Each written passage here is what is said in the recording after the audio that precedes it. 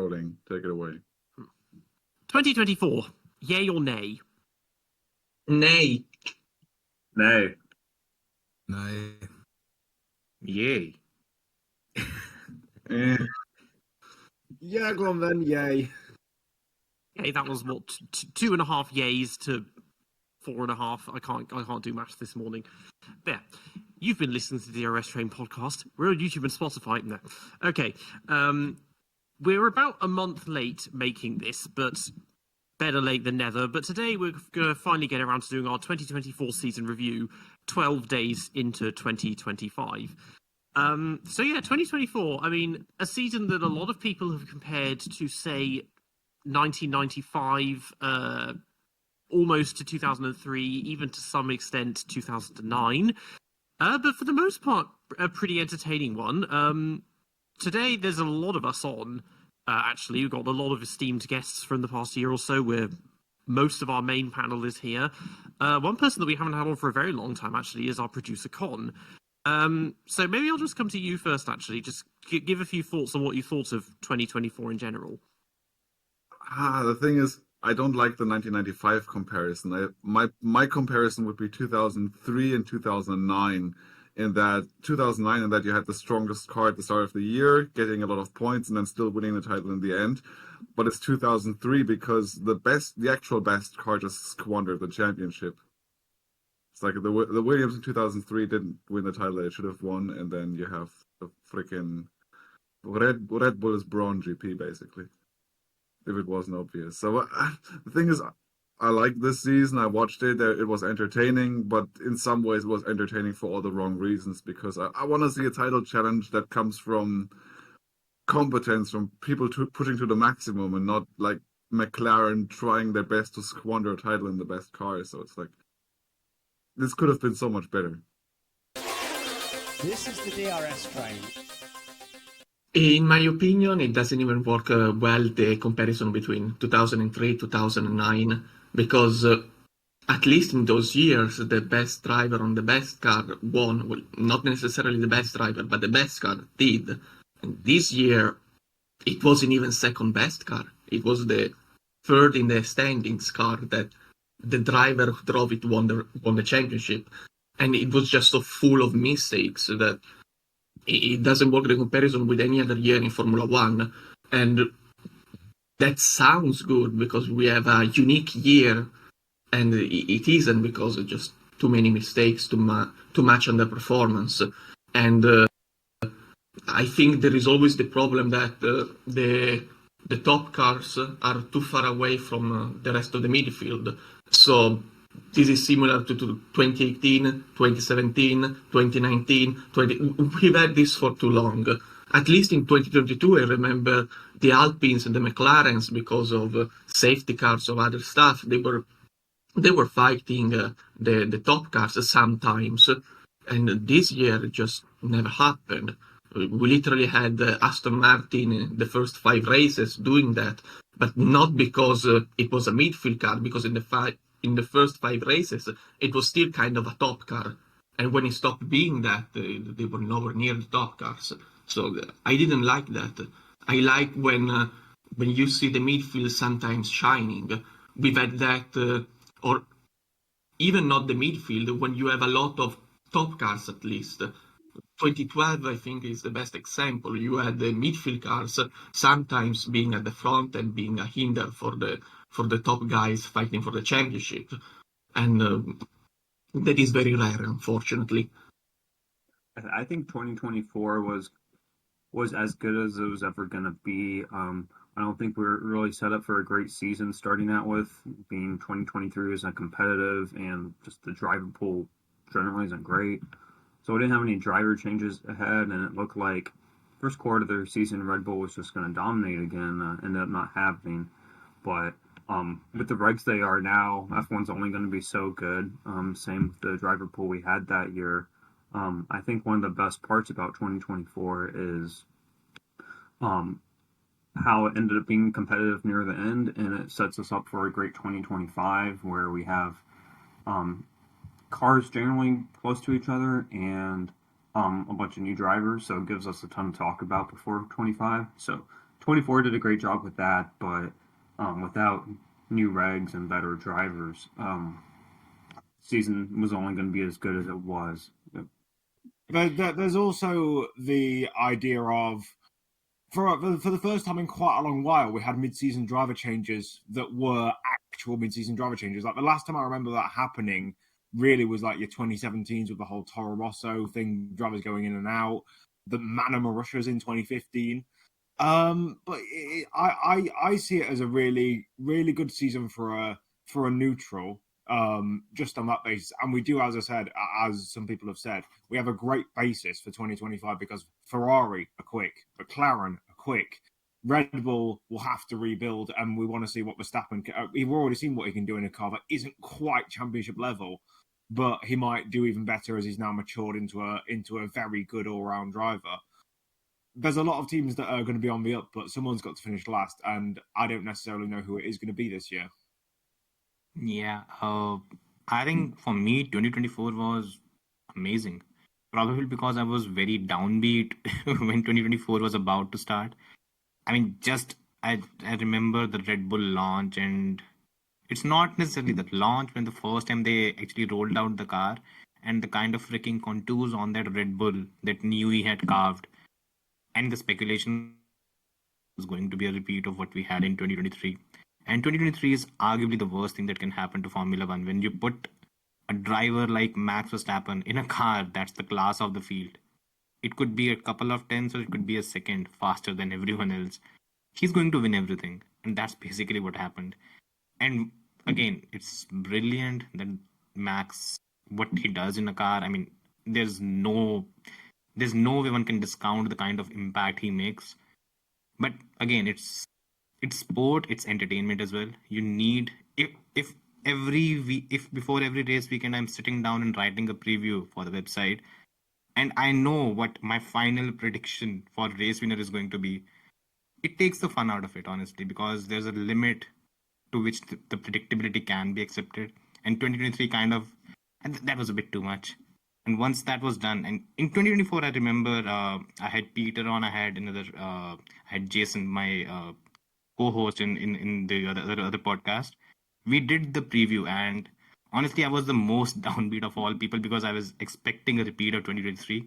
So once that did not happen, and once after Miami, every race I sat down, and I had no freaking idea who was going to win that weekend. I think that was awesome. I hope we get the same. I hope we get at least a more mature McLaren and Lando. Of course, they kind of fucked it up, but still, I mean, the kind of shit we've had in the last decade or so, 2024 was much better than that. I mean, you hit upon something there about, having crap seasons like we did in 2023.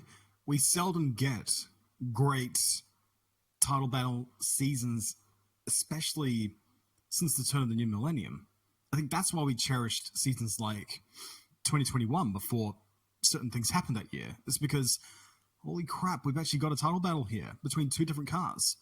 And that's why 2024 was so disappointing, was that we had the sort of, not the same, but similar ingredients. Two different drivers, two different cars, two drivers that could push themselves beyond the limits of what, they're supposedly at, going that extra mile just to win the championship.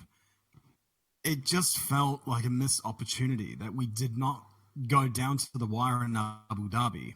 And you saw the performance in that last race. And it's like, if Lando kept on doing that this year, that it would have at least gone down to the wire. And think of how good they would have been, especially against Max, who is much more complete as a driver now.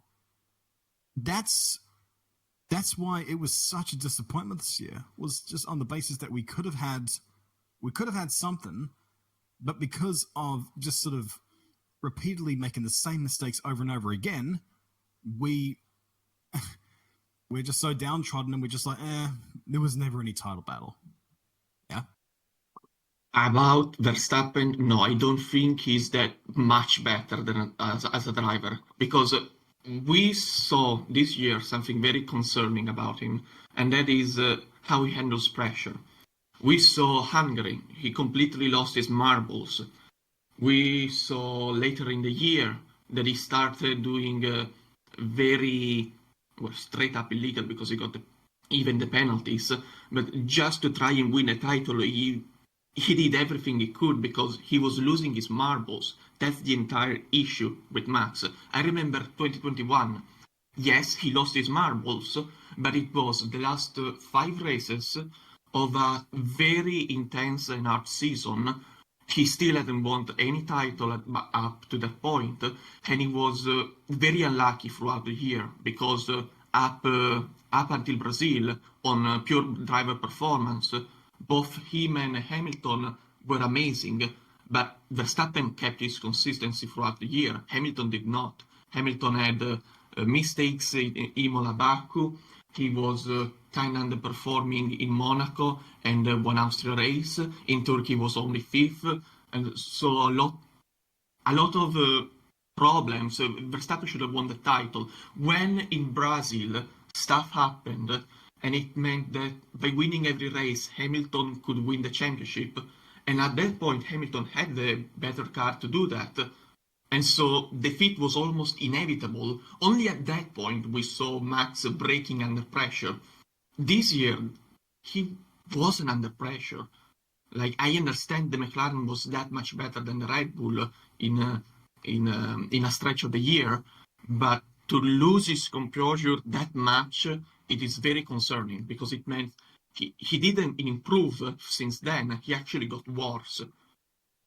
I'd say he Okay, was. I've got a problem with you on that one. Yeah. You actually made me out to look like a chump there. So, that's a very good point. Very damn good point. I think I was speaking more in general as a driver. If he could somehow be a bit more complete than that. Yes, otherwise general, there's no disputing that the guy is completely full of rabies once anyone gets him under the least amount of pressure. And I'm sure we'll discuss that in a little bit. But yeah, fair point. You've exposed my fatigue there. Okay, just out of curiosity, Josh, what's the time in your part of the world right now? It's shit o'clock. It's about 10:30 p.m. Although I don't remember the last time I was asleep or awake or whatever. Like, time is a non-existent thing for me. I'm beyond the realms of that now. Bro does Yeah. not have a sleep schedule. Yeah, I'd actually like to just push back a bit because I think by Austin, I think Max was under pressure. He was under serious pressure because by the time, I think it was Singapore where Lando had won by 1,000 seconds or something. That was Yeah. crazy. From that point onwards, if Lando, I made the calculation, it would have taken Max around 3 to 4 races to close, for Lando to win around 3 to 4 races consecutively at that stretch, and the gap was gone. From that point onwards, it was around 40 points or something. That's not much. At that point, what Max was doing, and again, I'm not entirely in favor of the kind of shit he pulled, and a lot of Max Verstappen fans kind of got angry at me. But he did that because he was under pressure, and I think he knew the championship was very, very close to slipping out of his hands. So I can understand. He gets a bit Michael Schumacher when it comes to these situations, and it's maybe not a good thing, not a bad thing, probably a bad thing.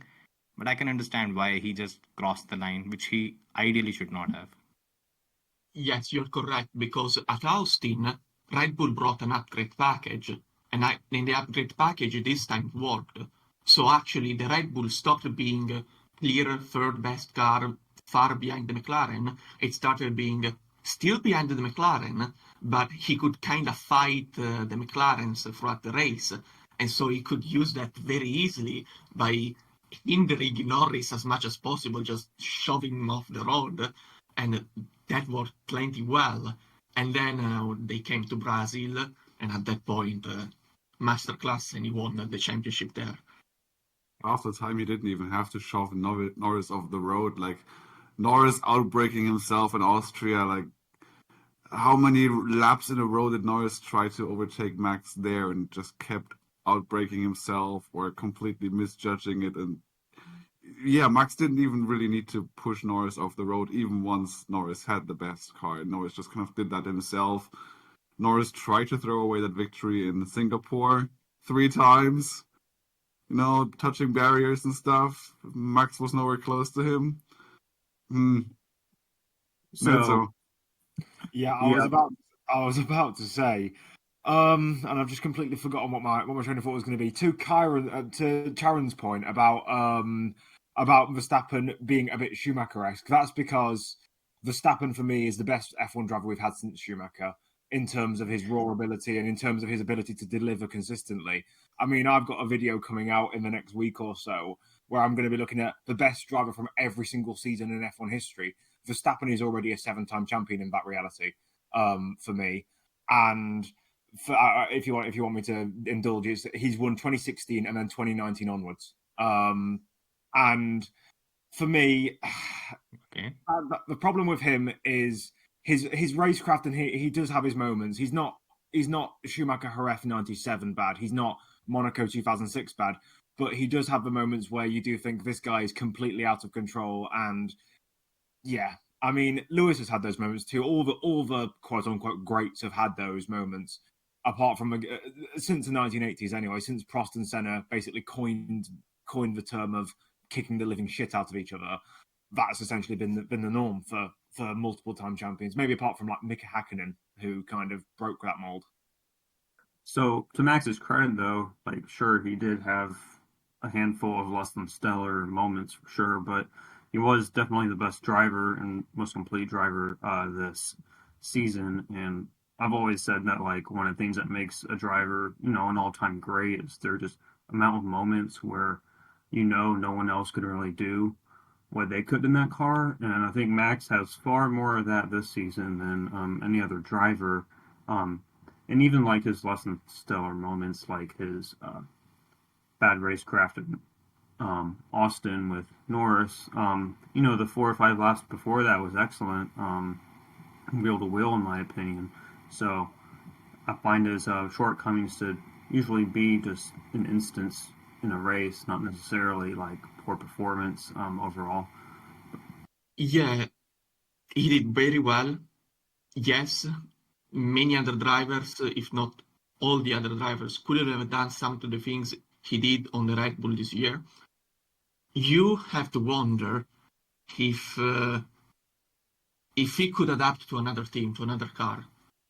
Because Verstappen has always been at Red Bull, except for the first year at Toro Rosso, but Toro Rosso is literally a copy of the Red Bull as much as possible. So maybe it's just like Ricciardo, who got along well with the characteristics of the Red Bull, and he was extremely fast with that car.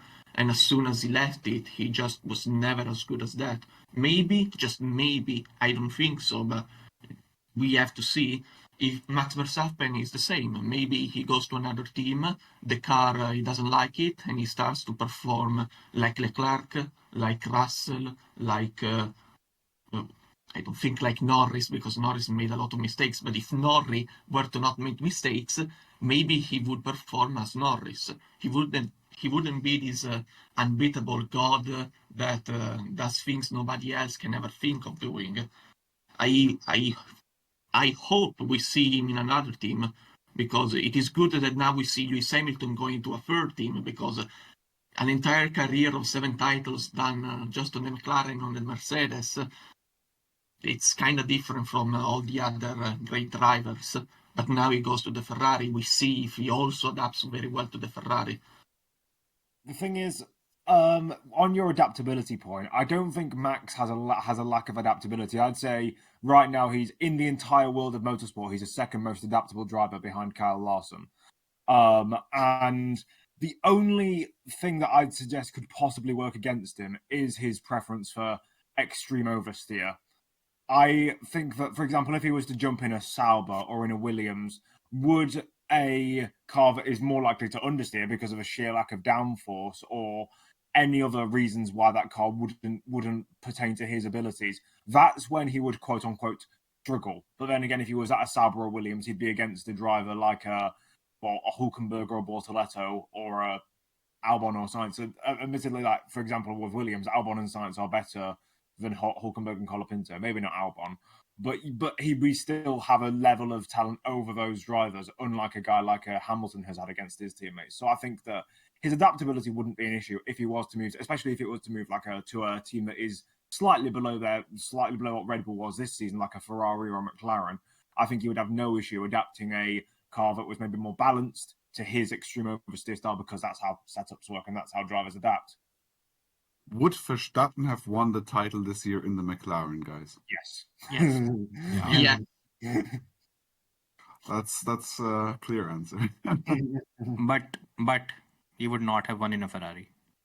That's a good question. What do you think, guys? Ferrari. I agree. Wait. If he Yeah. one thing. If he is in place of Charles Leclerc driving for Ferrari and in a Ferrari, in those surroundings, not in a Red Bull, not when he has the Ferrari car, but the Red Bull team around him, then he wins the title. But if he is in a Ferrari with the Ferrari team, he's not winning the title. Okay, I think it all comes down to if Verstappen were in a Ferrari, who is in his seat at Red Bull? Because if it were Leclerc, I think Leclerc beats him to the title. If he were another driver, maybe Verstappen just wins it. I don't think Leclerc does what Verstappen did at Sao Paulo. Absolutely agree, because Leclerc. Tell me one very good race in the wet of Leclerc. Exactly my point. Yeah, he's not a particularly good wet weather driver. I mean, he still everywhere else he could do probably at least 90% of what Verstappen had done, because for once he would get an easy ride and not have to be battling his own team more than every other team. So I think he certainly could have taken the title in that car. There are a lot of drivers that probably could have taken the title in that car, particularly when you consider how Checo was driving and giving little to no competition. That would make things a bit easier.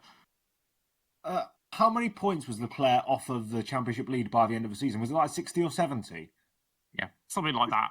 I don't think Max could, unless, like, for example, stuff like Silverstone and Austria and Canada with those fumbled strategies for the Ferrari team. I don't think that Max makes up 70 points on Leclerc, because Leclerc this season was the second best driver.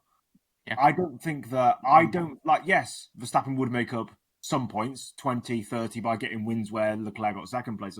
I don't think, unless he actively is, because Verstappen is the opposite of passive when it comes to team interactions.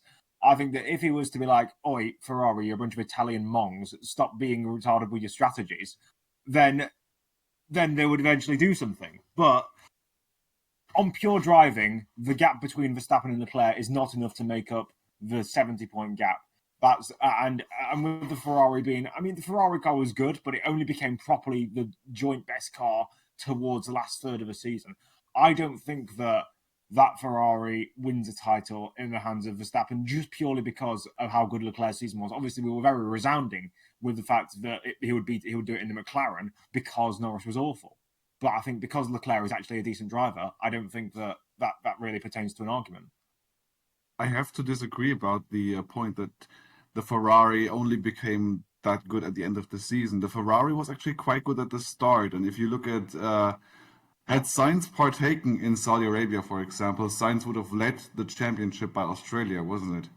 So, and if you picture Max being in the Ferrari instead of Leclerc, but it doesn't really matter in the place of which driver, he would have won those races as well. He wouldn't have missed Saudi Arabia. So Max would have already been leading the championship in the Ferrari at the start of the year, is what I believe.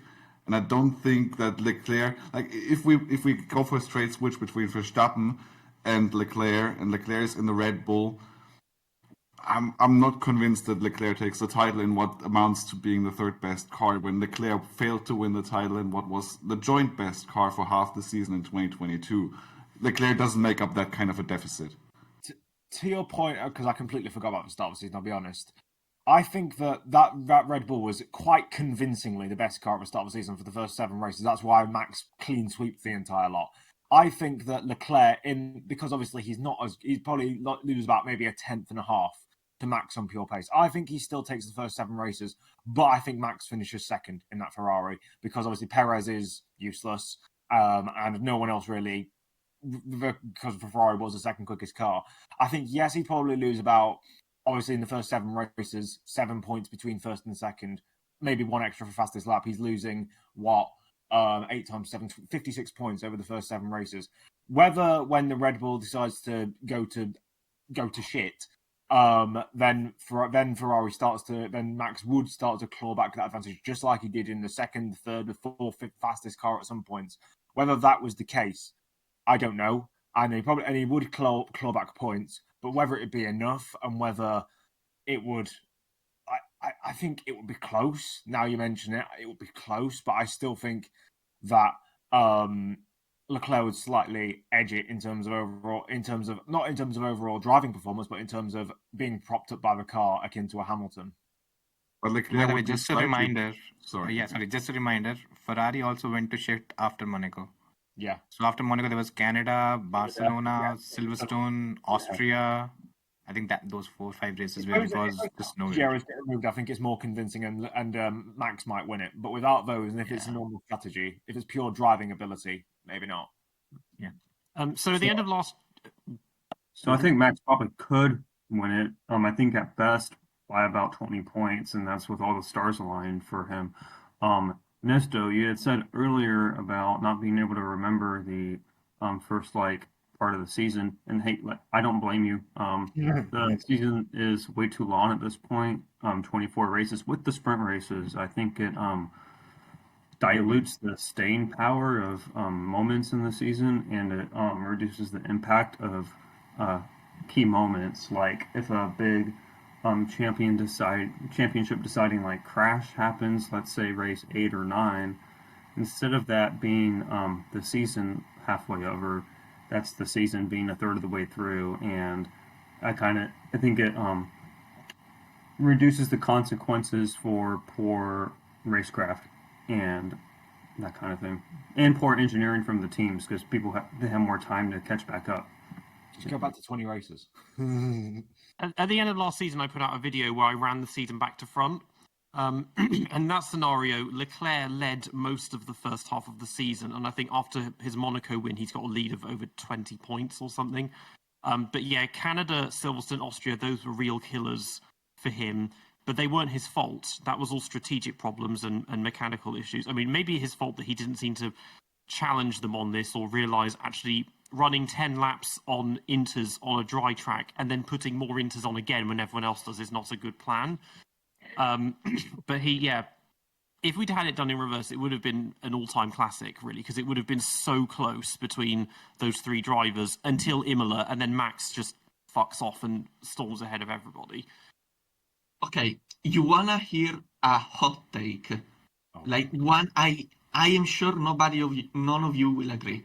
So that stretch of races is not Leclerc's fault that the car was slow, that he didn't get many points. What is his fault is the crash in Baku. So I want you to remember the race. There was Leclerc leading, there was Piastri behind, and then Piastri pulled out a move out of his ass and got past Leclerc.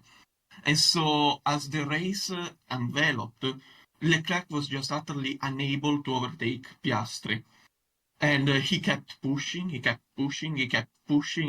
just pushing because he was sure that Piastri's tire would hit the cliff before his. And at the end of the race, that's not what happened. Charles's tires died sooner than Piastri's. And so Leclerc hit the cliff. And as soon as he hit the cliff, Perez and Sainz behind him started to catch up. And at one point, Perez tried to pull out a move.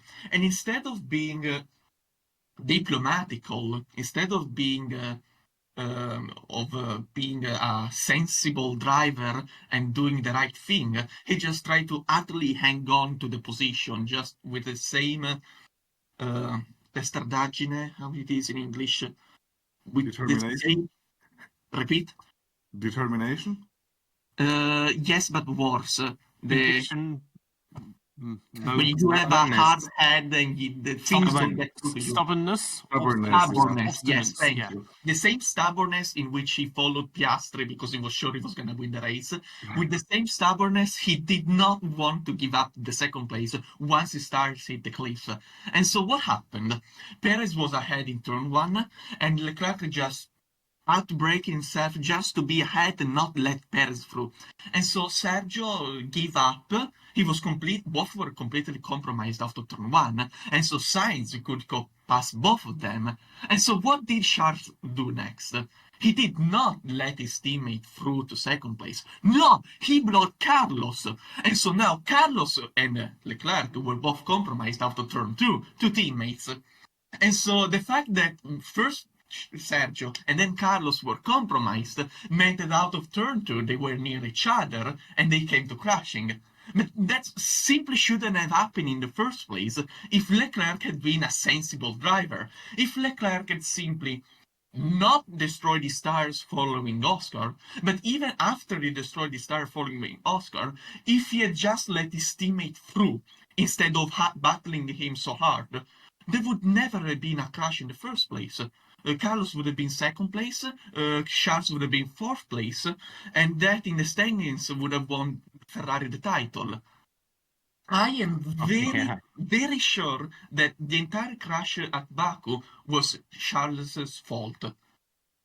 That's very passionate. Fuck me. That's extremely harsh. Because you weren't there, my brother was there. As soon as I saw that, before even the crash, I started saying, that's Charles' fault, he's screwing everything up. And then when the crash happened, I was just screaming at my brother, see, I told you, it was Charles' fault!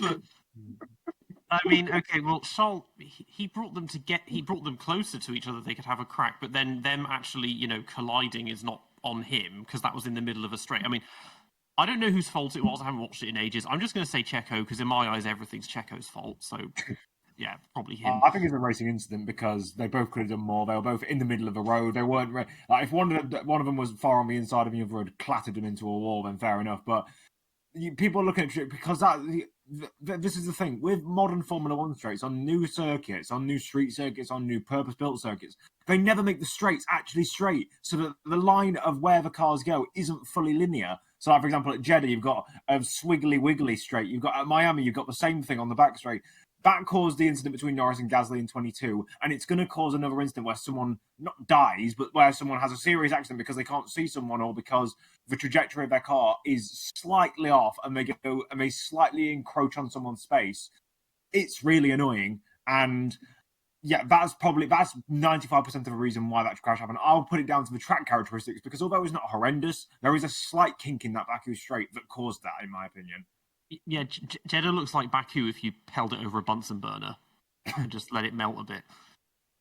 But what we are forgetting is that Charles, out of turn two, got to the left of the straight, and so by going left, he was giving the slipstream to Sergio, not to Carlos.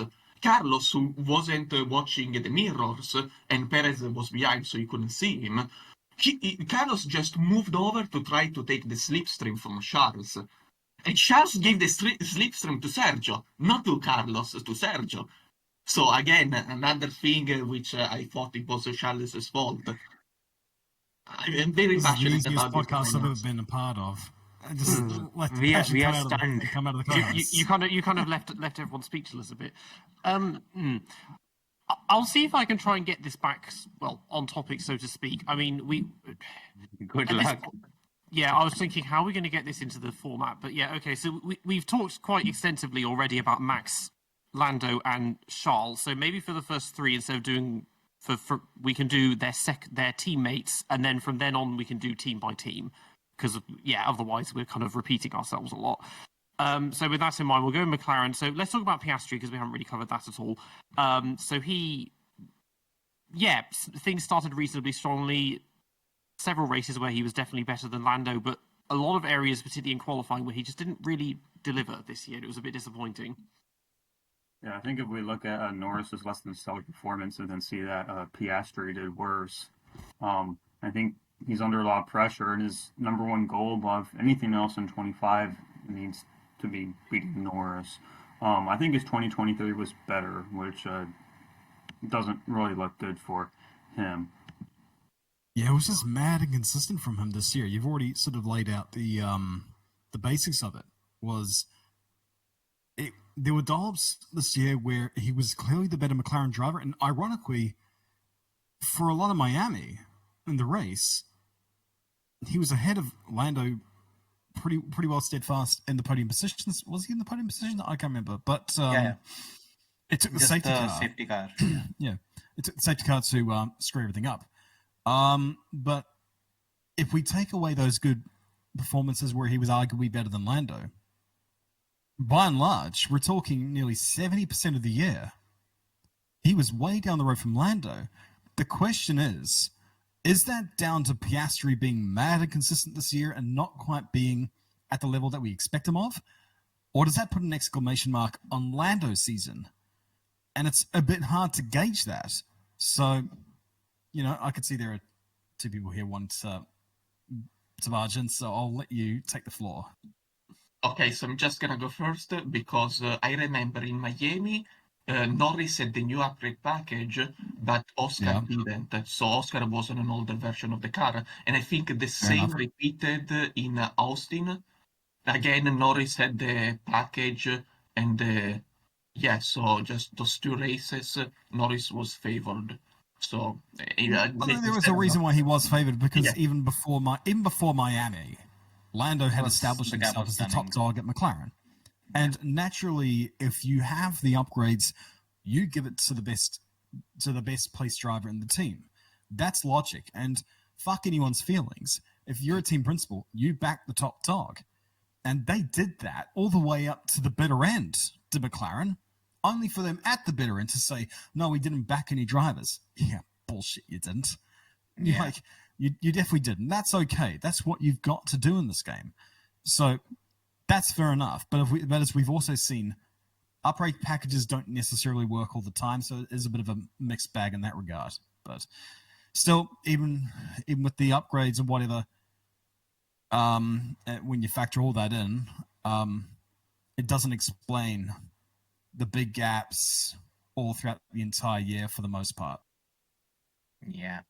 I think the bigger thing was in 2022 or 2023. Sorry, I'm mixing the years. In 2023, the rookie season for Oscar, what stood out was his qualifying pace, where he kind of got the hang of it against Lando by the end of the season. The main issue for him was the race pace. This time around, things sort of inversed. I mean, the gap between the two is within a tenth. It's not massive if we take the entire season's average. So the gap is not big, but of 24 qualifying defeat is massive. That's a bit too much. The bigger problem for me is where I kind of take a step back when it comes to Oscar is the peaks. There are moments of gold dust from Oscar when it comes to what he did in Baku. But again, can we certifiably say that Lando would have not been in that position if the qualifying fuck up did not happen? Probably not. Similarly, there are not too many races where you can just say that, okay, Lando was blown out of the water by Oscar. And that is something we've seen quite often with a Leclerc or a Russell, or to an extent, even Lando in his first couple of years. He at least in his first season, he outqualified Carlos. In the second season, he was sort of there and thereabouts. Again, by the next season, he made the bigger step. For me, what comes down to with Oscar is maybe in terms of pace, and maybe in terms of overall support, he does not get the kind of support that Lando does. And by the end of 2025, maybe we might see a scenario where if McLaren is not fucking up the car and it is still fighting for the title, I think both of them are going to be contenders, and that's where things are going to spice up, because both of them look at themselves as title contending drivers.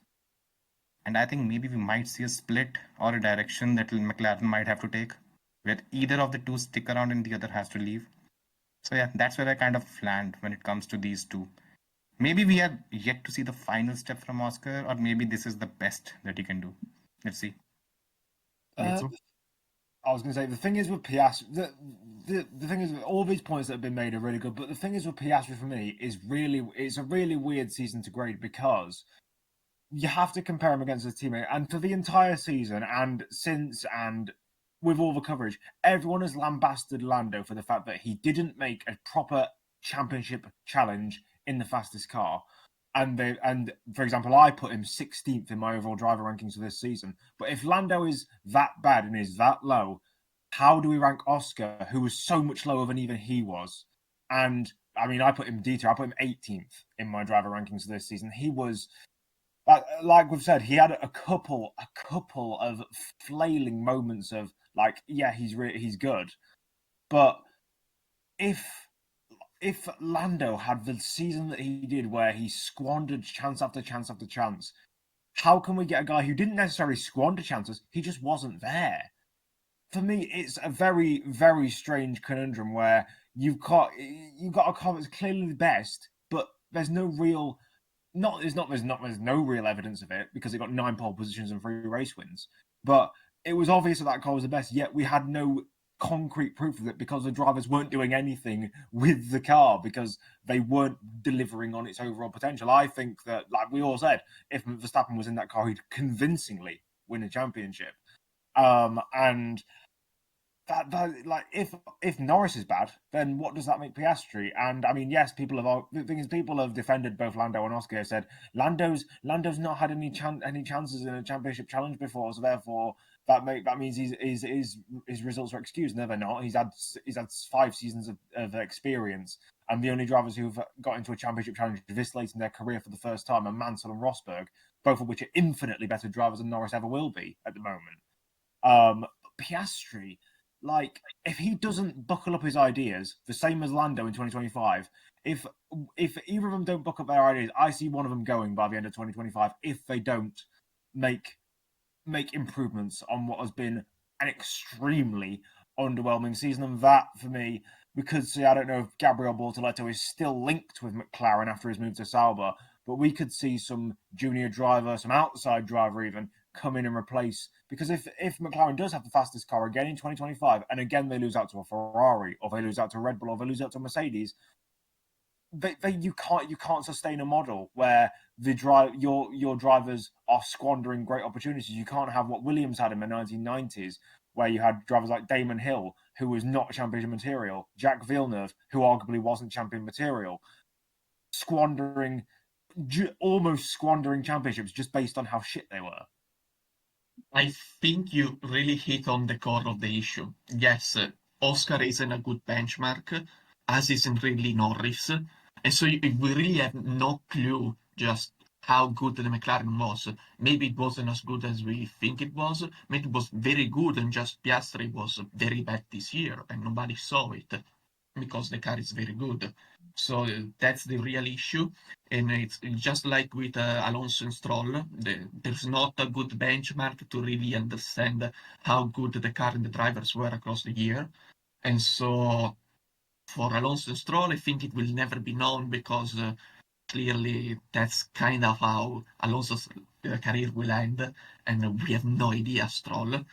And instead, with Norris and Piastri, we think that in the future they will have different teammates, and so we will have again some benchmarks, and we can kind of understand then how good were the years, because as it is, it appears that Piastri really didn't make the step he was expected to from his rookie year.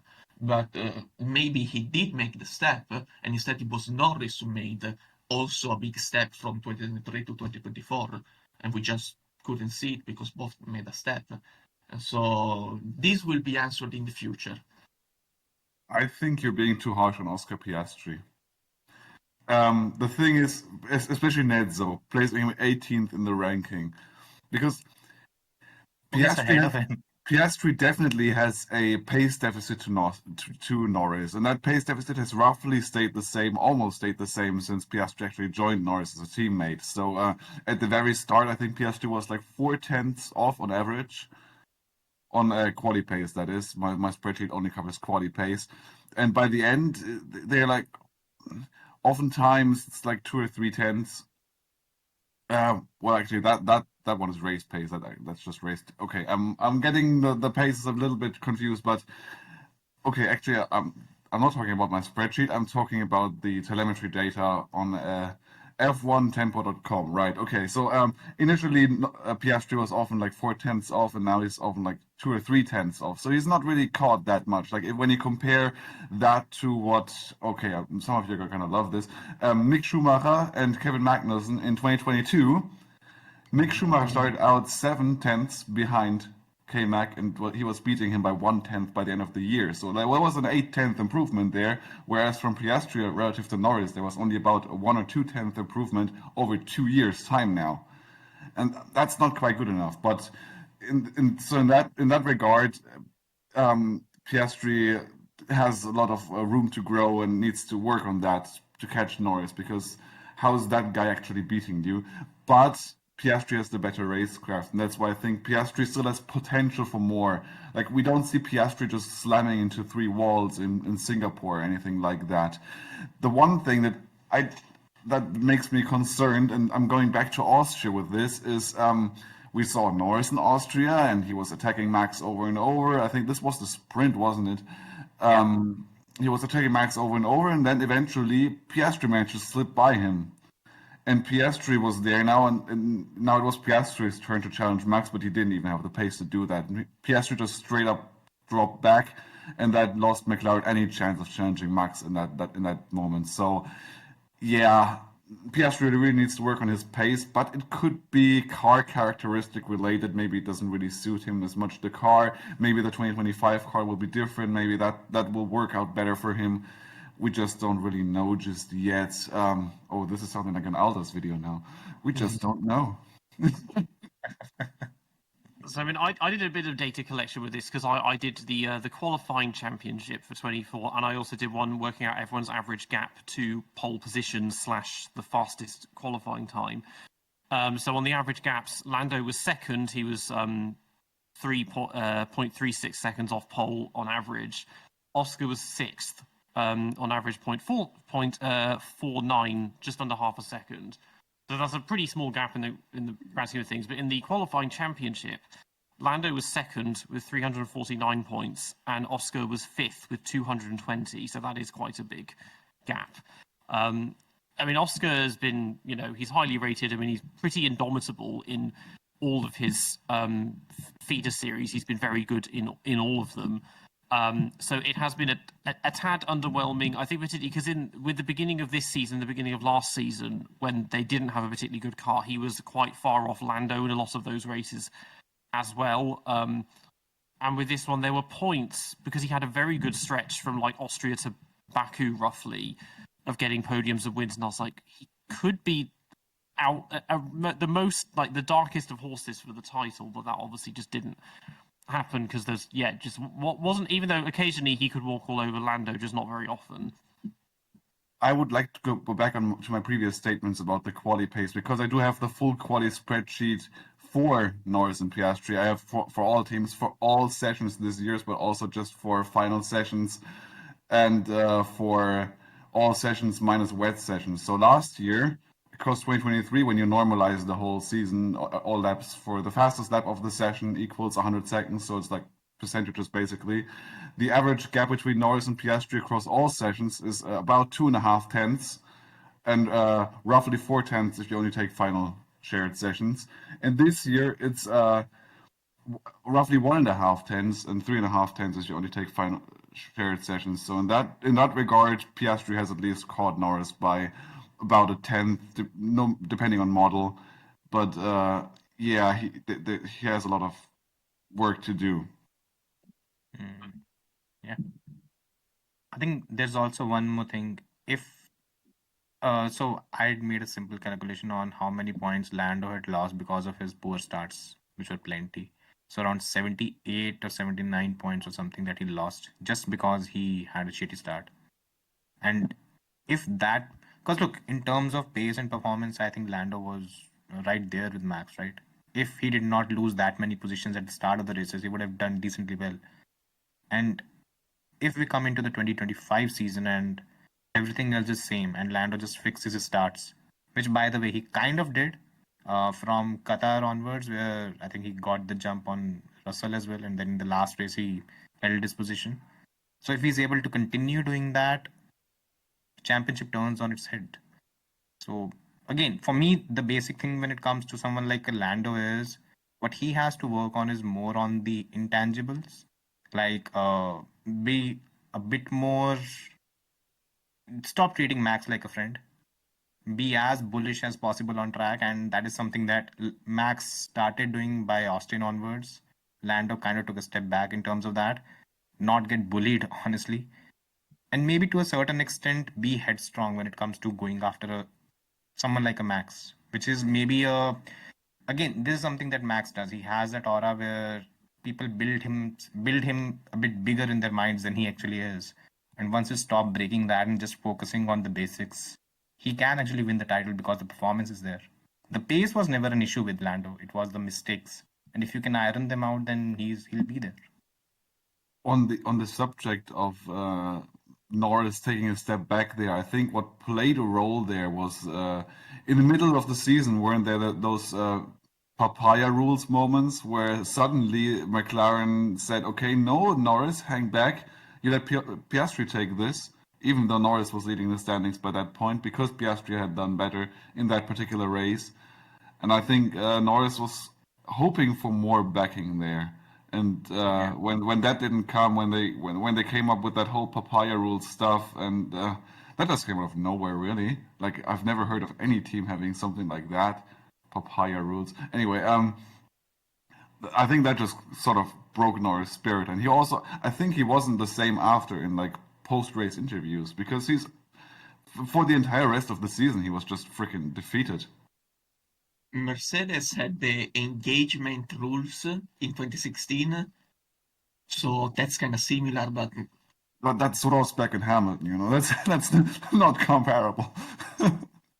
And to be Plus fair, they for worked. Mercedes in 16, they had the hugely dominant car. They were winning both championships, no matter what. And I mean, the biggest stupidity of the papaya rules was the fact that Oscar basically overruled them on the very first lap in Monza.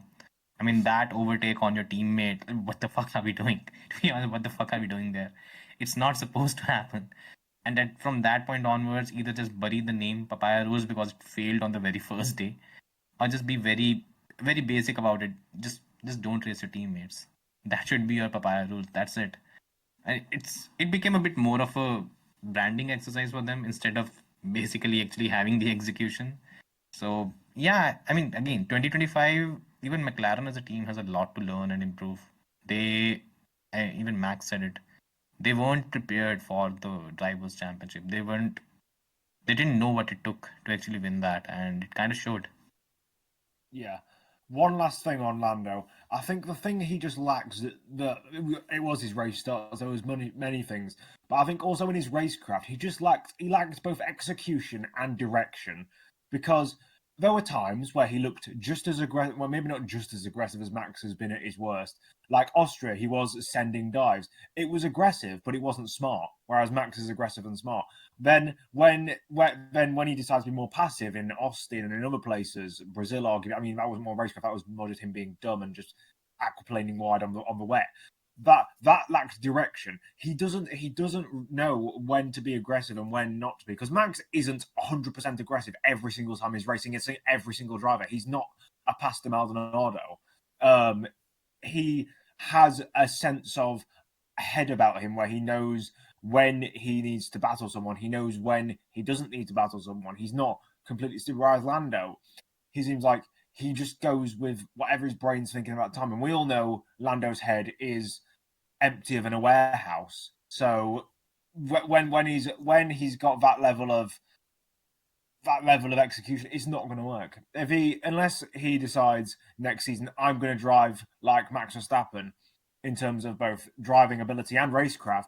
Only when he decides exactly how he's going to battle other drivers and do it consistently and build himself a reputation, is he going to do that? Even if he's passive, if he gets a reputation for being passive, you just know that if Max or a Charles or a George sees an opportunity, they're going to send it down his inside, and they will not care, because he will back out and he will rather not crash than crash with a title rival and show, actually, you know what, I'm not going to back off just because you want to bully me.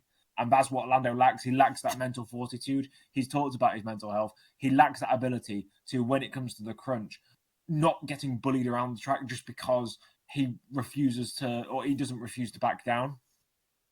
Something that... Yeah, sorry. Carry on, sorry. I was going to say, he bullies himself around the track, though, doesn't he, Norris?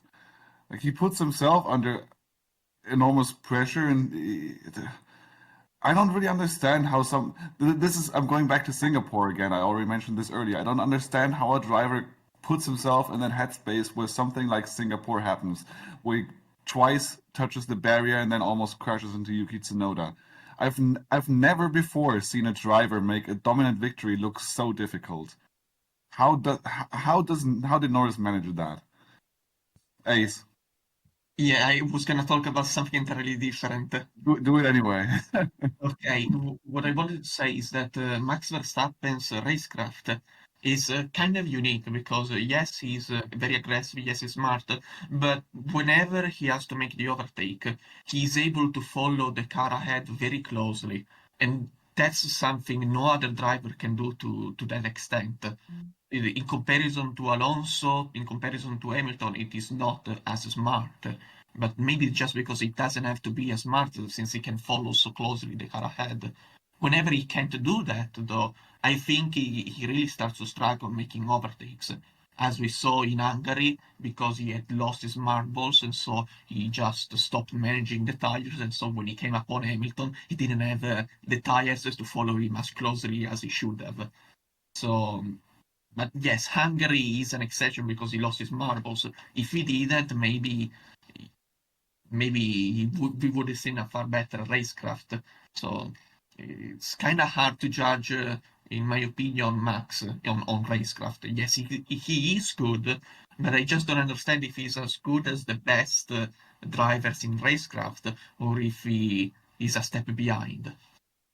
If we go back to the racecraft argument, someone brought up Russell there like a few minutes ago. What was the race where Russell and Norris were having a throwing competition? Was it Canada or something?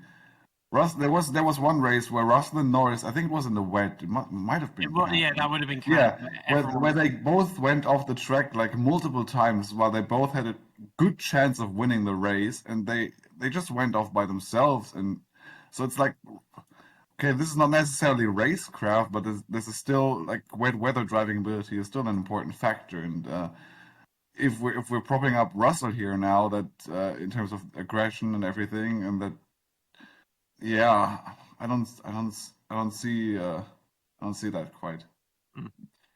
Yeah. I think maybe the best way to summarize McLaren in 2024 is we have Senna Prost at home. But yeah, let's move to let's move on to Ferrari / Sainz.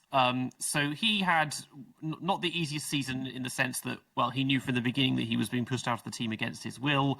Seasons for outgoing drivers are usually not brilliant, and then misses a race because of his appendix. But even so, comes back with a vengeance from that, gets a couple of wins, and under the circumstances drove very well. I think it's just that he just wasn't, as we've seen before, not quite on Leclerc's level.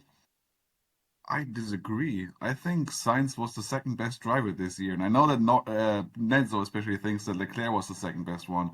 But if you, for one, without Saudi Arabia, Sainz missing out the race, then he's obviously much closer to Leclerc in the championship. But also, I've seen spreadsheets of I'm always talking about this like pace data, and Leclerc Sainz is among the very closest pairings this year. They've pretty much throughout the whole season been under 1/10, and at times Sainz was even ahead. And on race pace, Sainz is actually ahead of Leclerc. I've seen a full rundown of lap pace there, and by the end of the year, I think Sainz was an average like 12 thousandths faster. So they're even if you would like, you could make a competing argument for both of those drivers being the better driver, but what you always have to admit is that they're the closest pairing on the grid, in my opinion, and Sainz is not really being given enough credit for just how close he always is to Leclerc. And what I think, for me, it pushes Sainz over the edge in terms of his comparison to Leclerc is two things mainly. For one, on just performance, just simply looking at the performance this year, when Leclerc was beating Sainz, Sainz was always right there behind him. When Sainz was beating Leclerc, Leclerc was like 7 positions down. So that's one thing that I noticed this year, and that kept repeatedly happening.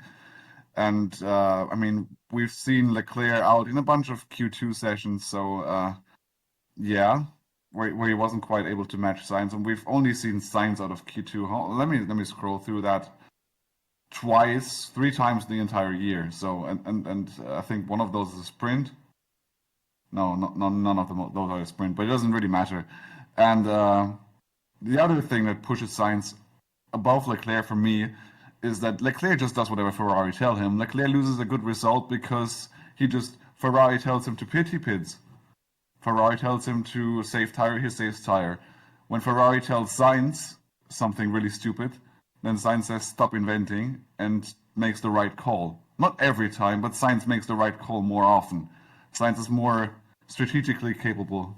And I think you can dispute that, but I think that's a very strong case can be made for that, let's just say. Ace? I think it is just not true that when Sainz beat Leclerc, Leclerc was way down. So Not always, but at times. yeah, no. Basically, most of the time Leclerc was right behind. So Bahrain, Sainz third, Leclerc fourth. Australia, victory, and Leclerc was second. Then Japan, Sainz third, Leclerc fourth. Then there is. I'm just gonna scroll Spain, through. Austria.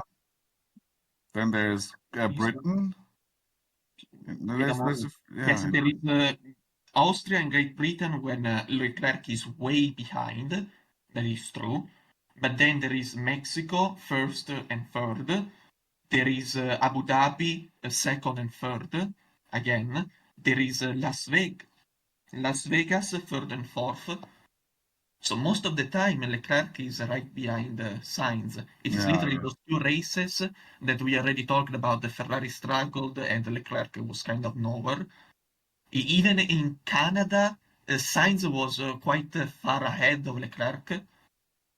But No, then Sainz crashed out. Yes, before. No, okay. They both had DNF in Canada, but I don't even remember what happened there. I think so, I remember. It was basically Ferrari's doing the Ferrari thing, sending Leclerc out on slicks on a wet track. And then they bettered themselves by doing the exact opposite in the very next race. Good luck, Lewis. I think didn't Leclerc was like 2 laps down at one point or something in that race. I think it was insane. And then Sainz he collided with Albon, didn't he as well? Yes. Yeah.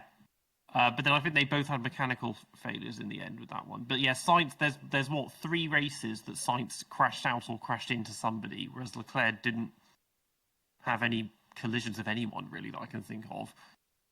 One thing I'd just like to clarify about Con's point, I don't remember, unless it was in past seasons, I don't remember saying that Sainz was better than Leclerc. But no, you said Leclerc was better than Sainz. Oh, Leclerc was better than Sainz. Yeah, you said that earlier. So.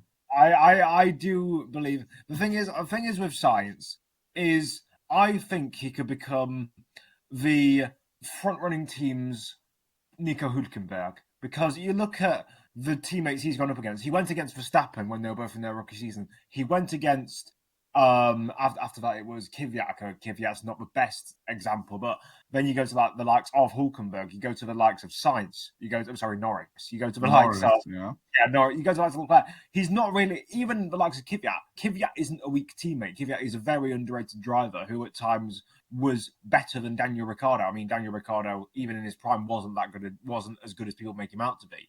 But you look at all of Carlos Sainz's teammates, he's not had a singular bad teammate. And even in 2025, as much as I think that Albon has been shown up by Colapinto and that it does put into question every performance he's had since 2022, still, that's a decent teammate. And Sainz, well, first of all, if Sainz wants to put his reputation up to put himself back in contention for a top seat, he needs to destroy Albon. But first, even if he was losing to, I don't think he's losing to Leclerc by a country mile. At times he is, but then at times he's a lot closer. Even if he was, it's not necessarily a bad thing because Leclerc is a fantastic driver. They're both really good. They are both. It reminds me of what Hamilton versus Button should have been, but wasn't. Because Hamilton in 2010, 2011, and 2011 both fluffed. The Hamilton was the one fluffing chances. In 2012, it was Button. That was what that partnership was supposed to be. If Lewis was as good as people say he was, then he was supposed to be consistently in front of him. He wasn't. And it's the same with Leclerc and Sainz. Although Leclerc isn't expected to be faster than Carlos, he just is. And that's just how I see it. And is he not expected? I mean, he's el predestinado. I know he is, but and then Sainz matched him in 2020. I mean, I know that there's going to be some dispute there, but Sainz was extremely close to Leclerc in 21. Yes. I wouldn't. Some people might disagree that he matched him, but like, it's still like, how do you join a new team and match el predestinado? That is literally what Button did in 2010, though. It's possible. And I mean that's just as I said, because Hamilton isn't as good as people say he is, and I'm not going to say that Leclerc isn't as good as people say he is, because this is what in my driver ranking, I think I put Sainz. I think he was either 4th or 5th, and it wasn't because he was a particularly fantastic driver. It was because he was less shit than all the other drivers below him, and he was just kind of quite good when everyone else was just good or average or mediocre. And that's how I see Sainz. He's not a blow your socks off, fantastic Leclerc kind of driver who can pull off absolutely fantastic performances. He's just constantly there and constantly. That's why I said the Hülkenberg of the front runners, because he's not like a Bottas who will be at times country miles behind his teammate. He's not like a Perez who is just awful. He is constantly there. He just when his peak performances don't match his teammates' peak performances, but his overall performances are much closer, and if not slightly better, they won't be far behind. The thing, when you talk about the peak performances, look at Singapore 23, look at Australia this year. Science peaks aren't too shoddy, are they? They aren't shoddy, but they aren't miles ahead of his teammates. Like, for example, Leclerc's peaks have been at times. That's how I see it. No, yeah, that's fine. That's fine. The thing with Carlos is what I think honestly this season was probably one of his better ones at Ferrari, because it's not just that he was consistent, it's that his off weekends were not that bad. Like, he was still quite close enough to Charles, which was a rarity, which hasn't been the case often. Again, one thing that stands out in the next generation after the Lewis and Fernandos, one thing that stands out with both Carlos and George to a certain extent, they have race awareness, which is very excellent feature to have for any driver. I think Max also has that. And that's something that probably in some areas it kind of gave him a bit of a distinction against Charles, who hasn't imbibed that kind of quality yet. He might in the future. Who knows?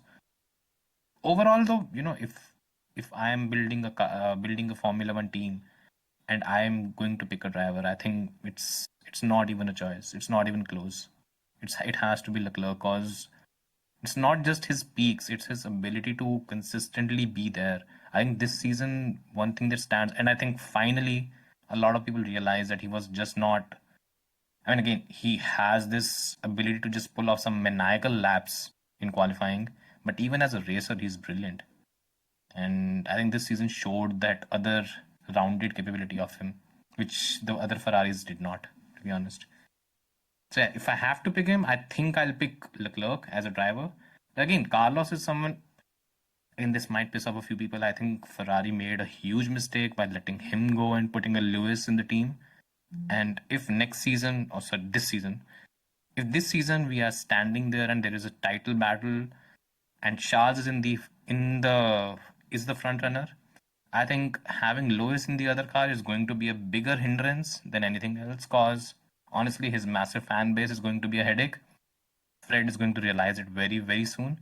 And other than that, Lewis is not going to be your amenable, supportive teammate that a driver could need in those circumstances? So, two things you really hit the nail on. So, first of all, race awareness. In my opinion, Leclerc does have race awareness. He is able to have a race in which he drives very fast, and he still has a spare mental capacity to keep track of what's going on around him, and so drive accordingly. The issue with Charles is that when things get tough, he stops, he doesn't have any more the spare capacity for race awareness, and so he isn't aware, and those races just get destroyed because he just doesn't drive smart anymore, like Azerbaijan, as I already spoke about. Yeah. And another thing about the comparison between Sainz and Leclerc. Yes, Sainz was very consistent. He was very smart throughout all the seasons at Ferrari, except for the start of 2022. But by now, we are sure that was an exception. And Leclerc instead has always been faster, but he isn't able to be faster always. And so across the season, they tend to be equal, Carlos and Leclerc. And the reason why Leclerc was preferred to Carlos is that since 2021, Leclerc has always gotten more and more consistent. So at the ultimate pace, the ultimate prospect on the horizon is that Leclerc eventually is going to have a season where he's straight up better than Carlos. He just needs to be consistently to his level. And he has shown that he's getting more and more consistently to his level across a year. So ultimately, I think it is a no-brainer to keep Leclerc if I had to choose any of the driver. But what Casual just said is precisely correct. Many believe that Carlos should not have been dropped. Many believe that the lineup Charles and Carlos was very good. It should not have been changed. And so, one example, Leo Turrini. He believes that dropping Carlos was a mistake. And he also adds that the reason Carlos was dropped is that someone high up was, how should I say it, that Carlos was annoying some people high up the team, that he wasn't as a team player, as good a team player as he should have to keep the seat. And But so with when they had Lewis, the choice to take Lewis, they thought, yes, it is worth it to drop Carlos, who isn't exactly completely Ferrari player, but he's a kind of Carlos player also. There's two things I want to say here. First of all, it wouldn't have mattered what Carlos did off track. I mean, on track, you could make the argument that they would have potentially dropped Leclerc over Sainz if he was beating him more consistently. But Carlos Sainz could have sucked off John Elkann in the middle of a board meeting, and he still wouldn't have got the Ferrari seat for 25 over Leclerc, because Leclerc is, as we've previously stated, El Prestatino, or however you say it in Italian. And any indication that he would have lost, he would have been cast off to the side, and you wouldn't have seen Leclerc and Williams. You wouldn't have seen that. And I think the other thing, I wouldn't, because Ciaron called it a huge mistake to bring Lewis instead. I wouldn't call it a huge mistake, but it could cause problems because cost $100 million. and that is a lot That's of money. huge. But it's Yes. Ferrari. They can make that back in selling bags for 30 quid to have a Ferrari logo on it. It's a joke. Especially when John Elkann is now a board of director at Meta, so it doesn't cost much, isn't it? But anyway, regardless, what it will affect and what I think is the main problem will be the team dynamic, because it's not necessarily stated and it's not necessarily implied either. But Sainz is maybe not the number 2, but the number 1.5. He is just slightly low in that performance, and that means that Leclerc has the freedom to necessarily not do what he wants, but he has the freedom to know that most of the time Sainz is going to be right there behind him and just backing him up. Whereas, and I assume I don't know the full Ferrari insider information, but I can gather that Sainz isn't particularly against like giving Leclerc a bit of setup advice, giving him just that little bit of extra confidence that Leclerc needs to fully flourish his potential. Lewis is not going to give him that. When has two world-class drivers, I always bash on Lewis Hamilton, he's still a world-class driver. When has two world-class drivers as teammates in a top team ever resulted in a good relationship? Especially with Lewis Hamilton. Hamilton Alonso, Hamilton Button. I mean, they weren't necessarily going at each other's throats, but they weren't necessarily amicable either. Hamilton Rosberg, they literally went from best friends to worst enemies. You're calling Rosberg a world-class driver, huh? At the time he was. Even though he wasn't. I'm kidding. The most deserved champion. You look at historically, you've looked at those. The only time that it ever really happened was Schumacher and Piquet, and that was only because Prost and Lauda. We say Prost and Prost Lauda. and Lauda. I suppose that's because those two were sensible. 40 years, man. It's been 40 years since that happened. Exactly. Yeah, that's probably the But only. they had a great relationship. I mean, you could argue. Yeah, but at that stage, Lauda knew that he was on the way out. He didn't really care too much about. I mean, he knew in '84 he got lucky with that championship, but and then basically converted his leaving, way so to a championship there. But he was sort of a mentor figure to Prost in some ways. Like Yes, Prost learned yeah. all that Prost learned about setup. A lot of that came from Lauda, so they had a great relationship. I mean, I disagree with Lauda being lucky in '84. I think he was the better driver than Prost. I've done a whole video on that when I did Lauda's biography. But yeah, we had to go back 40 years to find an amicable two drivers in a star lineup. I think that what will break Ferrari is not just themselves next year. Their strategies that have been infamous for the last half decade now. But it will be their driver lineup. Not necessarily. I don't think Leclerc and Hamilton will go at each other's throats because Lewis is too old for that. And Leclerc, I think, is too passive for that. He's not the kind of guy. He's not the kind of, because Lewis has gone into the media before and said all the things he's said and been out there. He's been rogue. He's been in the tabloids. Leclerc is not the kind of person to do that. I don't necessarily think they'll be at each other's throats. I think that they will just break each other down on track and they will make the team worse as a result. I think that could be the way that, for example, a Norris sneaks a championship, a la Raikkonen in 2007. As much as if Ciaron was here, he'd hate me saying that because Norris definitely wouldn't be on the same level as Raikkonen was in 2007. But if Norris wins a championship over Ferrari, who are fighting against each other, that will be the reason why. That Max would have been right. Yeah, I'm glad someone started this topic because I was going to if no one else did. I don't think Sainz deserves to be kicked out of the team, and the reason Hamilton's in the team is now almost entirely because Ferrari's publicly traded now, and it was a stakeholder boardroom decision for marketing, and also because even before the publicly trading, Ferrari, the car maker, was already getting more and more involved with the F1 team. So it's just like a combination of those things why Hamilton's in.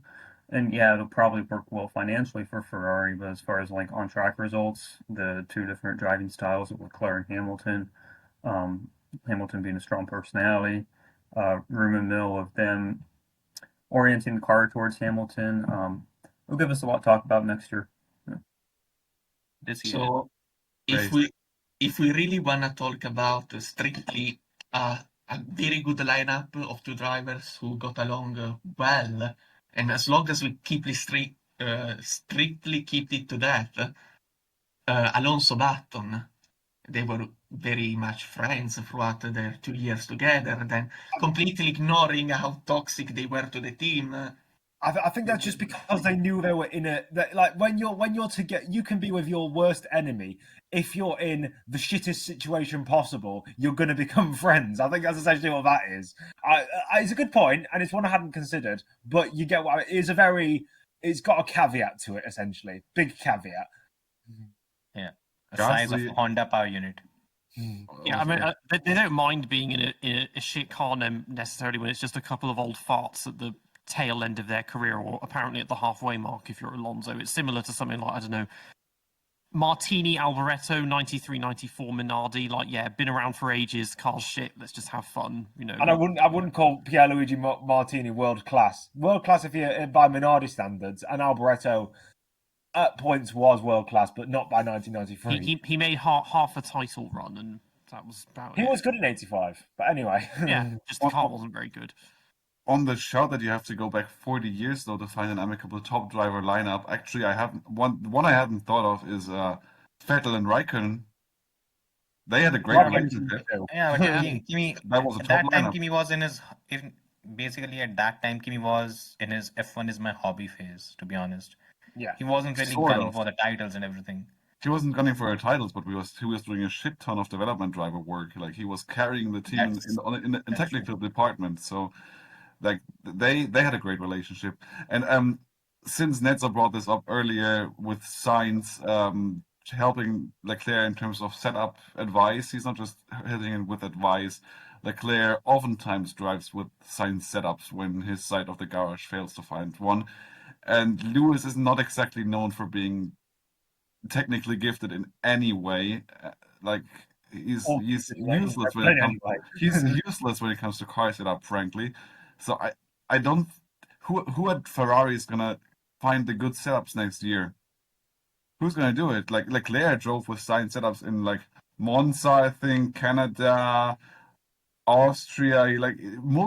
Many times when Leclerc's out of the garage fails to find a good setup for the car, they just use what Sainz has, and Leclerc still tends to get on with it really well, reasonably well. But without Sainz there, who's there to fall back on? Who are their test drivers and their ambassador kind of drivers? Arthur Leclerc. Yeah, no thanks. Didn't they pick I- Ambrosio from Mercedes this Isn't he in year, Fo- along isn't he- with Serra? There was also Ambrosio coming from Mercedes. Isn't he in So Formula maybe E? it can be- That's what I was going to say. Isn't he in Formula E? Isn't he a team principal? But even if he's a test driver, like he's gonna be in a simulator. That's not the same as Sainz being in FP1 on track, being able to find And, Let's have a seven car the only car racing was a version, and he spun in the pit lane. I was about to say that. Yeah, let's get a 7-time champion taking advice from a guy who got kicked out of F1 in 2011 because he was awful. Like, Okay, who but are the then Ferrari test drivers? Giovinazzi's the other one. Giovinazzi is there, yeah. Gené's a fossil that's still there for some reason. De La Rosa's now at Aston Martin, isn't he? And so Yeah. Gutierrez is at Mercedes. Other than that, it's the academy drivers. There's no. Oh yeah, let's get Maya Fuo- Berg, Lewis Hamilton a setup. Fuoco, but he hasn't almost no F1 experience. Is David Aragon still hired as a simulator driver? David after Regan, I haven't heard that Ferrari? name in 10 years. Isn't it like Oliver Turvey still a McLaren simulator driving Will Stevens Yeah. and all these? May as well guys? bring Gary Paffett back along. What the hell is this? I mean, at this point, to be honest, they're probably better off just getting Prost in as a consultant and Oh asking my you god. use setups. Yeah. I mean, I was going to say louder, but then I realized, of course, you need a Ouija board if you want to consult him on his setups. Paint the Ferraris deep blue, you know. okay, just to bring some kind of conclusion to this argument. So I'm still talking about Sainz, by the way. How many drivers are left? Yeah, It doesn't matter. It doesn't matter. Most of them, yeah. We need to pick up the pace, I think. And I was just gonna say, so at Aston Martin, late in the year, their new simulator, state-of-the-art simulator, came online, and so they could use it for the last, I think, 3 races. And you can actually see in the last 3 races, despite nothing changing on the car, still the same spec as Imola and Hungary, the car was 2 times faster. So simply a better simulator, even if you don't have world-class drivers at the wheel, even if you don't have excellent test drivers, just a good simulator can pretty much give you a good setup straight away. So maybe there really isn't. If Ferrari has a good simulator, as good, and I think they do because they're a top team, then it doesn't matter if Leclerc and Hamilton are not two good drivers at finding setups. Just use Are you- AI. Are you conflating simulators with wind tunnels? No, Because you said the wind tunnel came online, didn't you? In the last 3 races, simply through simulator work, Yeah. the Aston Martin found 2/10 of a second, and the entire point is that through a better simulator, they Yeah. could come up to a weekend with a better base setup. True. But yeah, in general, I think that dropping Sainz for Hamilton would have been much more justified if Sainz was someone like Checo. Speaking of Checo, let's move on to Red Bull / Checo. We've talked about Max a lot, but yeah, the team itself, okay, they dropped God. Newey's gone, Wheatley's gone. Checo, Team is gone. I don't know what to say. I mean, thank God they got rid of him because this was just absolutely abysmal. Bro is Hector back 2.0. I just want to point out that it's kind of unfair to Perez and to the Mercedes Thank you. driver that we talk Thank you. about Sergio Perez before we talk about the Mercedes, despite the Mercedes Oh, always no, finishing this ahead of Perez. So it's kind of unfair that Perez comes ahead of the Mercedes in this discussion. Well, I'm going in constructors order, so Yeah. Yeah. Josh, you were pointing. Who compared Checo to Hector Raback? Me. Oh my god. In terms of season, his 1981 was arguably, or not The the season, same. maybe 81 Brabham versus 2024 Red Bull. I might get your point. But Not as a driver. I'm not suggesting as a driver. Don't worry. one dude, we know how good Checo was before 2020. Oh, before 2021, rather. So many people, we remember this. So many people were, not everyone, but so many were clamoring for Red Bull to sign him since Albon was drowning badly on the basis that Checo was doing amazing bits. Got podiums and Saubers and Force Indias. He was doing absolute bits. His big problem was that he wasn't the team owner's son, a la Hector Rapac, ironically, who also, that was one of the last times that a team's driver had their name on the team. Yeah. But at the same time, there was always the air that Checo was a dude who really excelled in cars that just did not handle in terms of understeering and stuff like that. He always seemed to dig a lot out of the race results. And we saw this year that there were races where, he qualified way down the back, but he did make progress throughout the race. Not all the time, but there was essence of it there. The problem is when you start so far back in these cars, this generation of cars, it's hard to make headway. So it does shroud how he was as a driver. Having said that, he should not have been starting way back there. This season was inexcusable, and it's frankly amazing that anyone really was expecting anything different when they signed that extension midway through the year. Because it's like, okay, if he feels he needs that security, but otherwise Red Bull is known for being a team that absolutely piles the pressure on its drivers. So I'm surprised that they were gonna make that kind of commitment. So I just there is nothing to say other than it was a terrible year. You can't feel sympathetic for his leaving, but that also we have to wonder a bit here about whether this should have all been that surprising, because 2022, 2023, and to an extent 2021, because Merck and Red Bull are so far ahead of everyone else, was this sort of a long time coming? Is the gap between Checo and Max, has that necessarily changed as the years have gone on, or has it been that, and the dominance of the car has just sort of clouded that over? Now that the Red Bull has been caught, that's been exposed a lot more. And it's sort of one of those things where it's like you see the iceberg slowly coming toward you. It's just like, oh, we'll be fine. Oh, we're not. Damn it. And of course, the whole Red Bull mismanagement thing means that instead of having to choose between two juniors that you could feasibly have ready and choose to be the successor to Checo, they're now taking a punt on someone who might be the goods, but we don't know because they kept on having knee-jerk reactions of, oh, this guy will be good. Oh, he's not. This guy will be good. Oh, no, he's not. I'll choose this guy. It's like, you didn't have faith in him in the start. Fucking morons. So, yeah, just Red Bull are lying in their own filth here, and it all stems from the mismanagement, as we saw from so many driver decisions that they made in the past.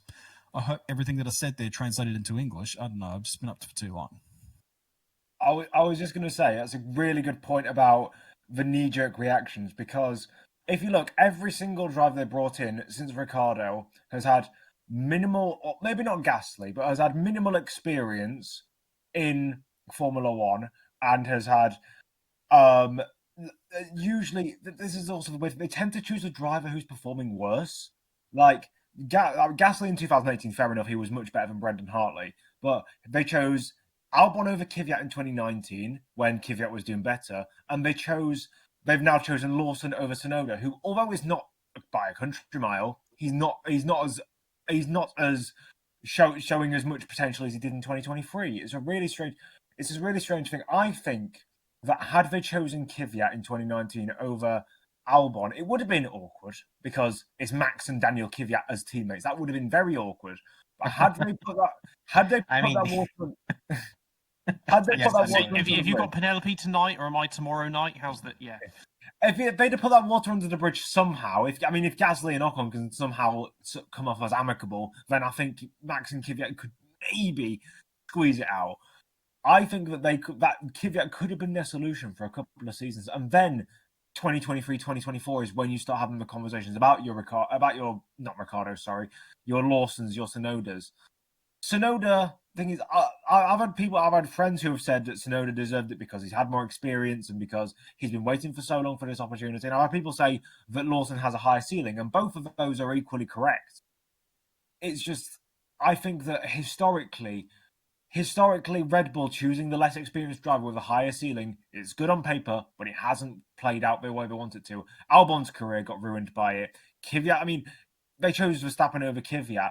I think that they should have chosen Kvyat over Ricciardo.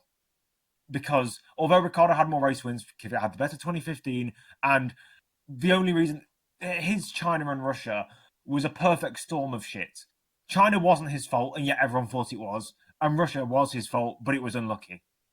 Had they chosen Kvyat over Ricciardo, yes, for PR, Red Bull's all PR, but if they'd have chosen Kvyat, I think they'd have been more solid going into the future, and they wouldn't have the dilemma where they have a driver leave because he's having a paddy that he's not the number one driver over a guy who's better than him in 2018, and then comes back to the junior team 10 years later, despite being awful.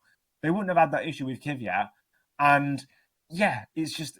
In general, I'm a Daniel Kvyat defender, first of all. And also, I think that I don't know whether Tsunoda or Lawson could have got the seat, but by halfway point in the season, if Lawson is 10th in the standings, I'll be going, haha, you should have picked Tsunoda, I was right, I'm a genius.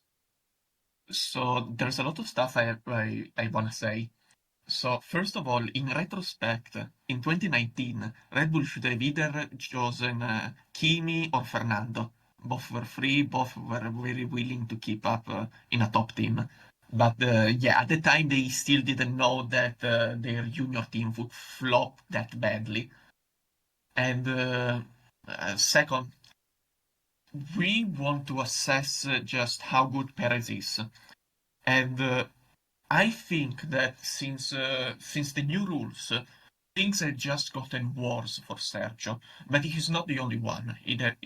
Things have gotten worse for Hamilton, things have gotten worse for Guan Yu Zhou, and many drivers on these cars, as they get closer and closer to the limit, to a cliff, to a very narrow window in which it can perform, many of the drivers cannot cope well with it. And Sergio just can cope with it overall. Lewis Hamilton can cope with it in qualifying. Guan Yu Zhou could not cope with it with a certain specification of the car. Just gonna quickly talk about Guan Yu Zhou this year. He was good in Spain when he reverted to an older version of the car, and Bottas kept at the current version in Spain. Yeah, Zhou beat Bottas. Then, at the end of the year, when the Sauber introduced the last upgrade package, Guan Yu Zhou suddenly wasn't 2 seconds off the pace of Bottas anymore. So clearly, there are characteristics of these cars that some drivers cannot cope with it. And I think that's what's happening very easily with Perez. The Red Bull is a very quirky car. It is very good for Verstappen. And for Perez, it just got worse and worse through the years. Before, in 2021, Perez was... I think he performed as he was expected to. And in comparison, Hülkenberg gets all the praise but Hülkenberg and Perez were pretty much matched when they were teammates in Force India. And since they were matched, here's what Nico Rosberg recently said about Nico Hülkenberg.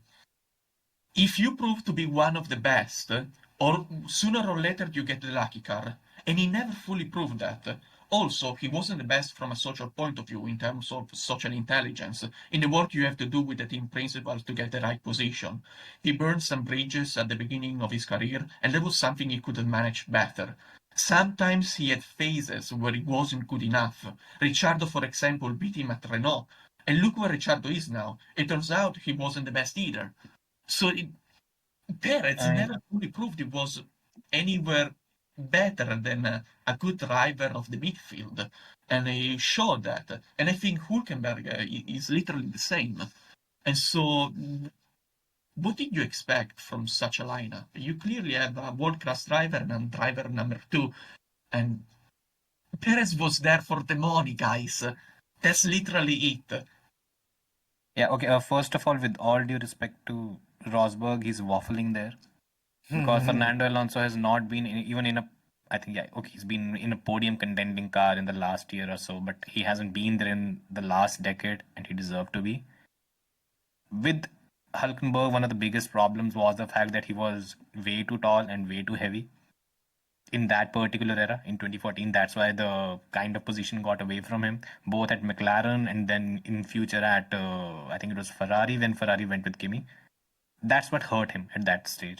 Other than that, I think again we all can talk about a lot of things. There's one basic thing on the current grid. Does Sergio Perez warrant a grid slot? Should he be on the Formula One grid right now? I can immediately answer that. I will know the answer once 2025 finishes, because Hamilton on the current Mercedes car is struggling. So next year, if he stops struggling, we know that the issue was with the Mercedes car. If next year Lewis Hamilton is still struggling, but in 2026 he suddenly is back up to incredible form, incredible speed, then we know the issue lied with the conception of the cars, of these ground effect cars. So, based on what we find out on Lewis Hamilton, we also get the answer on Sergio. So, if Hamilton was struggling specifically on the Mercedes car, then I assume that Perez was struggling specifically on the Red Bull car. And so, yes, he does deserve a spot in somewhere else on the grid, because somewhere else he's gonna perform as he usually did, which was worth enough to be on the grid. If instead Lewis Hamilton struggles next year too, then I assume Perez is simply uncompatible with the ground effect cars, and so yes, he doesn't deserve a spot on the grid. Yeah, cause why I was getting at that is cause there are at least two to three examples of drivers that looked honestly horrible in a particular car and a particular team setting, but once they moved out of it, it looked like they not only deserved a seat on the Formula One grid, but they were pretty decent. One of the examples is Felipe Massa. By 2013, I mean, on so many forums online, Orkut or Facebook or whatever, everyone was gunning for his head. They wanted his seat, they wanted him out of Formula One and stuff like that. You fast forward to 2014, he ideally could have won a race in Canada. He got a pole position, he got multiple podiums. If he was maybe slightly more lucky, he could have won the race in Abu Dhabi. Then you talk about Pierre Gasly. I mean, he was shunted out of Red Bull before he could basically find a place in Milton 6 months he was there. He moved on from that. He became a race winner. Again, he's shown that he deserves a place on the grid and he's a decent driver. Albon is also, again, a lot of people are maybe taking the Franco Colapinto comparison a bit too much. He's good. He deserves a place on the grid. I think Checo is also going to have something similar of a comparison because, look, there's a reality to Red Bull right now, and this is something that they have to understand, I think, and they're starting to understand this as well. You cannot build a car that can only be driven by one driver.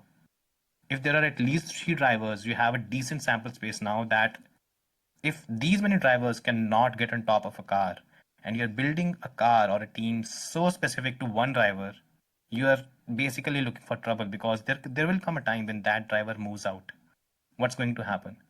I think the biggest example in motorsport in general is it happened in MotoGP just recently, where Honda precisely made an entire team around Marc Marquez, and he could drive anything. Give him a cycle and he'll win the championship.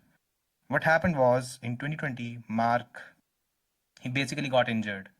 From that time, Honda slipped back, and currently it is the worst team in MotoGP, and Marquez is left.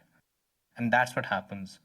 They have to keep in mind that a car is at least the second driver is at least decently competitive. Again, Max is a brilliant talent, but you cannot. Again, you want to build a car that can win the championship, great.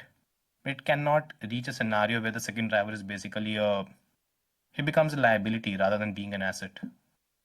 To the question of does Sergio Perez deserve a seat in Formula 1 in 2025, I say yes, and this is because before Gabriel Bortoleto got announced as a second Sauber driver, I said that would be the perfect opportunity for Perez to go there. He knows the team, he's driven there before, he knows the teammate, he's driven with Nico Hülkenberg for several seasons, and going from the best team to the worst team completely changes your mindset. You're no longer in a pressure cooker. You're no longer in a situation where you have to perform.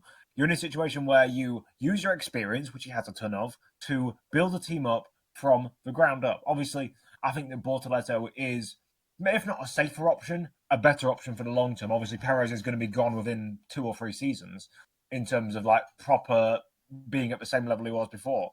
But I think that had they gone for Perez, I think it would have been a dark horse shot, but it would have been good because him and Hülkenberg could develop Sauber, and then when they become Audi, I mean, that obviously Audi will probably want a marquee driver, but Hülkenberg and Perez isn't necessarily a bad lineup. It would be a bit Toyota-esque, where they never got a proper world-class kind of talent. Their best driver was probably Ralf Schumacher, maybe Jarno Trulli, but apart from that, that's the thing. That's the problem that we have. Often it's not the case of how you perform or how things, but it's about if you're a marquee talent. I mean, Perez, he's not a bad driver. I mean, his career proves that. He's not a bad driver. He's had a bad couple of bad seasons, but he's not a bad driver. He's just not a marquee talent. He is on that second. If you've got levels of drivers, you've got the world class legends, your Verstappens, your Schumachers. You've got you guys like Hamilton on the next level. Then you've got the guys like your Leclercs, your Sainz's, the guys who are just there or thereabouts, and then you have the guys like Perez, and he's just not there. That's the problem he has. That's why I don't think he does deserve a seat on the F1 2025 calendar. It's just there's no room for him. There's no one who will take that risk, and there's no one who, even if they did take that risk, I don't think he'd necessarily build up his career back to what it was before 2021. My comments in the past on Bottas and Webber will show that I have very little sympathy for number 2 drivers that can't challenge their champion teammates. 2010. But yeah, with that, okay, so Webber, he could qualify well, but then there wasn't a start he wouldn't stall at, and that would ruin his race from there on. Bottas, excellent qualifier, but completely devoid of any racecraft. Checo, the thing is, compared to Albon and Gasly, they weren't consistently getting eliminated in Q1 in not only the fastest car on the grid, but one of the fastest cars ever made. That was just, I was like, you can't be messing it up this badly, because with them, they were slower than Max, but at least in a way that was consistent. They were hovering around the 6th to 8th kind of positions in races, rather than having some where he's on the podium and then the next one he's 15th, or just completely going up and down. And I just don't. It's hard to say how it just went so badly in cars that even the one they had last year, that was so good, to not be able to make it work at all. And it just got frustrating because it was jeopardizing their position in the constructors so much. And this time, last year he didn't even need to be there because Max did everything for them. But this year, obviously, it did cost them 2 places in the constructors championship. Yeah, that's fair enough. Okay, Mercedes. Right, now we can do an actual full team. Yeah, so one again, kind of up and down, but this is a season more akin to the pre-hybrid ones in terms of performance. Another, outgoing driver syndrome for Hamilton, that the balance of power definitely shifted towards George. kind of mysterious that they seem to have another season where they don't understand their own car, and they have races where they're fast and they don't even understand why, and then others where it just falls out of its arse and God knows what's going on with it.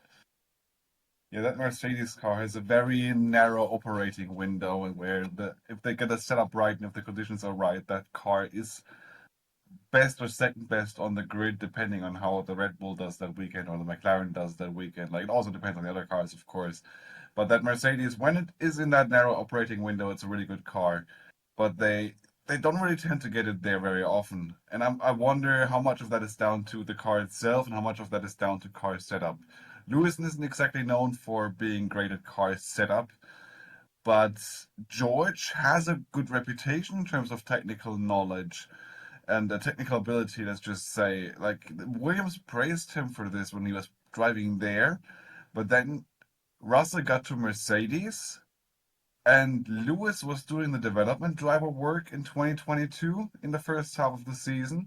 So that's the most confusing part for me. Russell got to Mercedes, and Lewis did the development driver work. Why did they let the driver do that work who never did it before?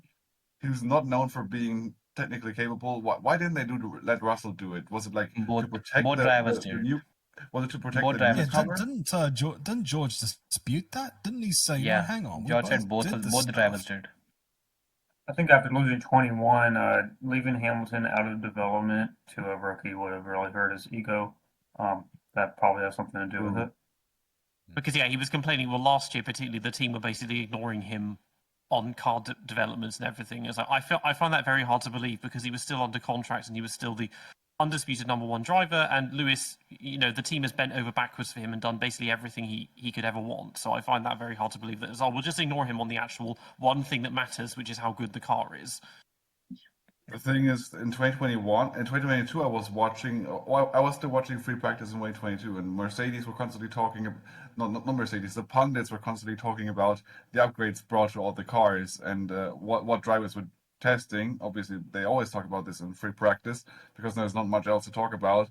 And Lewis Hamilton's car kept changing a lot more, and Russell did also get like lots of parts afterwards to like further test, but Lewis always got more of those, and he got them first, and that's the part that I really don't understand. Like, yeah, okay, it might hurt the champion's ego that, oh, he's not being consulted as much on development driver work, but he had never done that work before. It didn't insult him with Bottas. It didn't insult him with Rosberg. He just it wasn't his area of expertise, let's just say. And Russell was touted to be that great talent on that department, and he didn't really do as much of that as you would have expected, maybe.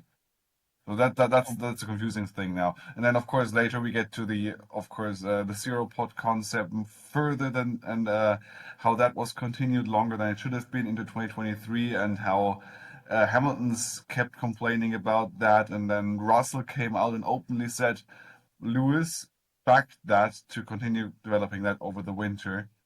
And Lewis, that was weird, wasn't it?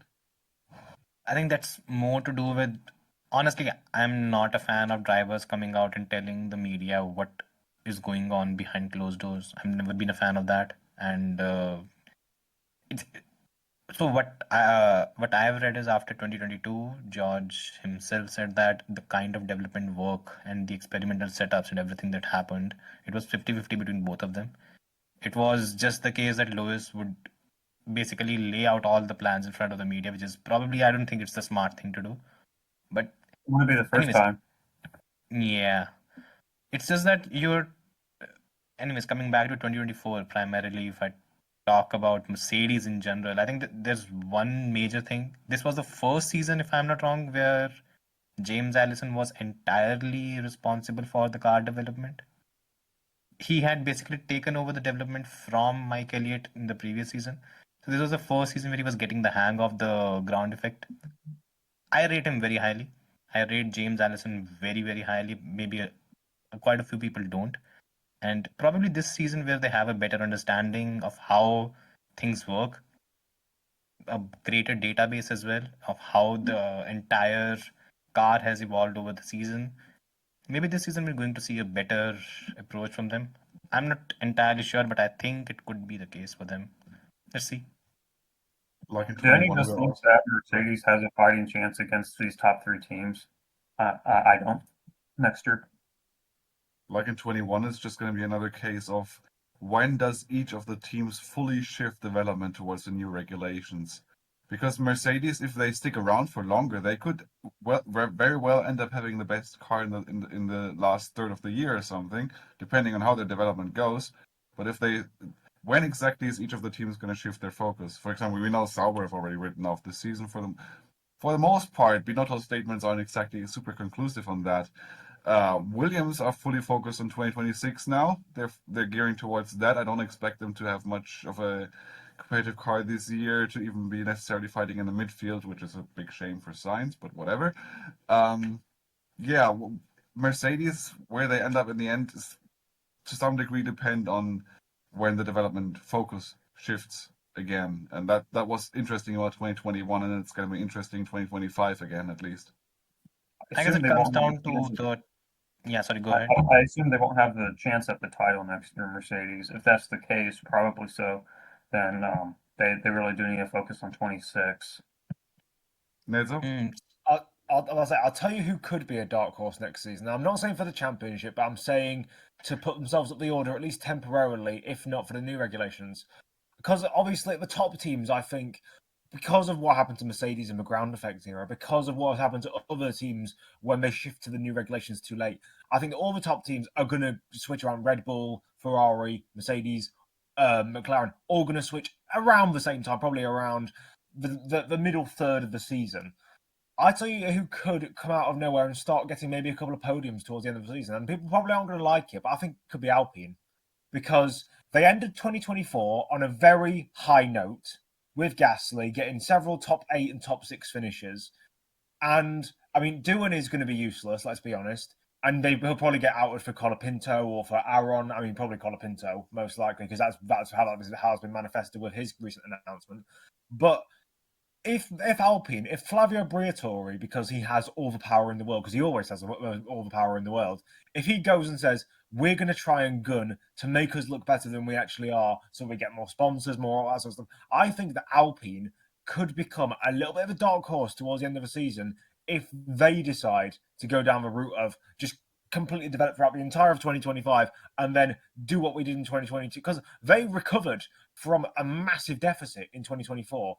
Could they do that again in 2026? I know it's new regulations, less knowledge, all that sort of stuff, but could they do what they did in 2024 and just not care about the new regulations? Just try and do what they can this season and work on it. Worry about that next year because they can get Gasly, and once they get Colapinto, and I think that Colapinto, once he's ironed out him being a terrorist and just crashing everywhere, I think once he's done that, they have a very solid lineup. They have a very solid team. Because as much as I hate Flavio Briatore as a person, he's a shady individual. He knows how to run a Formula One team, and he's probably even still at like 75. He's probably still one of the best people at running a team because he doesn't make concessions for people. He doesn't play by the same rules as everyone else, not just literally by all of his shady business, but he doesn't play by the same rules as everyone else, and he makes people work hard and he makes teams do well. I think that he could definitely bring that team to even at least a couple of podium finishes on merit by the end of 2025. 2 points on Alpine. For one, I don't. The one problem they still have, and this is connected to the other point, is even if they develop aggressively throughout the whole year, no amount of iron will can make up that 30 horsepower deficit that they still have.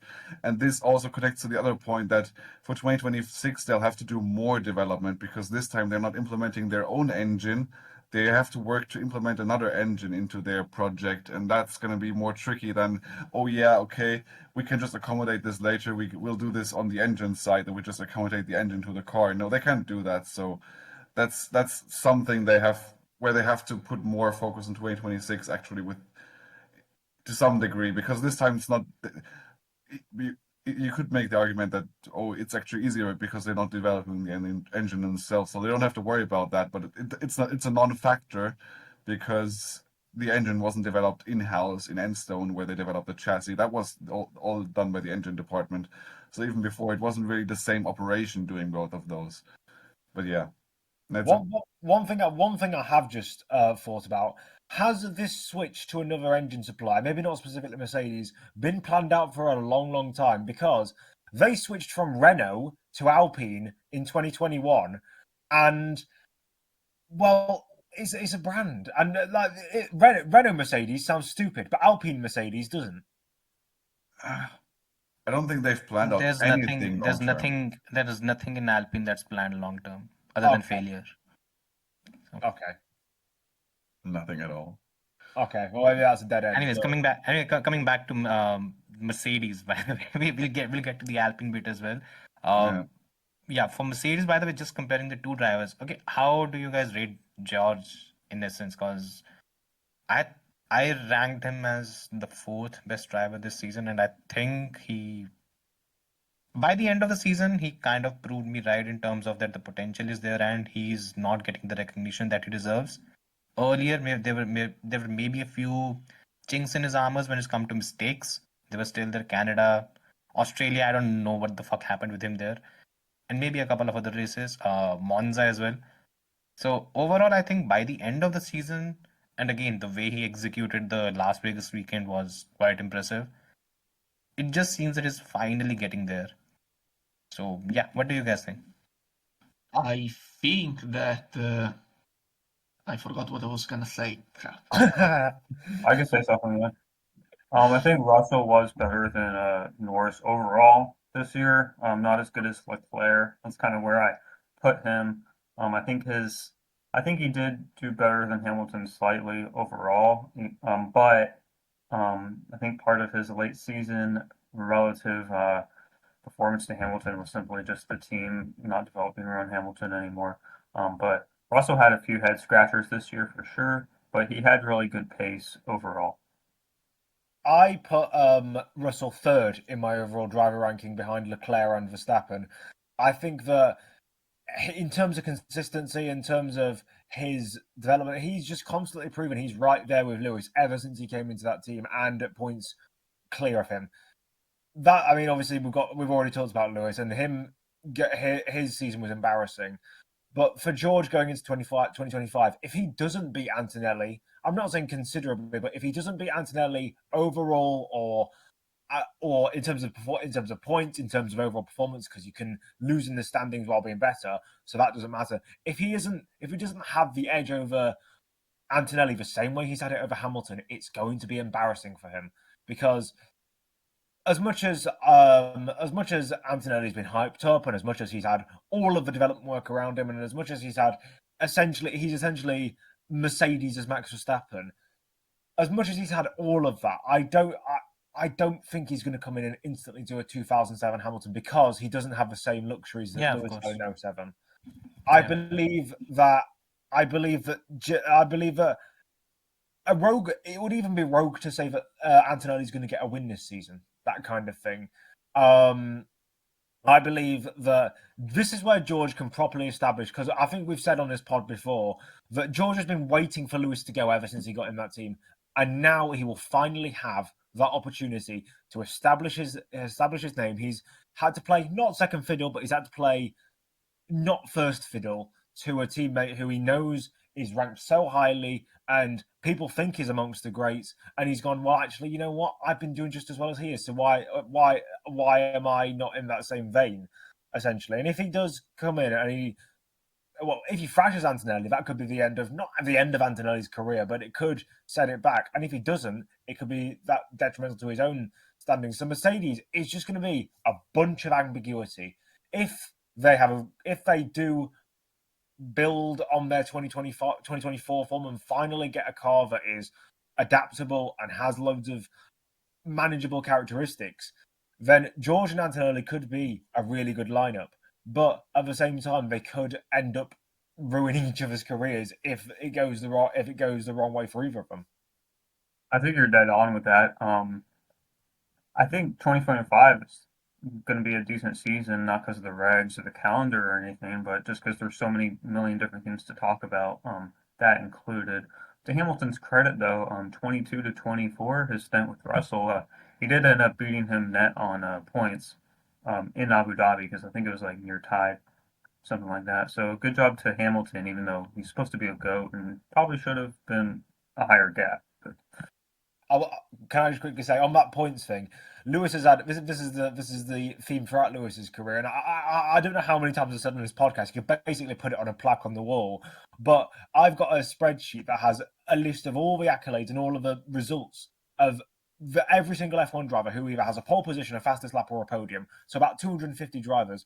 Of all of them, you ignore the guys with one start and the guys who did the Indy 500. Ignore all of those guys with at least 5 or 6 starts. Of all of them, Lewis Hamilton has the highest finishing percentage of all of them in terms of reliability and in terms of that sort of stuff. And he has less DNFs than George over his stint here, and less DNFs that were, more importantly, less DNFs that were the driver that weren't the driver's fault. George has been part of that. What'd you say? I think part of that might just be that like Lewis's career has been the most recent one, so you just have like highest reliability of the cars. But that doesn't take away from Hamilton's consistency, and I think you're right in saying he has a higher average like racecraft and consistency than like a lot of the great drivers, you know. Alonso has twice as many retirements as Hamilton, and I think Hamilton, and most of those are McLaren. Since Mercedes, he's had, I think, 6 retirements in almost 250 races. So that's a retirement rate of less than 3%. I was focusing more on a reliability front than I was on the racecraft and consistency front, because that's where Lewis falls down, ironically. We've seen 2011, we saw 2016, we've seen even the last couple of seasons, he's just not there. But regardless of that, we're talking about Mercedes, and they don't have him in 2025. Thank you. Yeah. George, I think this is his chance to shine. And if that Mercedes is the fastest car, I think he'll win the championship pretty convincingly, because he has the maturity and he's very well rounded in every aspect. I just want to see how Antonelli does, because I'm pretty sure Ace wants to see how he does. So I want to see what his opinion is on this. So I remember what I was gonna say. So what I was gonna say is that I was very impressed by Russell in Belgium. Like, I was seriously impressed. I thought at that moment that Russell had proven that he had everything needed to be a class driver like Leclerc, like Verstappen. Even when he got the win taken away by disqualification, it didn't matter. Russell had proven it, in my opinion, that day. Yeah, he was too drunk by then as well, so that also helped. Lewis Hamilton, I repeat, I think he's as good as he always was. And even though he struggled in qualifying, I keep believing that's entirely down to the car. Either the Mercedes or the ground effect cars, I don't know. We will see. But it's not the Hamilton suddenly getting worse because of age. Hamilton is as good as he always was, in my opinion. And the same goes for Alonso, the same goes for Perez. I explained already what I think of these cars. And yes, clearly, we have to see how Hamilton will adapt next year and how Antonelli will adapt next year. I don't want to keep my hopes very high up. It might very well be that Russell scores 3 times as many points as Antonelli next year, which is exactly what happened between Piastri and Norris in 2023. I already explained in the other podcast about the rookie drivers that maybe in 2026, with the massive change of cars, it's basically going to be a second rookie season for all the rookies of next year. And so maybe they will get lambasted in 2026 because they aren't performing up to expectations.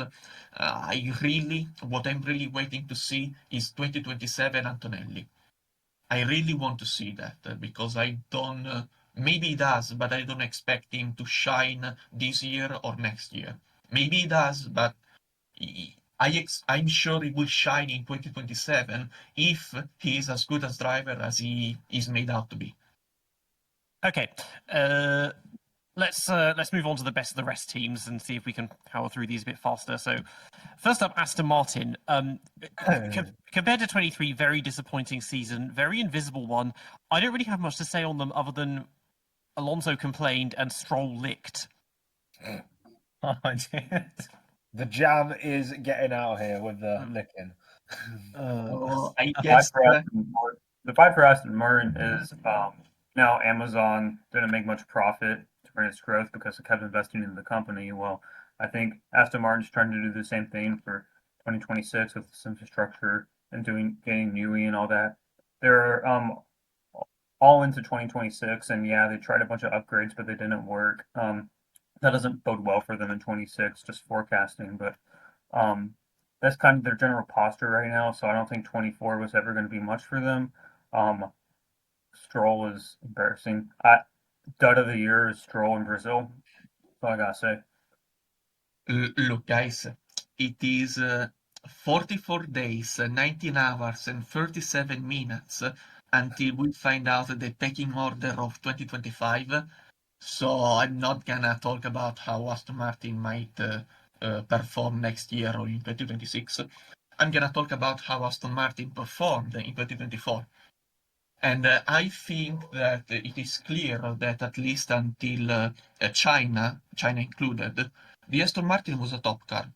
It was the fifth best car, yes, but it was still good enough that it could hinder Mercedes and much more rarely McLaren. And we saw it basically all the time with Alonso. In Jeddah, he qualified ahead and kept Russell behind the entire race. In Australia, he got lucky with the safety car, but was keeping Russell behind the entire race. Crash aside, which we can go on 15 minutes talking about that crash. In Japan, he not only kept both Mercedes behind, but he did that by keeping Piastri behind on a McLaren. And in China, again, incredible qualifying. The race was very good. He was unlucky with the safety car, but he still got fastest lap through the strategy. And so really nothing bad to say. I think clearly in those 5 races, the car was a top car. And in those 5 races, we saw that Alonso, on a top car against other top drivers on a top car, he was still able to beat them. Literally, basically as good as he was in 2023. Then there was the Imola upgrade. And the Imola upgrade was a massive flop. Like, it was completely wrong. And especially, Alonso was struggling with the Imola upgrade. They kept the upgrade in Imola, Monaco, Canada, Spain, and the next race, which is Austria. So that's 5 races in which they kept the Imola upgrade. If you really look through those 5 races, either Alonso is slightly faster than Lance Stroll, or is slightly slower than him. Still, it's not good being as good as Lance Stroll. And winning in Great Britain, they took off the upgrade and they brought back the previous one, the Suzuka floor. Sadly, Alonso is as good as he was before. In the race, he overtook Stroll. He overtook Lance. Then he finished behind because he tried to YOLO a podium and it didn't work.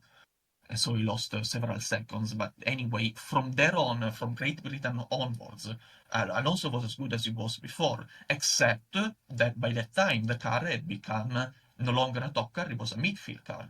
And so until Austin, you can argue it was the best midfield car. And after Austin, which is another massive flop upgrade, that car was not even best of the midfield. And throughout the year, in my opinion, we see that Alonso always kept the high level, except in those 5 races with the Imola floor. He was a top-level driver until China, and then after, from Great Britain onwards, more or less, he was better than all the other midfield drivers. He performed better than Hülkenberg, he performed better than Gasly, performed better than Tsunoda, which isn't high standards, but it is what you expect out of a driver you believe is a top driver. So what I think the real issue is, we finally saw an Alonso who struggled with a car, who couldn't adapt to the upgrade. We will see, because if it happens again next year, guys, Alonso's reputation is just gonna flop. Maybe he really does get dropped for Verstappen if he performs the entire year as he did in those 5 races. If instead the car is good, Alonso does well, I think he's gonna show again he's a top level driver. As for Lance Stroll, I have no fucking idea how to evaluate him. Like, he can be good and fast and make mistakes, be slow but being consistent, slow but helpful, fast but not helpful, or it can be slow and make massive mistakes. And it's not even down to which specification of the car you're running, it's just down to I don't know. I simply don't know how to evaluate Lance Stroll. He's no benchmark at all. Like, I had to explain why Alonso had a good year by comparing him to drivers in other cars. I never said he had a good year because he was 19-5 in qualifying to Stroll, because it is worth literally nothing. Literally nothing. You don't know how to evaluate Stroll. So to understand how good Alonso is, you have to look at the other drivers.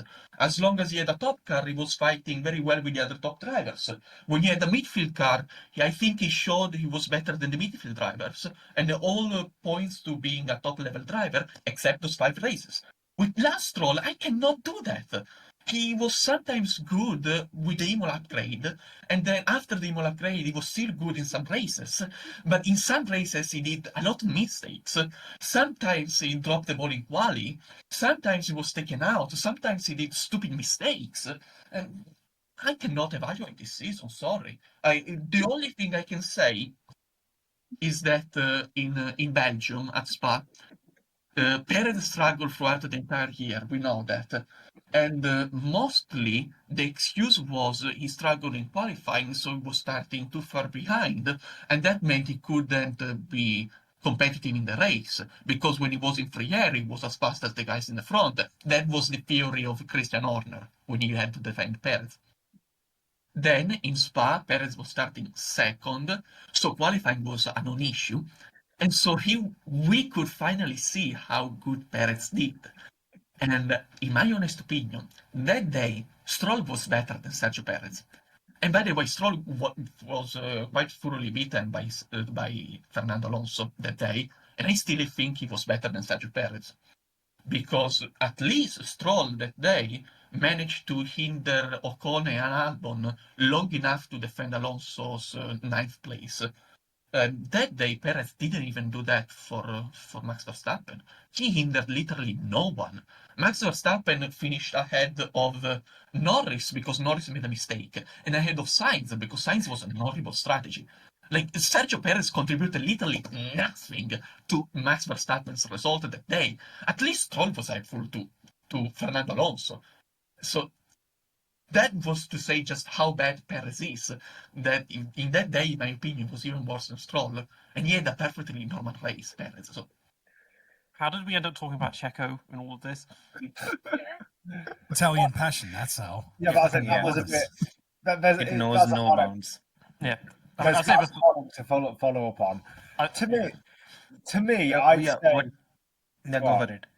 I'll say for me, there's a lot of ways you can look at their 2024. I think that I know Ace was a bit critical of him, but I think that Stroll has definitely picked up his stock from 2023. 2023 was rock bottom.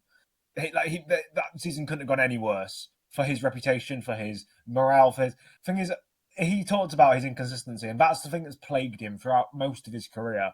He had some moments like 2020 before he had COVID. He was a better driver than Perez, and even in this is the thing. Even in the full season, I do a thing where I average out people's qualifying gaps and race gaps without caveats. Without caveats, in 2020, Stroll was a faster and better driver than Perez was over the entire season, even with COVID introduced. But 2024, I believe that Stroll has picked up his. It's not fantastic. He's not a high level. He's not the highest level driver in the world, but he is decent, and I'll leave it at that. He's average. Although the average has a very high variance, he can either be shit or he can be good or he can be somewhat in the middle. The average averages out to be decent, like a C tier solid driver. He has his moments where you genuinely don't know how much jam you can lick off the window, like Sao Paulo, going through the gravel and having the Brazilian fans scream Drogovici, Drogovici, even when Drogovic is also just as bad because he was a third year F2 champion who wasn't special. But anyway, regardless, Alonso was good. He had his good moments. Stroll was decent, had good moments. It's less of a 2024 season review and a prediction of what's going to happen, because if Newey comes in 2025, develops a car for 2026 that is the best car, I believe that Stroll wins the 2026 championship, because Alonso has to fall off at some point. He can't go until he's 50. He can't. And that's the thing. And if he stays until 2026, because he will, like, I want to get my third championship. And he will be, if he stays until 2026, he will be pretty much the oldest driver in F1 since Graham Hill in 1975. And Graham Hill in 1975 was hardly even a midfield driver. And Alonso, I think, has to fall off. And I think that if that Aston Martin is better and is the best car in 2026, Stroll wins a championship. And no one will like it, but I think it will happen.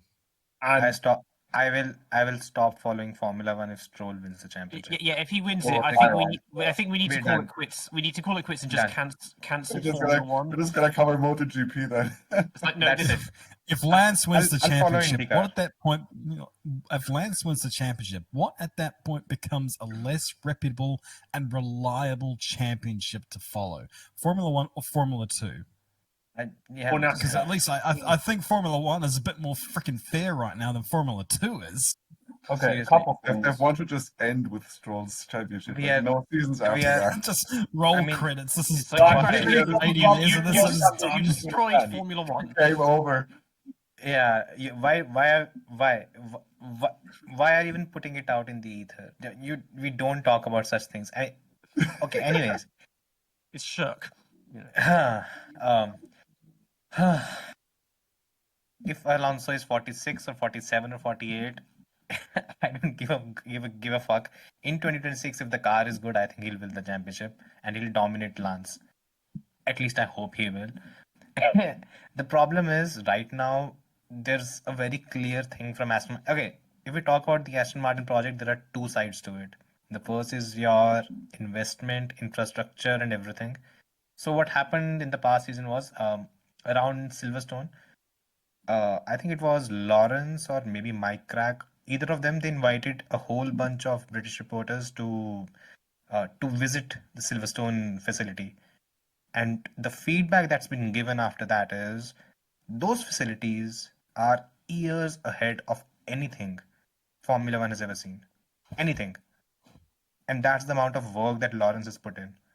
Now, whether Lance is capable of managing whatever is given to him, it's an entirely different story. But there's a big problem that might get cured in 2025, which is the team's incapability to actually develop a car throughout the season. And that is maybe partly because they are still working on the Mercedes wind tunnel. They've not moved to their own wind tunnel, which is, I think it's ready and it will be functional by March this season. So maybe that is something that could change things. Ideally for Aston Martin, all the elements are in place in terms of they have again, Alonso, if he doesn't fall off and gets too old, he's there. Honda should be decent enough. Again, they have a deficit to make up because when they moved out in 2022, they basically cleared out their entire facility and they had to rehire and get everything in place in 2023. So they have a slight deficit that they have to make up, but still you can expect Honda to be decent enough. And then they have Newey, they have Andy Cowell.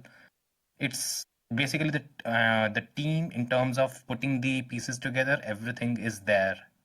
It's just that we have not seen the evidence of things falling in place. And this is where again, 2025 is going to answer a lot of questions, but this is where I tend to, take a step back when it comes to Aston Martin, because you compare it with the Mercedes dominance that happened in 2024. People forget that in 2023, Mercedes finished second in the championship. The progress was already there. They won their first race in 2012 with Nico Rosberg. So they had that trajectory which basically peaked in 2014. Aston does not have that yet. And that's something that, it kind of makes you take a step back and wonder if after all this money, if somehow this ends up being a Toyota Part 2, or if it ends up being a Mercedes thing. So yeah, let's see. So, quick question. Where did Honda finish in 2008? Honda Eight for as a nine? team, it was last. Okay, and next year the same team won the championship. So Yeah, but maybe Honda in terms of Martin may Honda not have was a the race winner trajectory. already, isn't it? In 2006 or something. They left the thing. The thing is, in terms of capability and the everything working together, they still had the pieces in place. The Honda engine in 2008 was pathetic. Honestly, it was much slower than the others. So I'm not expecting those kind of deficiencies to be there this time around. But yeah, let's see. Who knows? So, talking about Aston Martin's factory and team instead of the drivers. So Yeah. recently there was a reshuffle in the structure. How do you call it in English? In the Organizational The structure, yes. leadership structure. Thank you. In the organization. So there was Mike Crack was the team principal, and so he was overseeing both the track and the factory, and he has been moved over to just track stuff. And Tom McCullough, which was overseeing the track stuff, has been moved over to another part of Aston Martin outside the racing team. Taking over Mike Crack's place is Andy Cowell. So Andy Cowell, for those who don't know, is the guy who was overseeing the development of the Mercedes engine from 2012 onwards. So he's the guy behind the successful Mercedes engine of the hybrid era. And he was free, so he chose to come to Aston Martin. He was immediately available in September, I think. And so it took him 3-4 months, and then he decided to do this reshufflement. And the idea is that Andy Cowell decided this, probably also accepted by Adrian Newey, and Enrico Cardile, which comes from Ferrari. Enrico Cardile should have begun working either very recently or very soon he begins to work at Aston Martin. Well, I'm talking about days, by the way, not talking about weeks or months, very soon days. And so Enrico Cardile will oversee the aerodynamic stuff. And yes, Adrian Newey will come in March. Allegedly, the wind tunnel will be online in February, sometime in February. And so, yes, everything looks good.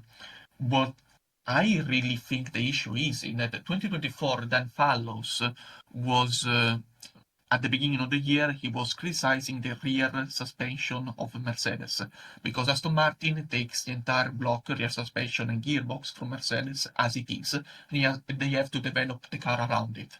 And in 2024, the rear suspension flopped in a Mercedes. And you can see that Mercedes struggled throughout the year. Sometimes they were competitive, sometimes they were not. They were widely inconsistent. And Aston Martin even worse. And so in 2025, it also depends on how good of a job Mercedes does for the competitiveness of the car. I honestly don't hold my hopes up very much for next year, but again, I repeat, in 44 days, 19 hours, and 19 minutes, we will know the pecking order of 2025. So we will see. For 2026, I say nothing because recently an article came out. Since 2023, the engines fall under the budget cap. So if you need to bring a fourth engine, you have the budget cap to allow it. Otherwise, you're gonna break the budget cap. So the issue is in 2026, with entirely new engines and some new manufacturers, the fear is that some of these engines will be too unreliable. And if they are too unreliable, it means for every engine that breaks, they have to bring another engine, and that goes to the budget cap. And so engine development is capped by the budget cap, and therefore, if your engines are too unreliable, you don't have the money to develop them. which means some constructors in 2026 will be completely F over, okay, if they are not reliable. The entire idea, and I go by memory, I'm not a mechanic, so it might be messy how to explain it, is that inside the valve they have a sensor. Nowadays they use a pressure sensor to sense the pressure, and so they can regulate and oversee the lifetime of the engine, and they can improve reliability in that way. But from 2026, the rules impose just one sensor inside the valve, and it has to be an accelerometer sensor. And that means you're not directly measuring the pressure, and that means that current manufacturers, engine manufacturers, they have the entire map of correlation between the accelerometer sensor and the pressure sensor for the last 10 years for all the cars, for every driver. The new engine suppliers don't have that. So if they don't have a perfect correlation between accelerometer sensor and pressure sensor, they're gonna have a lot of breaking down. And so, as I repeat, that might be hindered by the budget cap. So next year, I think Mercedes and Ferrari are absolutely, how do I say, favored. I don't know Honda, how it is placed, if they kept the data, what they lost because they left, they sold to Red Bull, then they came back. It's a mess. So maybe in 2026 we see a dominance by either Mercedes or Ferrari. How old will Kimi be? 19 at that time, right? 26. Yeah, Antonelli will be 19.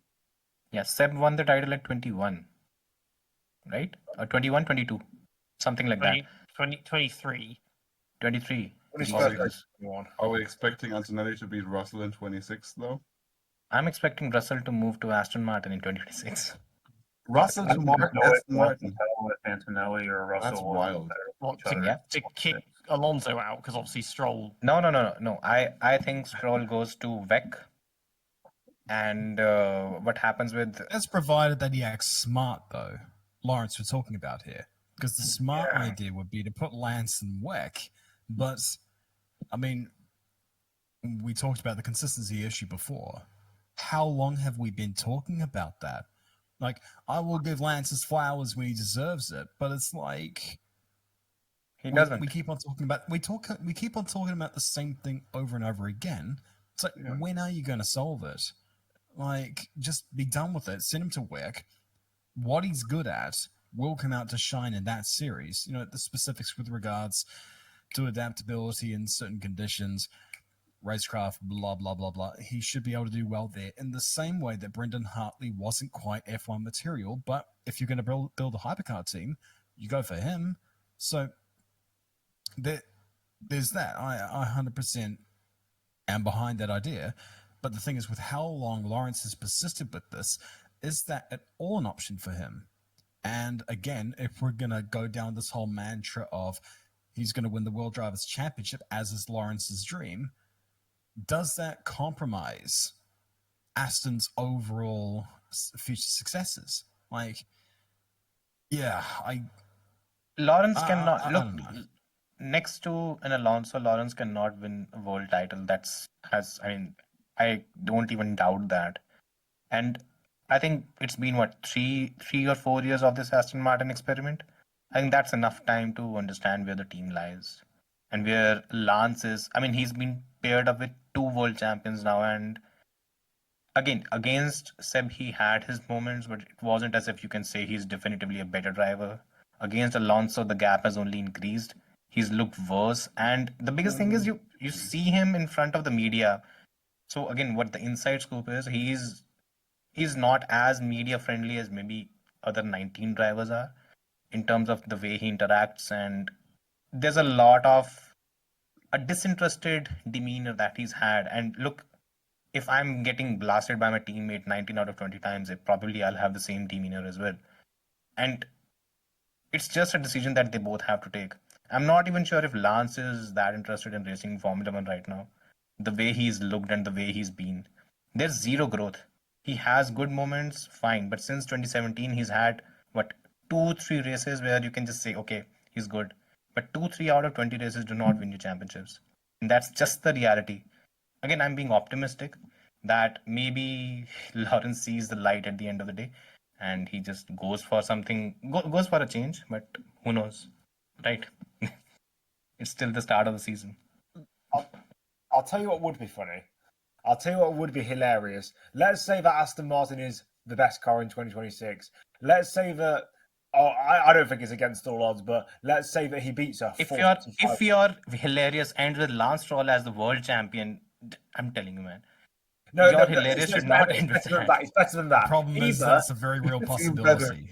Either he wins. This is better. It's better than this. Either he wins the Monaco Grand Prix or wins the World Championship, then goes to WEC, wins Le Mans, and then because he's Canadian, goes and does the Indy 500 and wins the Indy 500. Does a Jacques Villeneuve and gets a triple crown. We have had Gilles Villeneuve, Greg Moore, Paul Tracy come through the Canadian Jacques Villeneuve. Jacques, before he won the World Championship, was money.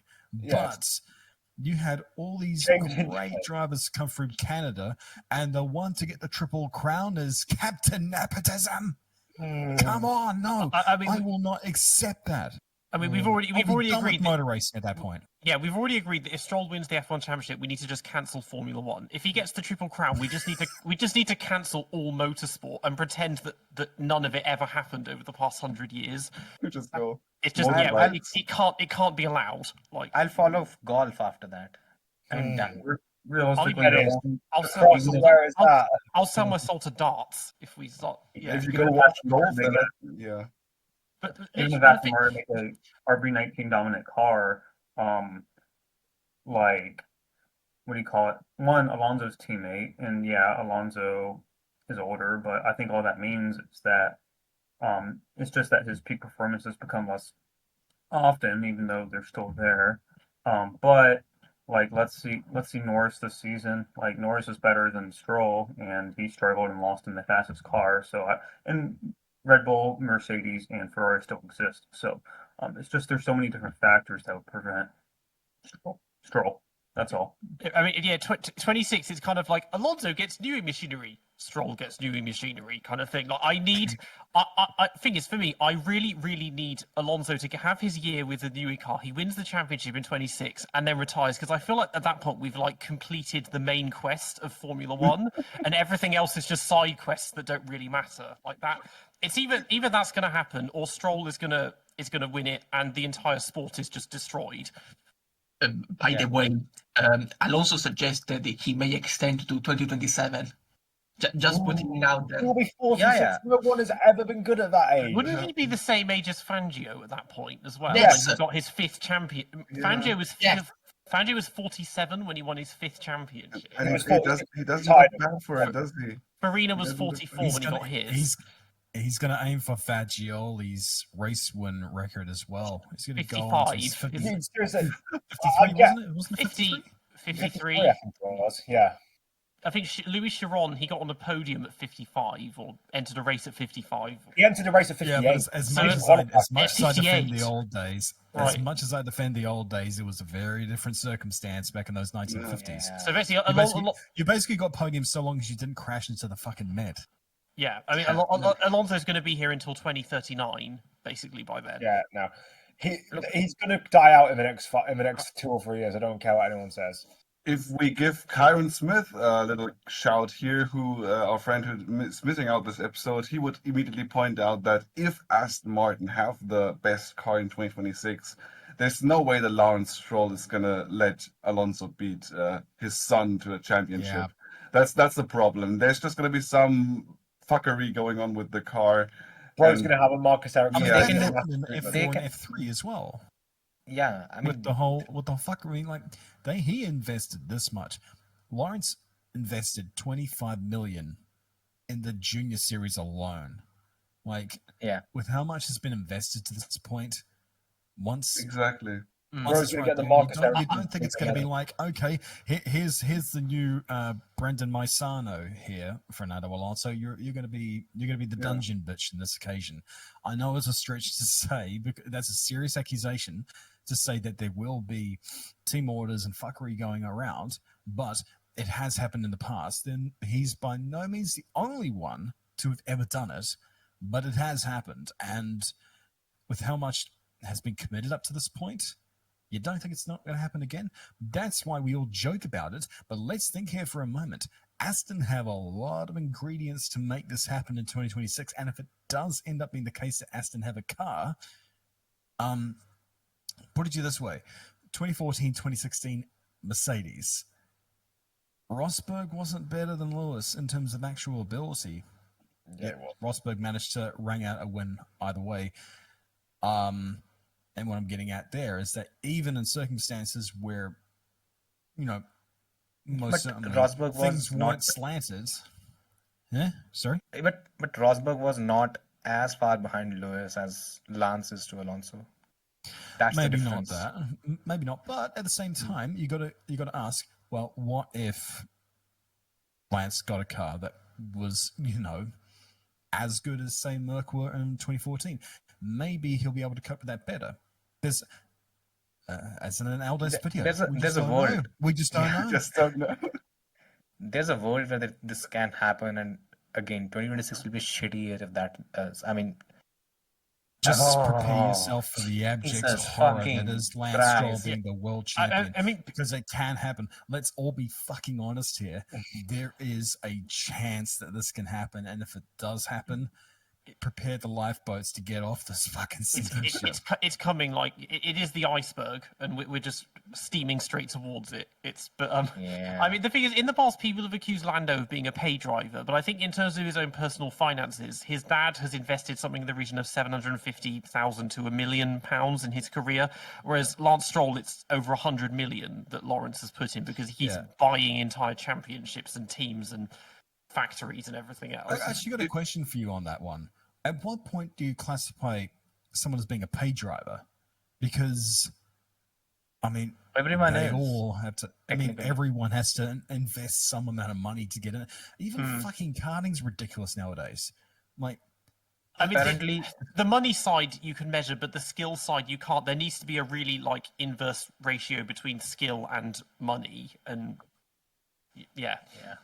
Two things I would like to say. First of all, I don't think Lance qualifies as a paid driver because he doesn't have any sponsors paying for his seat. His seat is not costing him anything really. There's no real sponsorship involved in that way. He's more of a I don't know. It doesn't have to be sponsorship. They can bring their own money as well. But it's not. He's not bringing his own money either, is he? Like he's not. None of Lance Stroll's actual finances are going in there, so it's a really weird situation. I don't think he qualifies per se as a paid driver because, I mean, for example, one thing that's in that sense, his dad would be his sponsor, basically. Yeah, and he's worse. He's not just a paid driver. He's worse. He's bought his own fucking team, and apparently he might be the 2026 world champion in that case. So, there's two more things that I would say. First of all, the thing is also that without his dad, that team wouldn't exist anymore, or it would be under the management of the Mazepin family, or the third guy who wanted to buy that team, freaking Rich Energy man, Bad Santa, exactly. Branson was there, right? So, thank fuck that Lawrence Stroll runs that team at least. That team is around, that team is competent to some degree. I mean, they bring downgrades instead of upgrades, but apart from that, they're reasonably competent.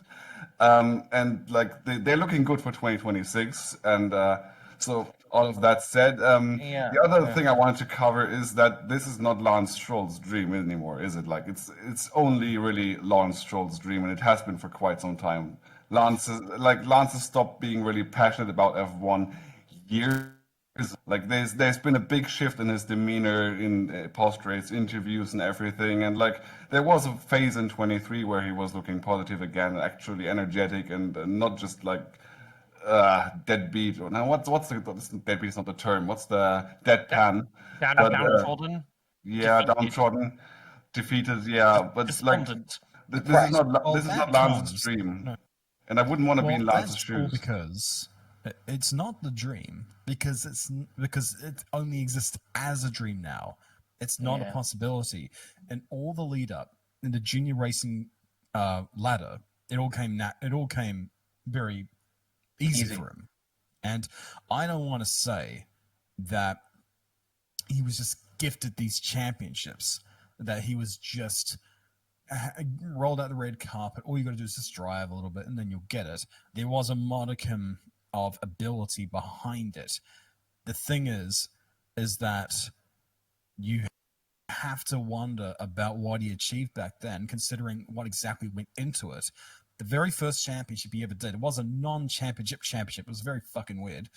Lawrence Stroll flew in 16 Formula baths, all the way from fucking Maggione, all the way to fucking Miami. Florida, right? Florida At Winter Miami. Series. Yeah. Yeah, Max the did Florida that. Winter Series. Max did that. Antonio Fuoco, Will Buxton did it. It gives you an idea of how Will Buxton out there did it it. was. What? Yeah, Buxton Yeah, raced he did a him. one. He did a one-off round. That's not everything. Latifi did it. Yeah. So anyway, organized the whole thing, and then they just. I didn't even know what the hell happened to those cars after the fact, but it didn't race again. Toyota Racing Series, he came down here in 2015, won the championship, won the New Zealand Grand Prix. So technically, he's a Grand Prix winner because it's FIA certified. But I think he spent twice the budget that people typically do when they come over here. So it would have been about €250,000 in a 5-weekend summer series. On top of that, they bought an RV, and RVs here are extravagant. We just don't have them here in New Zealand because they're too much. But he bought it, and when he phoned the accountant or whoever, his handler, and found out how much it's going to cost to ship the thing over to Europe or wherever, he's like, oh, bugger that. Drove to the airport, threw the keys in the footwell, and just buggered off. Just left this big RV in there that we all consider extravagant, just sitting there lying in wait. Goes over to Europe for F4, F3, buys the whole Prema team, and Lawrence only offloaded his shares in Prema a couple of years ago, was it? Yeah. So, enormous amount of budget went into it to get the absolute best for Lance, and had mentors all the way. His teammates were all people that schooled him and told him, this is how you drive these cars. All the while, even George back in F3 was saying publicly, they're doing team orders there. So much was geared toward making it happen. Now he gets to F1, and you can't pretend anymore. This is the reality. You got to cope with the environment. And, you go through all of that, and now you're basically being, forced upon a scenario where you're going to have to work for it. No one's going to lie down for you and wait, and you got to make the best of what you can. So there's a big shift, really, and the small moments where he had a car that was decent, the Racing Point 2020, I'm not necessarily of the opinion that he was better than Checo throughout the entire year, but there was a sizable part of it, yes. I think right up until his Mugello crash, where you could see, like, holy crap, he's got something there. So I think it may require getting that good car to be to be in his arsenal to drag out that passion within him. Although, personally, I'm not a big fan of drivers who need the exact right scenario to perform. It's like, you're supposedly the 20 best drivers in the world. You got to be able to adapt. And so, yeah, but that could be it. It could be as simple as a Newey rocket ship in 2026 could rejuvenate that. And then once that happens, it could allow for the rest of the dominoes to fall. But that's all hypothetical. It's all intangibles. And, that's my failing. Oh God. Yeah. Can we not talk about Lance anymore? I mean, Yeah, okay. Yeah. We spent about 30 minutes on Aston Martin, so we were meant to be powering through Yeah. the best of the rest. Okay, Alpine, that's a fun one. We briefly touched upon them. Yeah, we briefly. I mean, I really don't enjoy this new Team Enstone because I think they horribly mistreated Ocon last year. I also don't like the fact that they've signed Doohan, which they absolutely should have, because I like the thing of, you spend a couple of years as the simulator test driver, you get the seat. That's how it should be done. And then they're like, oh, no, lol, if you're out after 6 races if you're not like the next second coming of Schumacher. And we're going to bring in Colapinto, who had 2 good races and then started bearing a striking resemblance to the driver he replaced instead. Ever since Briatore came in, it's like, what is going on? Because now they're going to become Alcides at some point, or maybe just high tech. It's I don't like them anymore. They're just I'm not a fan. Yeah, I stopped liking the team once Flavio came over because fuck Flavio. Honestly, just fuck that piece of shit. Why is he back in Formula One? Why is he back? Like there are far too many things.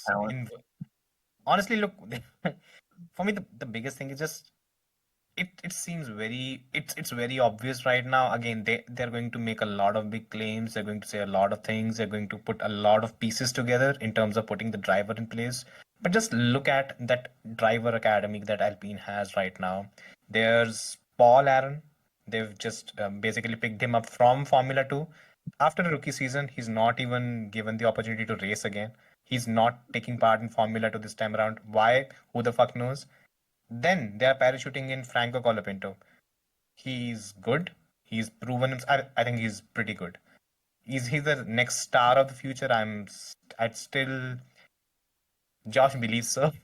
I'll still keep my cards close to my chest in that case.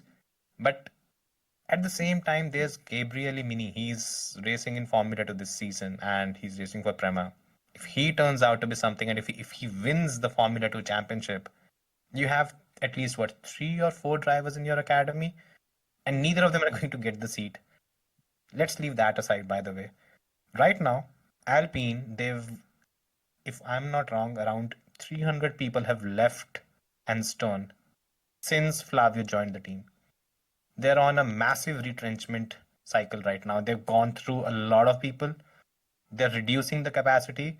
One of the biggest reasons one reduces the capacity is because they do not want to invest money into the project. And on the other hand, they've brought in Franco Colapinto. Why? This helps raise the stake of the team.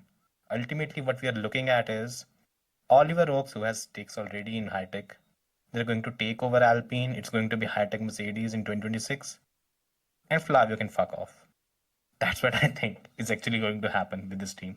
I mean, Rio Hirakawa, he's another test driver they're getting on. He's coming from McLaren. I don't know why he's getting so many gigs when he's not exactly going to get an F1 seat anytime soon.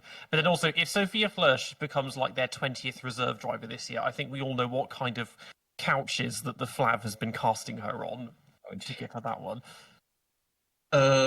Flavio did say that 300 people left the team. He also said that those who remained were all just racing people. There is no longer administrative staff from the Renault and mother company to oversee the stuff and mess everything up. That's what Flavio said. They said now this is a clean racing team with a tot amount of people, all about racing, completely independent aside from me, from the mother company, which is how teams should be run. That's what Flavio claims. So again, in 44 days, 18 hours and 55 minutes, we will know if what Flavio did actually has helped the team, because if next year the Alpine is competitive, this year the Alpine is competitive, then it means actually Flavio came in and immediately improved the team. Otherwise, he's got all Doge on Alpine, done a full Department of Government Efficiency on them and cleaned it all out. I guess that if the car still isn't good this year either, Flavio still is not a downgrade on what was before him, because we've got to admit that the real issue was Luca De Meo, that when he took over and became CEO of Renault Group, he decided to take away Cyril Abiteboul and place Laurent Rossi. And Laurent Rossi had absolutely no idea how to run a team and completely messed everything up. You know, I think that's the real core issue of Alpine. They put Laurent Rossi, who knew nothing, and he was the normal corporate manager, and not a racing or Formula One manager, which requires two completely different things. Now we will see if Flavio fixes things or if the issue is deeper. I think they're going to sell the team. Oliver Oaks has 30% stake in high tech, if I'm not wrong. They're going to, and your voice is gone, by the way, apparently. 1%? What? No. Yeah, what? I want to say you're completely right because Oliver Oaks had tried to enter Formula One some years ago when they made the contest. And yes, anyway, allegedly, he's gonna get a massive amount of money from Formula One because he's how do you call it? He's Yeah, we've moved on. proposed. We've basically moved on from talking about Lance Stroll, and now I think we are tending towards talking about the Yeah, another no Nikita one's talked Mazepin. about no one's talked about 2024 yet with Alpine. Actually, it's all. Oh yeah, by Yeah, the way. we will talk Yeah. about it very soon anyway. So what I was gonna say, the acceptance proposal of the high-tech GP racing team that was turned down by the FIA. Allegedly, it was done on not correct grounds. It was unfair that his proposal was turned down, and so he is now to court against Formula One for this, and allegedly he's gonna get a lot of money to settle the case. And so, yes, I think he could very well buy the team because he's gonna get a lot of money from FIA sooner or Because later. Nikita Mazepin's father is part of the conglomerate that actually finances high tech, if I'm not wrong. So maybe Nikita Mazepin, after another abuse incident that came to light recently, I think, wow, we are going in the great direction when it comes to this podcast. Okay. Anyways, 2024, by the way, great season in terms of recovery. The fact that they ended up finishing P6, yeah, P6 behind Aston. Great job, all of it down to the race in Brazil, from which the driver who actually scored the bigger result is apparently, they've basically done a Vince McMahon to Esteban Ocon, right? They're basically cutting him down from everything, which is actually hilarious because the entire comments on their post is basically talking about him.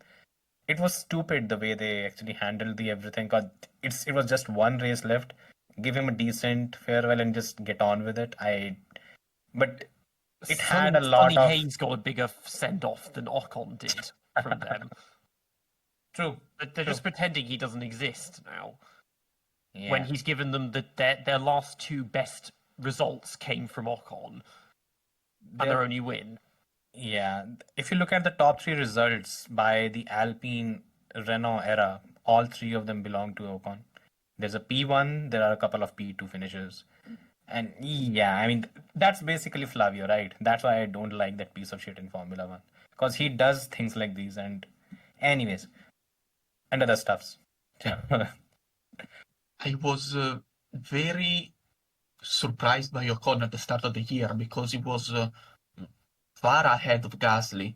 He started the year very strongly when the car was the worst on the grid. And then in Miami, with the worst car on the grid, he managed to still get a point and have an incredible battle with Alonso on track.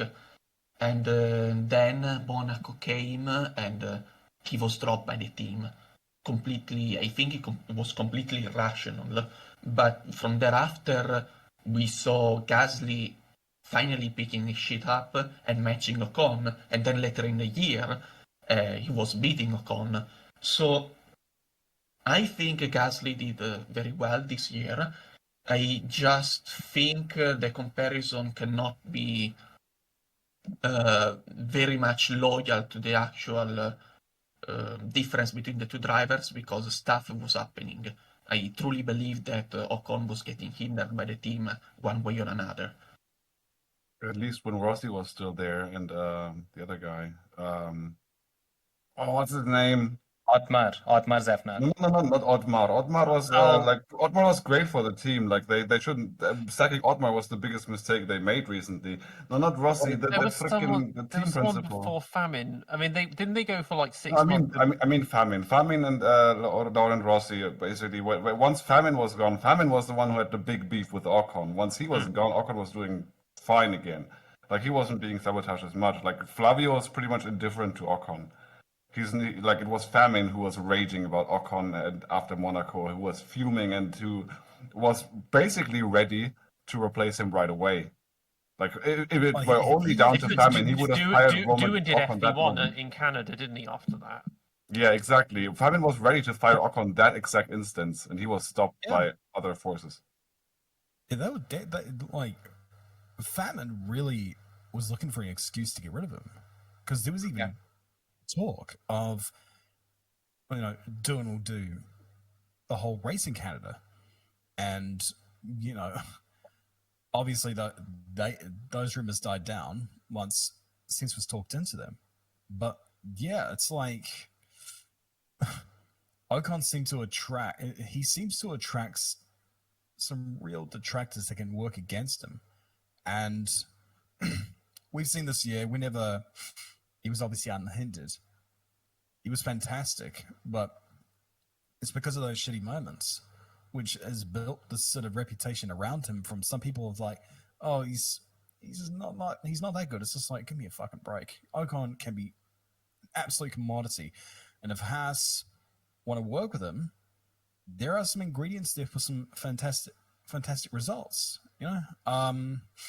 But you know, let none of that, you know, supposed sabotage get in the way of the fact that Gasly this year, especially in the second half of the season, was amazing. Vegas was off the charts good. Abu Dhabi, he was challenging for the top five in parts, which was outstanding. But I do have to wonder a bit about that last race cameo with Doohan. Now, if Ocon's car was being tanked, like some people are suggesting, then It was. how good were the performances before that relative? And what do we make of Doohan's performances? Because the waters are muddied when it comes to rookies. Some have come in and have done gangbusters. Some have come in and struggled.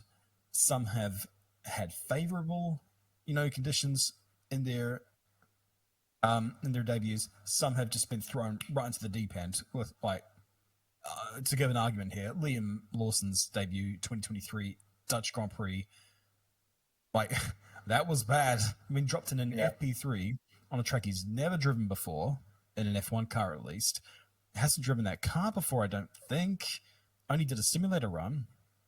And then had a fucking tropical storm drop on his head throughout the entire weekend. It's just like, okay, you got to deal with all of that. Doohan, like most drivers, has had extensive driving at Yas Marina. He had been driving in quite a lot of older machinery, which was close enough-ish, but, you know, it gave him a very good idea of what to expect there. Raced extensively there in junior Formula categories. He knows that circuit. He's won there And as well. he's won there as well, even though it's an F2, I believe. An F2 I hold no friggin' stock in right now. And so he was probably about as prepared as you can get for a debut, considering it's a mid-season swap. And oh my god, he didn't look that convincing. I want to give tax to rookies because it's a hard gig. But when you had Colapinto, for example, come in on his debut and be like, whoa, okay, that's not a bad result. That throws Doohan's, result into oblivion. But then you're like, okay, hang on, but what if him being an Ocon's car had something to do with it? But then also you're hearing these rumblings of Flav doesn't want Doohan in there anymore. So, okay, are they sabotaging him? It's just like, hey, cool, sweet. We don't know where anyone is right now. And it sucks because I think Ocon and Gasly, to an extent, is a bit like what Ferrari had, where it's just like, do you need to change that lineup? Like, give them a good enough car, they'll be fine. A bit of French Civil War, but, you need that every now and again. But, yeah, like, did you need to change that driver lineup at Alpine? I don't think so. But it's all come as a result of just internal bullshit that just didn't need to happen. Yeah, so, but Ocon, I think Ocon was the one who triggered the release. So it was Maybe, Joe but Sauber, what would that come from? Flavio. He did not want to work with Flavio. That probably So just there you didn't go. feel welcome at the team anymore, how they were mistreating him. So yeah, There so you go. apparently the whole thing started emerging, I think in Miami or something, that Flavio was coming, and at that point he just pulled the trigger. He did not want to work with him. Yeah. Plus, again, I think he's tired, right? It was 5 years with the same team, and you've seen, look, it's Alpine being shit and then decent and then shit again. It's just the same cycle. It's not really changing, and Well, at some point you have to make yeah. a change for yourself. Yeah. Will it be different at Haas, though? Because we know they have their ebbs and flows. They I usually suppose the ebbs difference only. is... I suppose the difference is that I suppose Haas aren't weighed down by internal bullshit, especially not as much anymore, now that they've brought in a team principal that actually can, do the job pretty well. It could be a blessing in disguise, I guess, but it's not good when in the span of 9 months, we've had two drivers basically be said, you can do as good as you can get these podiums, whatnot, ain't fucking saving your seat. You're going to be out. And especially for Doohan, who, look, I don't think he's that special, personally speaking. Yeah. If people and drivers have proven me wrong all the time. I don't mind being proven wrong. It's just a guess at the end of the day. I'm guessing he's not that much good. And especially against Colapinto, who I've had raps on since 2020, when he almost won the Winter Series here in New Zealand in the lesser of all teams, beat Yuki Tsunoda, who was in the best team with Red Bull engineers and blah, blah, blah, and all that gusto. And here comes this freaking Argentine out of freaking nowhere. And almost he beats Yuki in standings, almost beats Liam Lawson in his second year in the championship on these local tracks in his first year. And you see throughout his junior career, beats Franco in a full season, and against full season teammates as well, in the interest of fairness, was never beaten by a teammate. Never beaten by a teammate. So I've always had raps on him. However, it's unfair to basically say to Doohan, you can't save your seat because we're bringing in Colapinto flat out. And, they may be saying, well, you got a contract for 5-6 races, we'll give you a chance. Well, writing's on the wall, isn't it? But we've seen this so many times. And seriously, if Ocon couldn't save his seat with how he was driving for not all of the year, but a lot of the year, Doohan doesn't have a snowman's chance in hell. So, How long has it been since a driver had a contract that short that goes from the start of the season? Because we get, Colapinto, it's the last 10 races, it's right at the end. But to go, we'll have you for the first half a dozen races of the season. Because that doesn't really happen. Like Senna in 92 did a race-by-race contract. But that's very, It's like, what? as well. How was Harrieto's contract with Manor? How was that structured? I think, his was the full season, but he just ran out of money. Yeah, true that. Yep. Yeah, I'm just thinking out loud here. Current Chandok also had a similar one, right? It's basically on a race-by-race basis. If you can finance, otherwise that first race. I mean, HRT were running on a race-by-race basis, so that was probably why. But it's like, why can't you just let him have one season? He doesn't have to be Schumacher. I mean, at the moment he's on a similar level as like Joe, maybe, like not terrible, but he could definitely be better. Like not quite the lowest of the low. Like just let him have his one season. He'll get a couple of points, and then you can get rid of him if he does suck. But the problem is Flavio is looking at a very short-term basis, right? I don't think he's going to stick around with this squad for long. He's trying to pump up the value as much as he can so that he can sell off at a decent value. That's the whole thing. That's the name of the game right now, and you do not want a rookie who's actually not rated as highly in the team at that stage. And Doohan might do well. I don't think I think he's fine. He was second in form. Again, they can be unreliable these series, but being second in Formula 2 and I think he was third in Formula 3 or the other way around, something like that. He's decent. It's not like he's completely out of his depth. He might surprise in a few races, but I don't think he gets the chance at all. I just don't think that's going to happen. I wonder if we might see Lawrence and the Flav come to blows at some point, or because I mean, Flav, his only connection from when he was last here is Alonso, so I wonder if he'll want to try and get involved with him again if they're on good terms, or All do these something. billionaires, millionaires hang out together, man. Yeah. There have been so many cases of, I think Toto has hung out a lot with Flavio. And I mean, the amount of lecture Toto gives about ethics and everything, and he hangs out with someone who's fixed a fucking race. And just shut up, man. Don't talk about it. Anyone can show that photo. Well, But I mean, anyways, Toto wants to become Domenicali is FIA also in president, so yeah. Yeah. I think the last time we got a contract as short or shorter was still at Renault, Gilles Villeneuve, the last 3 races of 2004. That was at the end of the season, though. I meant from the Did you beginning. say Gilles Villeneuve? Yeah. You mean Jack? Jacques. Unless in There's that contract just a skeleton. negotiation, There's just a skeleton in the cockpit driving the car. unless in that contract negotiation they signed it on a friggin' round table with some candles and some glasses, I am seriously skeptical that ever happened. It's probably why he didn't actually end up signing it. It's just like, okay, well, fine, we'll just go with Jack then.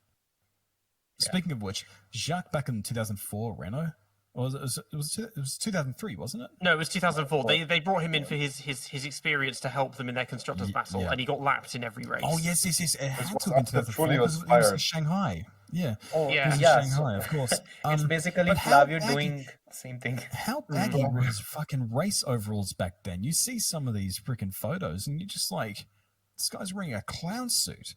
I don't know. Yeah, I don't know why his Roy is so baggy, though. I mean, there were some like Montoya probably should have had baggy ones because he was getting quite big, like towards the end of his career as Just well. the fire I protection sympathize. technology wasn't the same as it is now, and that's all. I think he said he prefers the baggy ones. As I get it's probably more comfortable, but it just looks like cheap or something. I 'Cause the mean, rest of them is, racing like, drivers tailored. have the weirdest freaking And preferences I mean, for things. his car setups were back to front in terms of how he wanted the pedals and the brakes and everything as well. With Jacques, he was. I mean, it could be something as small as freaking racing gloves. Like one of Senna's old engineers, one of his jobs was that he had to sort of wear in the gloves, as in he didn't want them new out of the bag. They had to have some amount of sort of wear in the gloves.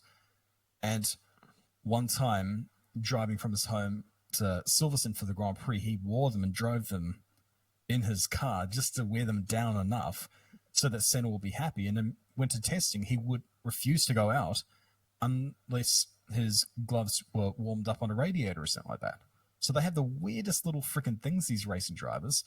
And for some reason, it could mean a tenth or two, which is, Well, it's the same as Rosberg cutting the Pseudoscience. fibers off and threads off his gloves to give him better race starts and that, and save weight and everything. They're just really specific. Well, they'll do anything, but you got to applaud that, I guess, Yeah. or be a bit concerned.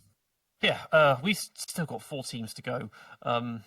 We need but to like one of them isn't really even a team. Yeah, I mean, we need to power through them, but yeah, okay. So now we have Haas. Gunter's gone. F1 TV and Netflix have missed the memo, and they haven't quite been able to let go yet. But now everything is kind of peachy. Yeah, my evaluation of Haas generally is Tomatsu's been impressive.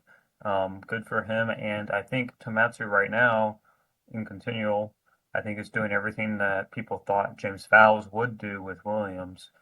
I think Nico Hulkenberg did well overall, even if he had some mishaps. Maybe that's his age showing. I don't know. We'll have to see in 25. First quarter of the season, I have Magnussen just being a terrorist. Some would call him Boko Haram Magnussen. Half the season, Nico was doing really well. Last 3/4 of the season, I felt like they were anonymous, but Magnussen definitely had an uptick in pace. And then last fourth of the season, Ollie Bearman had some races and did quite well overall. I don't really blame him for Brazil. That was a tough race. Basically, from the midpoint onward of the season, Haas had the strongest of the midfield cars, stronger than Aston, stronger than all the others. They were basically the 5th best car for like half the year. And to some degree, I think the drivers under-delivered. When they brought those upgrades, the balance of the car also shifted. So the Haas started out where it ended last year, which was with a very strong front end. The Haas had a lot of oversteer, and this suits Hülkenberg's driving style quite well. This is why Hülkenberg and Ricardo, for example, also got along really well when they Hülkenberg and whatever. 2019. Yeah. Never mind. Where was I going with this? The Oh, yeah. driving style. The Driving cars. style, yeah. And then the balance shifted of the car, and then we got an understeery car again with those upgrades. The car got faster, but the front end got weaker. And then that's what K-Mag prefers. And that's also where K-Mag was beating Mick in 2022, for example, with a car that had a very weak front end. And yeah, so I think driving style had a lot to do with how K-Mag eventually got the upper hand. And I think at some parts this season we've seen K-Mag at the best he's ever been, especially in the second half of the year. There were a few performances that were really impressive. I think it's a shame that he's not on the grid next year. I know that at the very least Ace will disagree, but I think with K-Mag there's something like he's just entertaining to watch. I love watching K-Mag, and if he accumulates 50 seconds of penalties in a race for holding up 5 drivers so his teammate can score points, then credit to him. Like, it's within the rules. He's allowed to do that to the degree that, like, he's not getting a race. Yeah, okay, he got some penalty points at some point, but most of that was just like time penalties. That was Got a perfectly race within ban. what Is is yeah. F1's answer to Neville in Need for Speed car. Yeah, but the race ban wasn't over those time penalties. Most of those didn't come with penalty points, so they had nothing to do with that really. The race ban came mostly with other shit when he ran into guys and stuff like that. But Magnussen is a great team player, and he did this stuff for Hülkenberg that's helped Hülkenberg score points in the start of the year. And in general, he's just entertaining as hell to watch at times, and he's interesting at least. The reason I support Magnussen is pretty much the same that I support Stroll, which is you never quite know what you get with him. And this is also, I mean, I missed part of the Stroll conversation earlier because I was AFK for a moment there, but this is like the main reason that I root for Stroll, even though I'm not a Stroll fan, is like every now and then he's just freaking Senna for a session, and the rest of the time he's not. And Magnussen it's a bit different with Magnussen, but it's comparable there, where sometimes he just does something that's we could call outrageous or like way out there, something that makes things suddenly interesting when the race otherwise might just be another sleeper. Yeah, that's fair. But Stroll is fuck him. Let's talk. K-Mag is awesome, honestly. Yeah, I've honestly, when he came onto the picture, he was very fresh-faced, kind of a bit of a Ron Dennis prodigy. He wanted to basically emulate what he did with Lewis. Never really panned out because I think he had a few too many blows early in his career. What happened with McLaren late in the season, then arguably what happened with Renault as well. He was probably the better driver, but was let go for, I think he was let go for Hülkenberg, if I'm not wrong. It's just that, this season he was the weakest link in Haas to a certain extent. The amount of points that Hülkenberg scored, you compare that with K-Mag, it's not comparable. It's a bit too much of a gap, which shouldn't be there, and Ollie Behrman kind of showed it, where he stepped into the car and he was right on the pace with Hülkenberg, which is very impressive. So, yeah, I think he's off the grid probably because of the performance bit. But yeah, as a character, I think F1 should have a few of these. Always makes things fun. No. So my tad bit a 10 minutes long discussion about us, not a tad bit. But anyway, what I was gonna say is that Haas this year only had really one good point, 1.5. So the real good point was that finally they were able to develop a car. And they brought the development package at Silverstone, and the car suddenly became very strong in the midfield. Then they brought the development package of Austin, which was even better than it improved even more than what the Silverstone package did, and that car became the best of the midfield. And that's it about the good things. Hulkenberg, when he was good, was the other half good thing I said. But other than that, the team was a mess because it kept making wrong strategies. Hulkenberg made some mistakes, and Magnussen basically always made mistakes. Like, that team should not have been beaten by Alpine. They should have been 10 points behind Aston Martin in the standings. Silverstone, okay. I can even give them the mm, benefit of doubt for the following two races in Hungary and Budapest, where despite them having the upgrade package, they didn't perform well. Well, I can give them the benefit of the doubt, since maybe they need time to learn the package. Maybe after the summer break, with all the data, they finally understood its package, the setup needed, and so they came back very strong. But in Zandvoort, they pitted Hulkenberg way too early. Like, that pit stop should have been a two-stopper. Instead, they tried to go for a one-stopper after making a 10-lap undercut at Zandvoort. Of course, nobody's gonna cover you if you pit 10 laps sooner, but of course your car is not gonna get to the end of the race. He was overtaken by Gasly and Alonso and finished 11th. That day, they could have scored points if they only have chosen a more sensible strategy. Italy, look, that in Italy, that Haas could have beaten either Russell or Verstappen. I am sure of it, because it wasn't on pace as fast as them, but it was the best of the midfield. And unlike all the cars ahead, unlike the Red Bull and Mercedes, because it is basically a copy of the Ferrari, that car could do one stop. If Hulkenberg, which was starting ninth, had not lost places at the start and then had not gotten himself involved in a crash and retired, if Magnussen had not underperformed in quali and was starting right alongside Hulkenberg, if Magnussen had only not gotten penalties throughout the race, that car would have been clear miles ahead of the midfield. It would have done just one stop, which means they gain 20 seconds for free in free air. I can see them right behind Verstappen and Russell, maybe even ahead. Instead, they both made a mess of the entire weekend. On a day they could have gotten so much more. In Baku, then, there isn't very much to say, because Aston Martin with Alonso found the lap time out of their ass for no reason at all. Williams was again running the extremely low drag setup, fast in quali, and then in a race nobody can overtake you, so whatever. And so, yes, fine, the Haas was good, but it was starting behind the Williams, and so they were stuck behind the Williams, nothing to do. But then in the race, Hulkenberg still made a mistake, because after the yellow flag, so for the crash, he literally did not press on the gas, so Hamilton and Berman got past him. Because the yellow flags ended, and he thought there were yellow flags. So that was another mistake, a point wasted. Then at Singapore, like, I think actually Hulkenberg at Singapore did an amazing lap, because he should not have started ahead of Alonso, but here he was. Except in the race, again, the team made an entire mess. So I want you to understand the situation at Singapore. You have Hulkenberg ahead of Alonso. And Hulkenberg is gonna have to cover Alonso's undercut.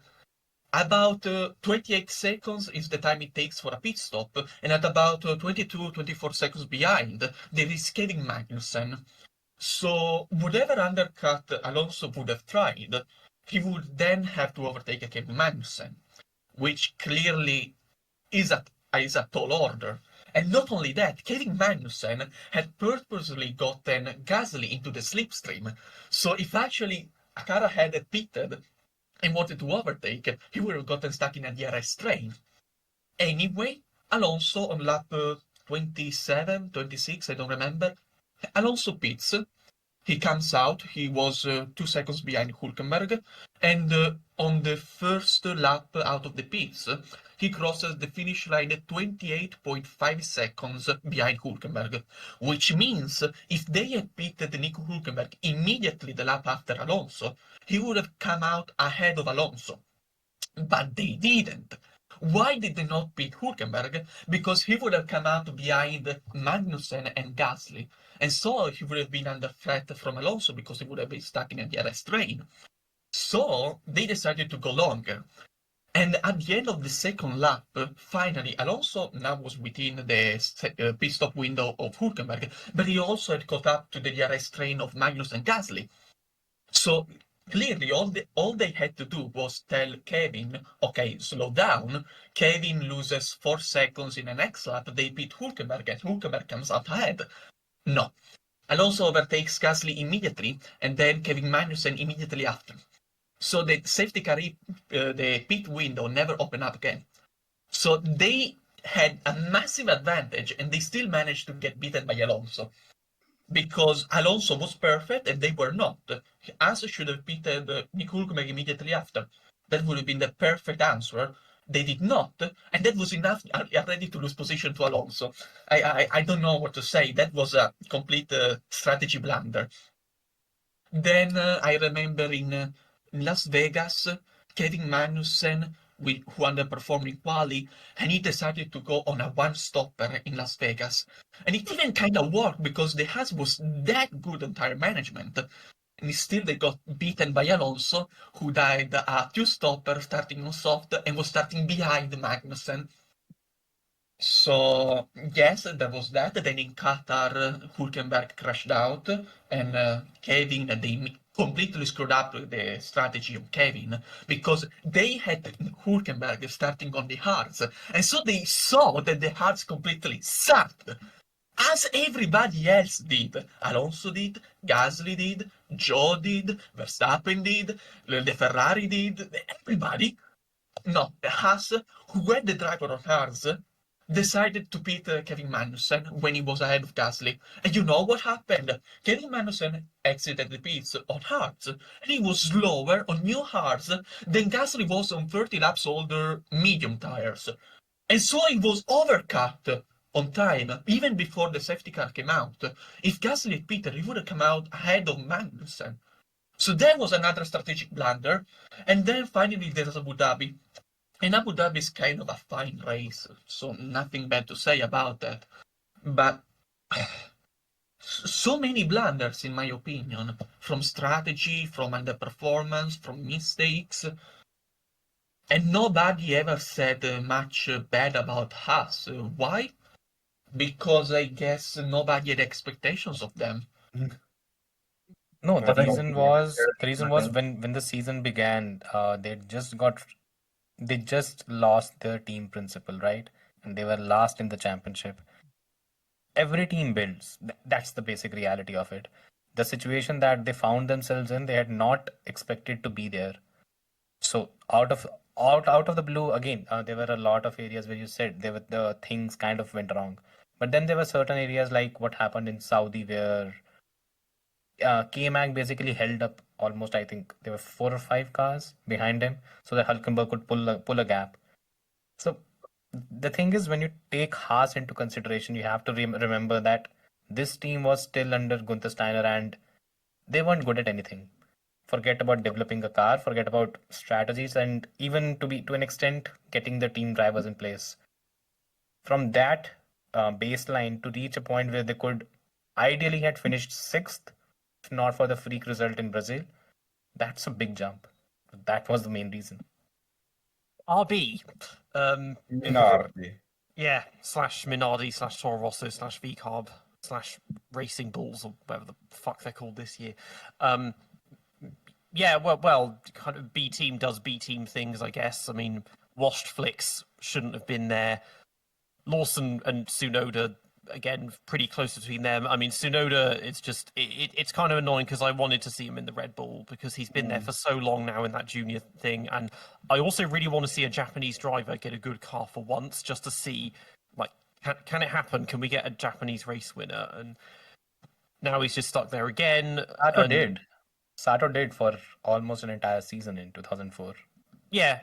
We got one podium out of it. I feel like well, the thing is, that car was good, but it was still being, like, it's shat on by Ferrari. It would have been different if he was in the Ferrari, But yeah, it was always Oh, just yeah. second best. Even though the Red Bull this year is probably not going to be anywhere near the level of competitiveness of that Ferrari. But yeah, I mean, obviously there are very valid reasons to put Lawson in there as well, which I'm sure Josh will attest to. But yeah, just kind of, I don't know what else to say about them, really. All right, I guess I'll take the floor here, shall I? Like, Yeah. that's what you've all been waiting for, folks. Okay. So, this whole mess at VCarb, or whatever they're called, I think it's just beyond a joke right now, their name. It's just like, it's just like, fuck it, they got so many names, just, you know what we're talking about. There's this whole mess right now, and it all stemmed from back in 2022, when Marco decided not to believe in his juniors and erroneously signed Nick de Vries.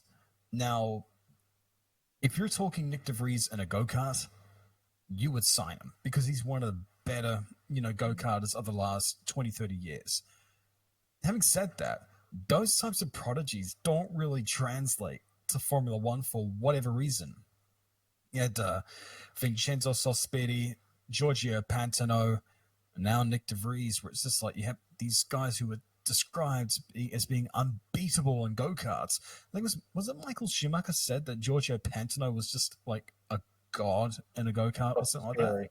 Italians Yes. have a tendency to be the goats of karting and then dog shit when you Leo put them anywhere as near a well. Formula One car. Well, I mean, Italy basically owns go-karting. This is what it is. But in any case,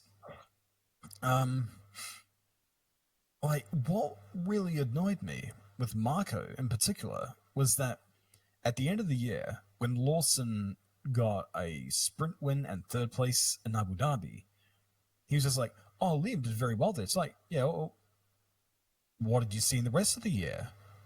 I didn't feel this was any different if you're actually watching the races instead of actually looking at the Wikipedia articles, which is what I'm guessing Marco uses to judge drivers. Then you would have seen that he should have been given a shot at AlphaTauri. For 2 years, you would have had Tsunoda and Liam in the same seat, and you would have had a fair playing field to guess with. Instead, the only fair playing fields that has been between Liam and Yuki was Euro Formula Open and Toyota Racing Series, where they were both teammates for the full stint. Both times, same driver won. But Formula One is a different beast, so I can't rely on that. People have been talking about Liam being beaten comprehensively by Yuki. Yes, on paper he was. The problem is, you're comparing chalk and cheese here. A 4-year driver who's been deeply integrated within the team to a dude who's just come in for 5 races the previous year with not the greatest of prep. Good prep to perform well enough, but nowhere near good enough. So it's kind of like, okay, it's not fairly reflective. Now, I'm not saying that Yuki or Liam is better than one or the other, but the waters are muddied. And now you're taking a punt on a dude who might have the goods. It could very well be that Liam's better. I don't think Yuki is strong enough mentally to be able to cope with the Flying Dutchman, because really, bugger all people are. But again, it all comes through just having so many knee-jerk reactions when it comes to picking who you want in your lineup. And it's ironic that he didn't have faith in the driver academy drivers at the end of 2022. But midway, like 7 months later, he's been forced to resort to them. And after the first race or whatever, Marco's like, "Oh, we should run with them now." It's like, oh my God, seriously, like, get over yourself, man. So, yeah, but irrespective of all that, it's a note of the season. We have to take stock of the fact that there were dudes who were bought in, Nick de Vries and Daniel Ricciardo, who were claimed to be the ones that would drag him down, the ones that would, prove he's not all that he's cracked up to be. Didn't happen, either of them. He's proven his stocks. He's been really damn good in a lot of times. He was let down by melting under the pressure, and especially what happened at the end of the Bahrain Grand Prix. Unacceptable, doing that kind of stuff. And apparently he would do that stuff in junior formula as well. And that kind of stuff ended up in a crash with he and Liam Lawson in Macau. It's like, look, you're not gonna frazzle Liam. Like, that would require him using 3 out of the 4 brain cells in his head. Like, you're not gonna rattle him. Focus on your own race. And it's just like, look, if he's getting frazzled by that, what's going to happen when he goes to Red Bull? So, on one hand, he deserves it. 2 things can be true here. On one hand, he deserves it. Yuki deserved that shot by virtue of how he performed, not just this year, but the previous 3. And even midway through season 1, he was starting to get on top of his issues. But I am pretty damn sure that if he went into that Red Bull seat, he would drown. Now, we talk about hopefully getting the first Japanese race winner, whatever. Yeah, we all want that. But can they send their best? Like, I am seriously, vehemently angry that Naoki Yamamoto never got a shot.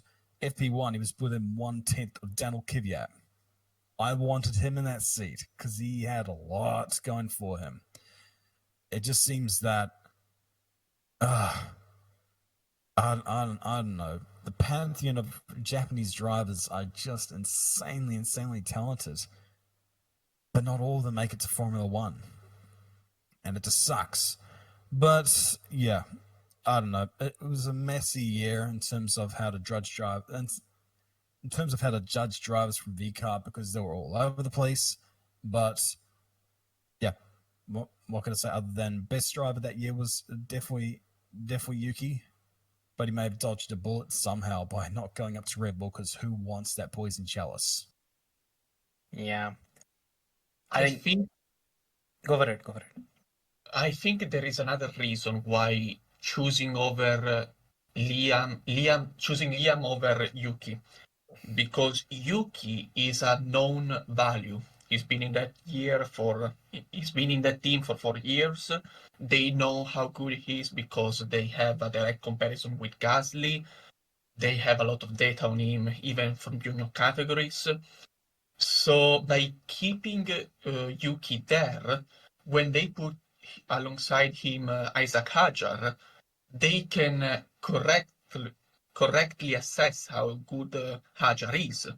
Meanwhile, you're also bringing Liam to the main team against Verstappen, so you can also assess actually how good Liam is, and in turn, how well Tsunoda performed last year.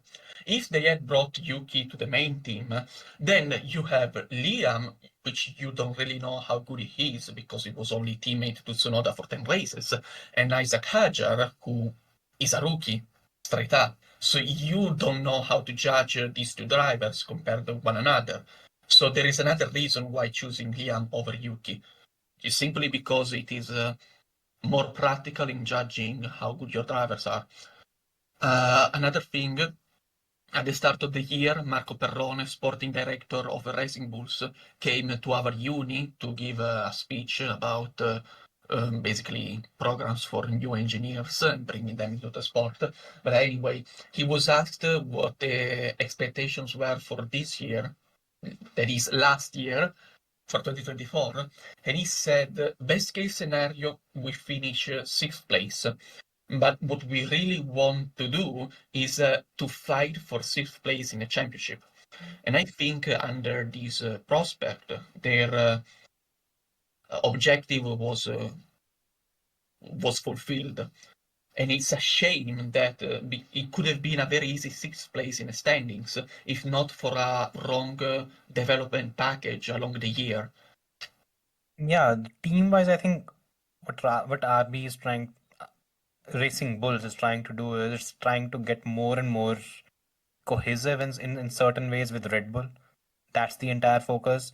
A bit similar to the Haas model. That's what they're trying to achieve, so that the entire project becomes more profitable and have decent competency, because since Gasly left, they've not had that. In terms of drivers and everything that happened, I think we are all missing the main elephant in the room, which is that Yuki is basically a Honda-backed driver and he was never in contention. We can talk about it in terms of whether Liam deserved it or not. I think he deserved it. He showed enough. It's just that I don't think Yuki was ever in contention. Red Bull is not going to put a Honda-backed driver in a Red Bull. Plus, there's a reason why Yuki has been at AlphaTauri or RB since 2021. It doesn't happen often. The only reason that this has happened is because Honda is there. And that is also a reason why I think after 2025, there's a serious chance that Yuki does not get a seat in Formula One. That's So the yeah, case of that's basically, bombshell. this is something unique to Japanese drivers. Almost all of them are in Formula One because of their connections to Honda, Toyota, or one of the other ones. Mine's gone blank. But most of the ones, yeah, Yamaha. Yamaha was the other one. They were all like, yeah, one of those three, and that was basically how they got their seat in most cases. Yeah, I think outside of the driver drama, V-Carb, just as far as like things that happened every weekend, was the most anonymous of all the teams. And hey, at least it wasn't bad news like with Sauber or Williams. Yeah. Yeah, let's move to them. So Williams, another crash-tastic season. I can't tell if it's the drivers or if their cars are just completely undrivable, but we've seen all three of how many drivers they have? Three this year. We're all crashing a lot. Albon, Colapinto has not done him any favors in terms of his reputation. That seemed to just break him after Sargent and Colapinto. Sargent and the other one, Latifi. And like one of you said before, that James Vowles, everyone thought he was going to put in the kind of change that Komatsu has done already, and he hasn't really done that. It's still just we're 20 years behind everyone, and they haven't made much progress catching up yet. I think for Williams, it's if you listen to, I mean, I've said it far too many times now. You listen to James Vowles, he somehow convinces you that this team is going to be the next big thing in Formula One. The way he talks about it, the way tends to conduct himself in the media, you get that vibe from him. And maybe that's him coming from the Toto Wolff school of business, that where everything is on point when it comes to the media, when it comes to what he talks to his drivers, how he presents everything. There are certain things that are good about Williams. One of them is that financially they've got the backing now. And he was quite vocal, James was, where he said that we are not short of money. That's not a concern for us. I think that kind of proved true with signing Carlos. Now this season they also have the Santander money, which is good. There's also be 20 million that will come from selling of Colapinto. For me, the worry is again something similar to Aston Martin. We need to see performance on track. They had approximately $14 million worth of crashes. That's more than a lot of drivers own in Formula One. That's bonkers. You have to get on top of that. Again, there was this quote from James where he said that I've allowed the team the permission to break everything, and apparently they broke everything and a bit more in the last season. This season has to be the one where they start showing progress. They've got a few key people in place now. I think Pat Fry has joined the team as a technical director, if I'm not wrong, and he's good, at least decent enough. He's been with McLaren, Ferrari, then spent some time at Alpine as well. So in terms of the building blocks, there are a few things that are there. What last season showed was that there is still a big gulf between where Williams wants to be and where it is right now. For 2025, they have a great lineup, at least that's stable. So maybe they can probably start jumping to P6. That should be their target for now. Let's see. I think this season is the litmus test, just like it is for probably a team like Haas as well, whether they can build on what they have, what they've kind of done until 2024.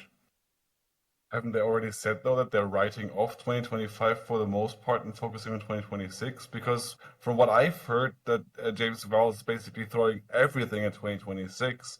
And he's trying to get a car that's actually going to be front-running, not necessarily the leading car, but like that's what I've heard. But I don't see how Williams could accomplish that, given that last year, well, 2023,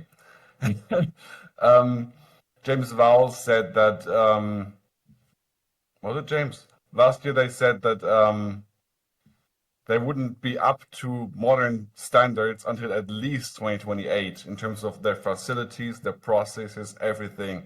Like they were still working out of the spreadsheet, for example, for the which was the Excel sheet, which was what the media mostly talked about at the time. But yeah, in general, like the Williams factory was still 20 years out of date, and I don't think they're getting there this year to accomplish anything for 2026 just yet in terms of getting the team up there. But they're certainly aiming high, but I mean, this is not the first time that a team has aimed high and not quite made the shot. Yeah, of course.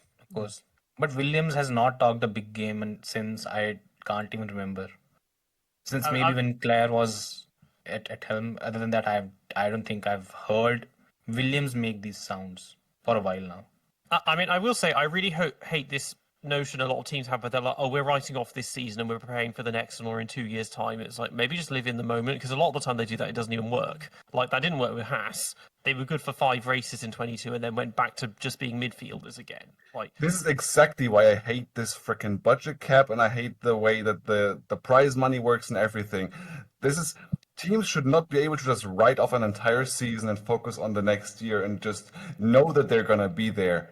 If you don't put in the effort, if you don't perform on track, if you fail, you should not be getting any prize money. Why are we protecting incompetence?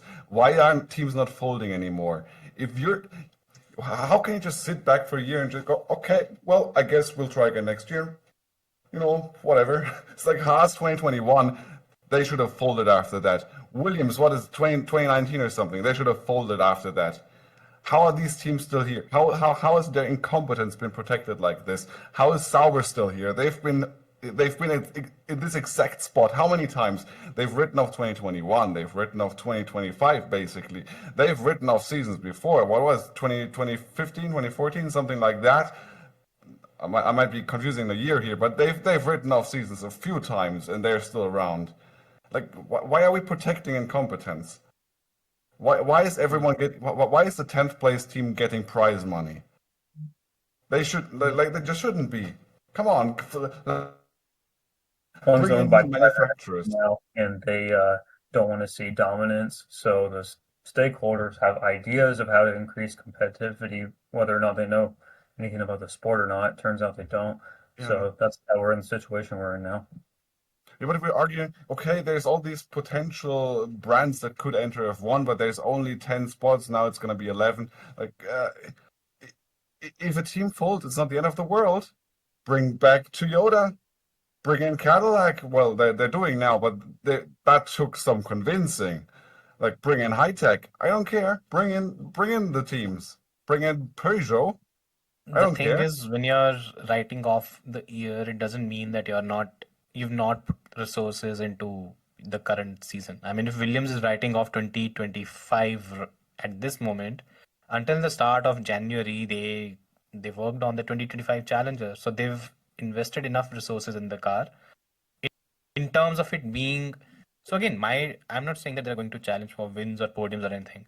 For me, the thing is, their first step has to be the leader of the midfield. I think that's a decent target that they could set right now. Again, teams like Sauber, they're also that far back. It's just that they've not basically come public, made their entire situation public. RB is in a poor shape. Haas has I think 50 people, 100 people, 250 people. That's their entire operation. You can beat those teams. You can just get up to at least P6. From there, you build on it. Where Williams was in the last season, they have to be better than that. That's the whole point. Again, writing off season, make sure what writing off season means. It does not mean that you are not putting any money into it. You're putting minimalistic into it. And you're taking the other resources and building on a bigger season, a bigger campaign. Again, that's basically a trade-off that every team does, right?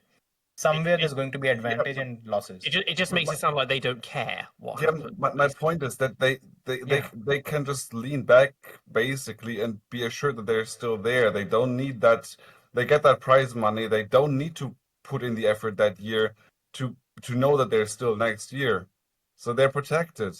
That's the problem. Yeah, I know that they're putting in They will lose a lot effort of during money that as year, well, but right? they shouldn't be able to just write that year off in the first place. Is what I'm But they arguing. lose a fuck ton of money. If they had put in an effort and they finished 7th or 6th in the championship compared to them finishing 10th, it means they're losing a shit ton of money.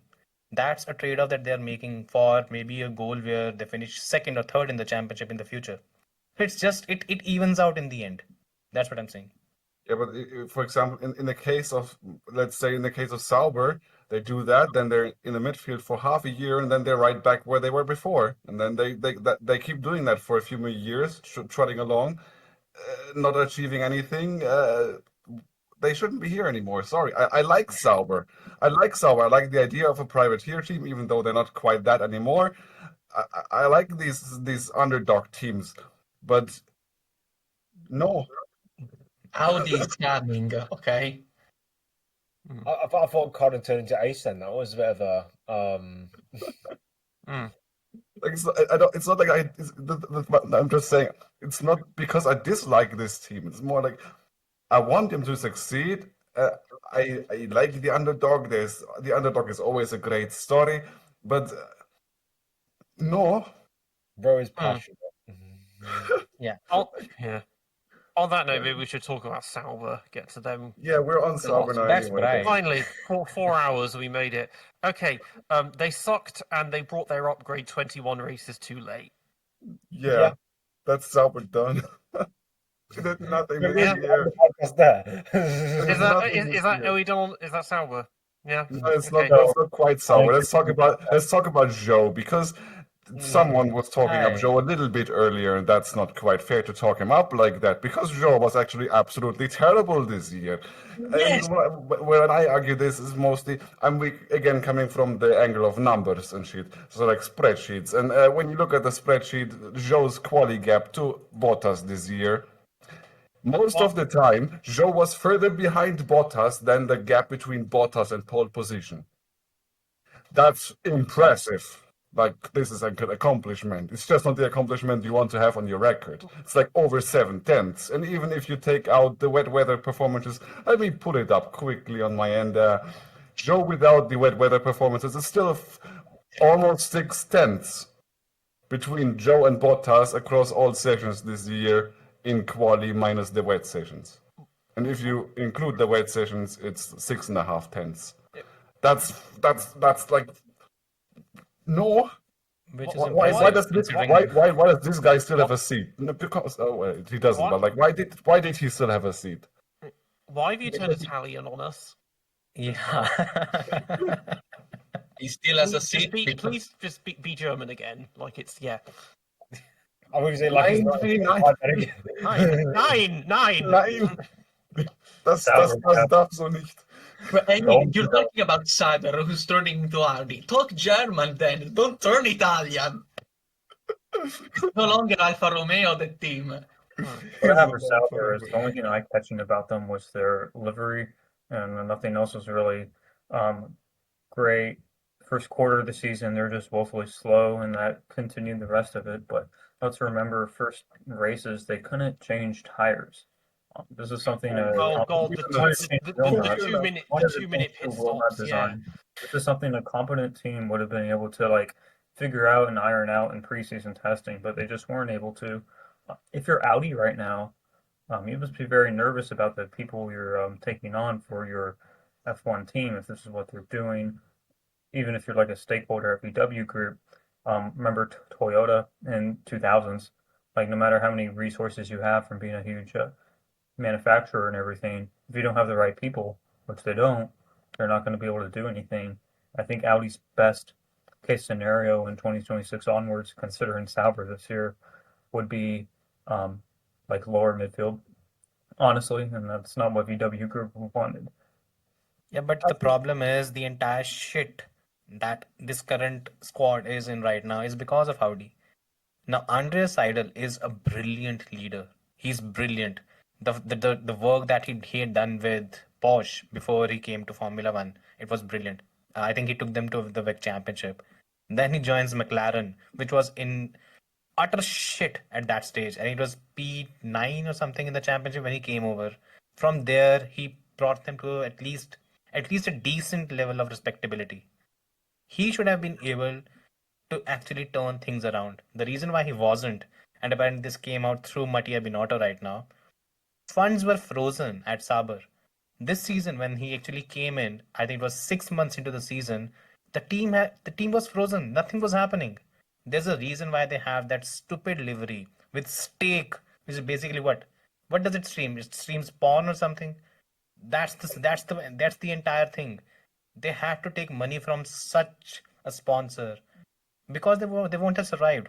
Joe Guan Yu was in the team for this very reason because he was bringing in money. That's it. Other than that, he should not have been in Formula One anyways. That's just my view. It's from this point onwards, whatever happens, it's basically because the funds have started flowing. The team is slowly starting to become what it was supposed to become. And a lot of the shit that the Audi project is going to get in 2026, because it's going to start as an utter disaster, is because of what they did earlier. They underestimated how much effort and money needs to be put in Formula One. They had a 3-year head start and they fucked it up. That's why Sauber sucks right now, because Audi did not do things correctly. So yeah, go ahead. I'll just say two things. First of all, Kick/Stake is not a porn platform. It's an online casino and a thing like Twitch, whereas like online gaming and stuff like that. So yeah, that's that. And also, we're talking about Audi. I was being hyperbolic on that one. OnlyFans Alpine F1 team is coming, and we all know that. Yeah, I'm pretty sure that haven't Audi sold like 30% of their stake to like Qatar? What? Yeah, but the Qatar fund, yeah. But is that why Sauber are only good at Qatar? That could be a good reason. That's the one circuit they're competent at. Yeah, but that's basically them. What they've done is, yeah, but Qatar is also part of the original Audi group as well. So they've just bought into the team as well. It's basically them giving justification for the kind of investment and money that's going to go into the project. But So it was expected only. So you've got the Bahrainis in McLaren, you've got Qataris in Sauber. When are we going to get a Saudi Arabia? When is Aramco going to make Aramco is the Saudis of Aston Martin, and they used to be with Williams back at 40 years ago. Okay, then who else have we got? The UAE, they sponsored Braun, didn't they? Probably. Ferrari. And Ferrari, yes. Ferrari, yeah. Mubadala, whatever it was, on the caps 15 years ago. Yeah. They all have stakes. They have stakes. They have invisible stakes, and I mean that's how rich people work, right?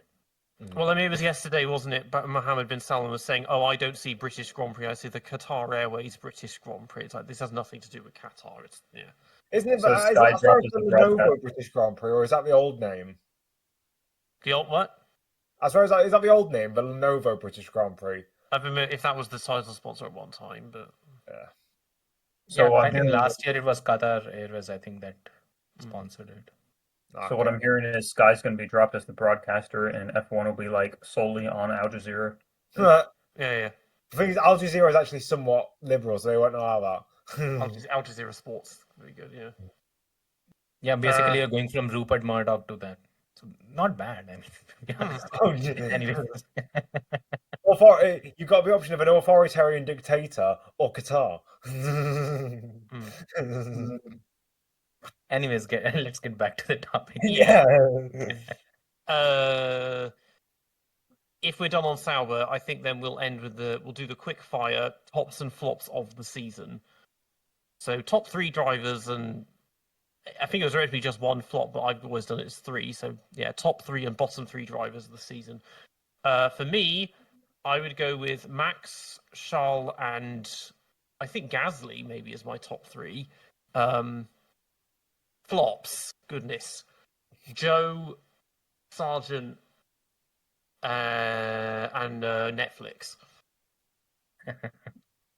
Okay, so I'll go next. Max, Charles, Lando.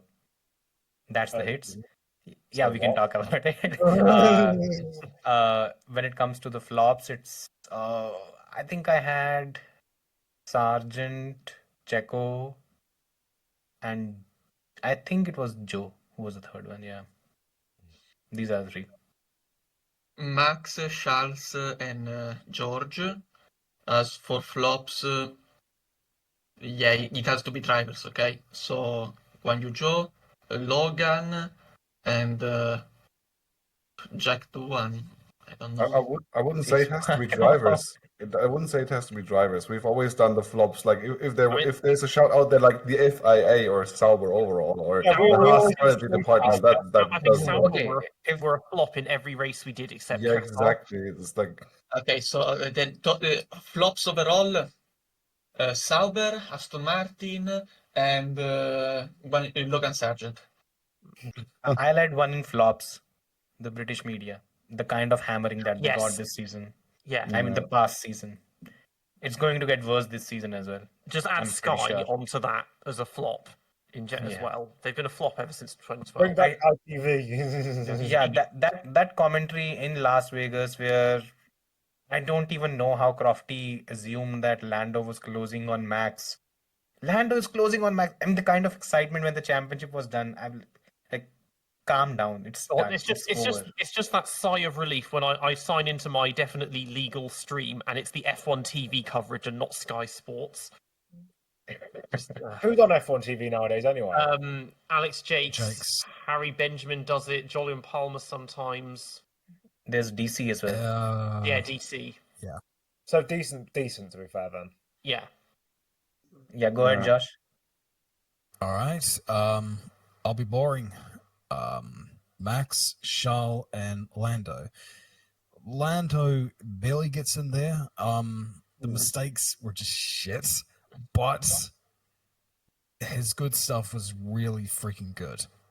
So, in the caveat, I'll give it a tie between he and George. They're my freaking rules.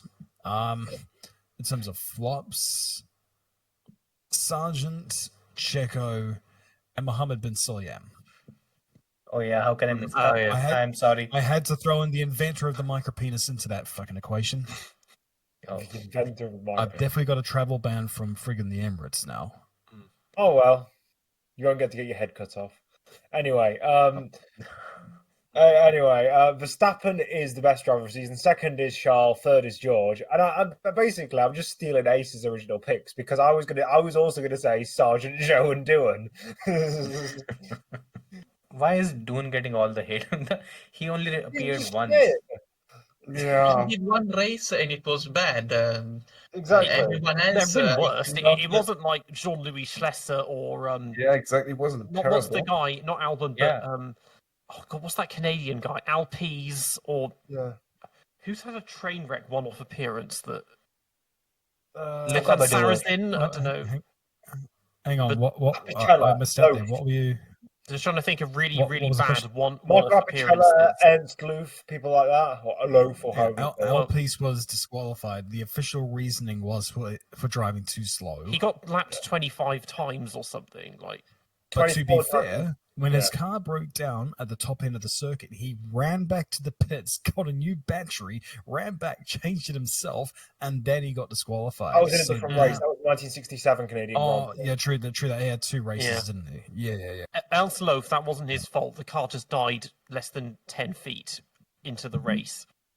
I mean, What Marco about Apicella. what about Hans Hire? Hans Hire Oh, yeah. did not qualify, did not finish, and disqualified in the same race. Yeah. I guess my tops and flops, it's pretty normal. Max, Leclerc, and probably a tie between Gasly and Russell. My flops are Joe, Sargent, and the Las Vegas Grand Prix fanfare because it's everything wrong with the sport. Oh yeah, Yeah, absolutely. it needs to go. There's no impetus to keep it now that Netflix is gone, and the same No, with it's a Miami. parody of itself, and it just shows that the sport's becoming more and more NFLized. And I wouldn't be surprised if Liberty would try to do playoffs for F1. Just seeing Vegas. Oh, don't you tempt them! Don't I've you tried tempt to- fate. NASCAR I and still don't- supercars now do that. I still don't understand playoffs. People have tried to explain how it works in NASCAR, and I can't work it out. Like, It's just fucking stupid, NFLizing honestly. the sport, and That's people what are it is. leaving. American sport because it's so bad, and that's why F1's popular here now. Yeah. Mm. My tops and flops. Well, I'm gonna be the only one who says Carlos then, because I'd say Max, Carlos, and what I think I will give it to Gasly, even though I think that Leclerc was probably a better driver this year, just because Gasly has delivered some brilliant performances at times, and especially that drive from P17 to P3 or whatever it was a champion's drive, I would say. And if he can deliver more at that level and he gets a good car, then yeah, that's something to look out for. But I mean, we've had 2022 when things went to shit again after a strong 2021. So you never know. That doesn't make much sense. Flops of the year. What is gonna be? Has to be Joe. I mean, everything worthwhile has already been said. The FIA with the inconsistent ruling, not just Ben Sulayem, but also like the race director, Niels Wittich. Niels Wittich was Yeah, dreadful. they got rid of him, didn't they? That's that new guy, Rui. Yeah, he was dreadful, extremely inconsistent ruling at times. So there's that. Johnny Herbert. Teddy What did he do again? Yeah, He got he get no he was actually fine. He was already fired from Sky like last year, wasn't he? Or left. Yeah. He was he's one of the stewards. Oh yeah, of course, yeah. Yeah, exactly. So there's that. That's probably my flops of the year, I would say. I wouldn't really give too much of that to drivers because most drivers were decent. I mean, I would also say Lando and Checo like somewhere as honorable mentions, but yeah, I mean, some of us have Lando on opposite ends of where we rank him on the grid, and that's quite interesting. He's going to prove you wrong this season. Yeah, next year's I'm out year. sure he will. I'm sure he Yeah. will. It's like Stroll winning a race. That'll happen this year, like it happened the year prior and the year before that. That's one thing I will bring up, by the way. At the end of Abu Dhabi, Lando said, "Oh, next year will be our year." Well, mate, in Formula One, sometimes the year that you're, in with the best shot of winning the championship, it may be your only year. Like, keep it to 2008. I'm sure there were people in 1985 who thought, okay, next year Michele Alboreto will win the championship. Alboreto never got even freaking close to hitting the heights that he did in 85 from then on. And especially after, when did he leave Ferrari? 86, 87? 88. After 88. Yep. He never got close again. So it's like you have to take your opportunities because you don't know when they're going to come again. Yeah. So, like, yeah. Irvine in 1999. Who's going to win the championship? Irvine 1999, Barrichello 2009, Webber 2010. Keep it to 2008. Yeah. I mean, Kubica had a very good excuse for that. Yeah, no, that's what I'm saying. Like his team rather than him himself. Yeah. I mean, the Kubica one hurts, honestly. He could have done so much. Kyron would disagree with you, but Kyron would disagree with all of you. Yeah. People nowadays do not know the real Kubica. They know the Kubica in the Williams in 2019, was it? And it's just like, yeah, if only you guys saw him in his prime. Saw that. It's the same with Vettel and Kimi. They see the war Kimi that doesn't care, and they think that Vettel is this like hippie, like cool dude that cares about the environment and not the spoiled little brat he used to be. The Red Bull days, Seb, that was a different Seb, and the Kimi, especially from like 2005, that was an entirely different beast. McLaren Kimi it feels a lifetime ago now. That 2005 Kimi is, I think, the fastest I've seen anyone be. Yeah, ever on that grid, in that car, that thing worked. Like, I mean, again, nothing that comes close. Like, actually, what's his name? Oh my god, Hello? Mark Priestley, former McLaren engineer, and he'd been with Lewis and stuff. He said Kimi in 2005 was the fastest driver he'd ever seen in his life. Yeah. And it's like you watch it and you're like, yeah, I believe that. Yeah. It's again, I mean, it's like Alonso, this 200-year-old rookie, is not the Alonso of the Renault years or anything. It's like he's nothing like he used to be either. It's Oh my god! wait, Seeing Alonso those two, still seeing is. those two, to be fair, I forget how much I used to hate Alonso back in the Ferrari days when I was a big Vettel fan, and now I actually quite like him. And Yeah. 2005 Japanese Grand Prix, watching Prime Kimi Yeah. and The Prime best Fernando, race performance. the two, those two went from the rear of the grid and watching not just the fact that they were going up, but how they were going up around the outside of corners and stuff, and you're just like, there's a reason why people watch this race, and it's just F1 at its absolute finest, as James Allen said. Yeah. Like No God, DRS, I by the even- way. I even- No I even- DRS, yeah. no wet weather, nothing. And he went from the back of Yeah. the field to win the race and did it all entirely on the track. I mean, again, there was Yeah. this big, large middle stint where he basically jumped Alonso and everyone. But still, the kind of things that he was doing. Crofty has And made also, me if miss we're, James if we're being Allen. totally fair, if we're being totally fair as well, part of the reason Kimi won was because fucking Fissy, defended what he didn't need to defend. Yeah, that's And I also actually said this. I actually been making this comparison. I wonder if you guys agree with this. Checo. Fissy and Checo are two of the same coin. It's like great and crap cars and crap and great cars. Like 2001, Benetton, Yeah. he was pretty freaking good, especially against Button. That Then car he was goes to a awful good as team in well. Renault. Yeah. Yeah, because he can handle the understeer. He can make it do what he wanted. And then he gets to a Who good got team. the It's just right like, one, you are 2 seconds a lap slower than Fernando. This cannot be possible.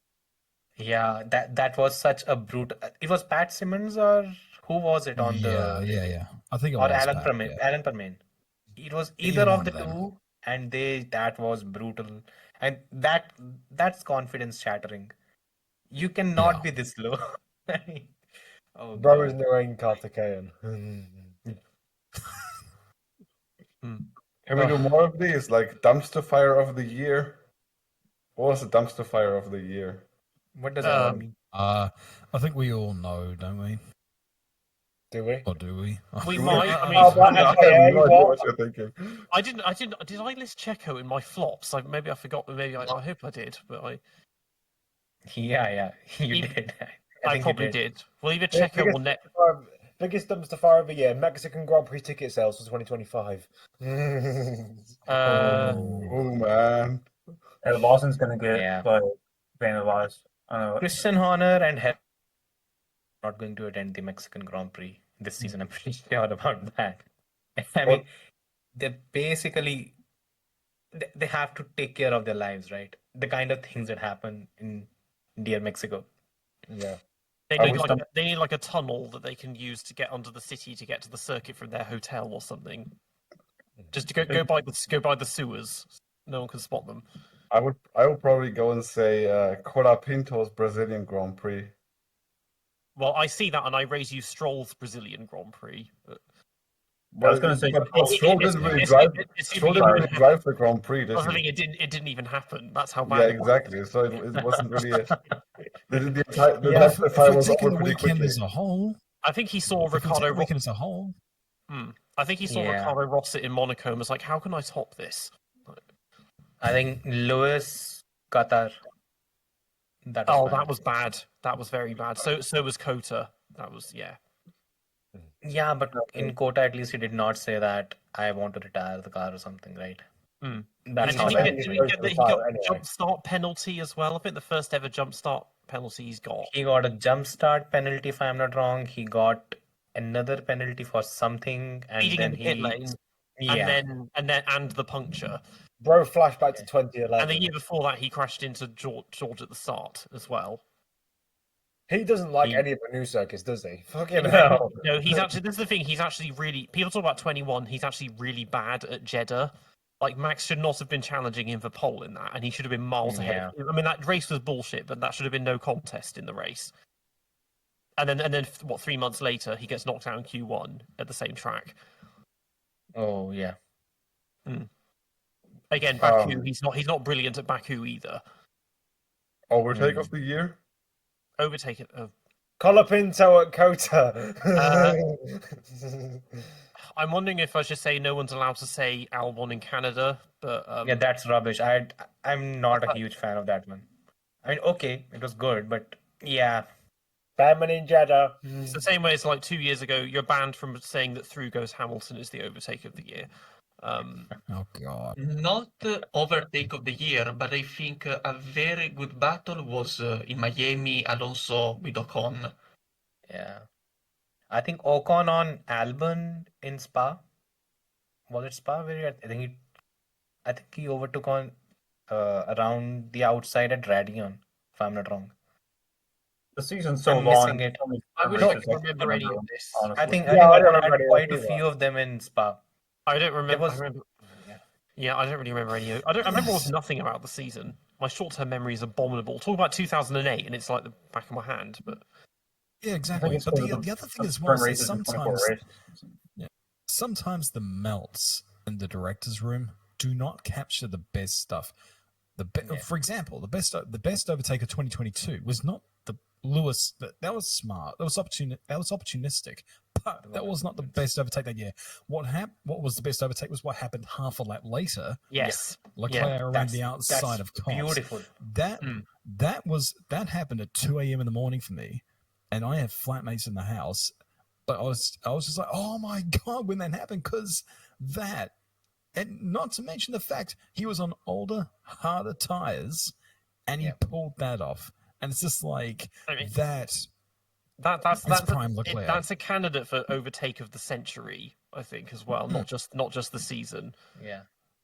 I mean, for people who know racing, even to a certain extent, they know how tough that is. And he was on worn out hard tires while the other.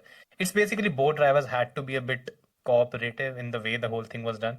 I mean, because Lewis showed just 12 months back how if they are not even in slight, even if they have a slight disagreement, where how it could actually end badly. What an overtake! Honestly, it was around the outside, on shitty tires. I mean, the entire sequence, the way Leclerc was trying to defend on pretty much rotten tires after Ferrari fucked him with the strategy. Great job, by the way, Mattia Binotto. Yeah, anyways. That season also gives me a lot of anger when it comes to being at least even a remotely a Ferrari fan. Because the amount of fuck-ups Ferrari had. I'm still surprised how Leclerc is still with Ferrari and he still has his mental faculties in place, because some years have been trauma for him. The way the car just blowing up when he was in the lead, I think it was in Barcelona. It happened in Baku. Race win in Monaco, gone begging because Ferrari. Wow. Yeah, he's been through a lot. I think the reason why he's got faith is because Ferrari is no longer run by the Italians. Because when you think about it, whenever it was run by the French, for some reason it did well. Jean Todt, you know? They can't run their own teams, but they can run Ferrari perfectly well.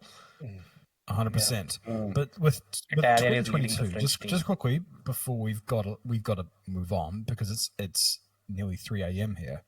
It's too late now. 2022. Okay, 2022. Even if Ferrari didn't fuck up as much as they did, does Charles win the championship regardless, because that Red Bull came on strong in the second half of the year. No, he doesn't. They ended up having basically an equal number of mechanical failures between that and Red Bull.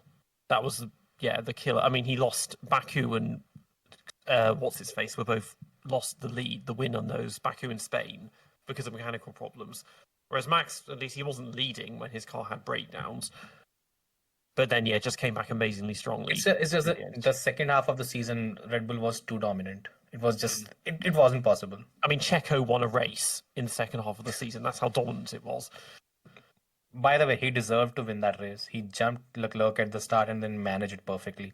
So one of the few days where Checo was good.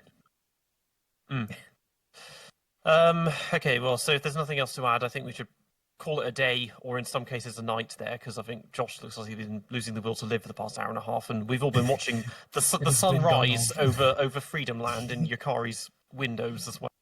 Yeah, Yukari went from sunset in my case. It's like blazing sunshine. It came It's the That's snow as well. It quite happens right. so quickly as well. It gets bright really fast, actually, It does. when the sun comes up.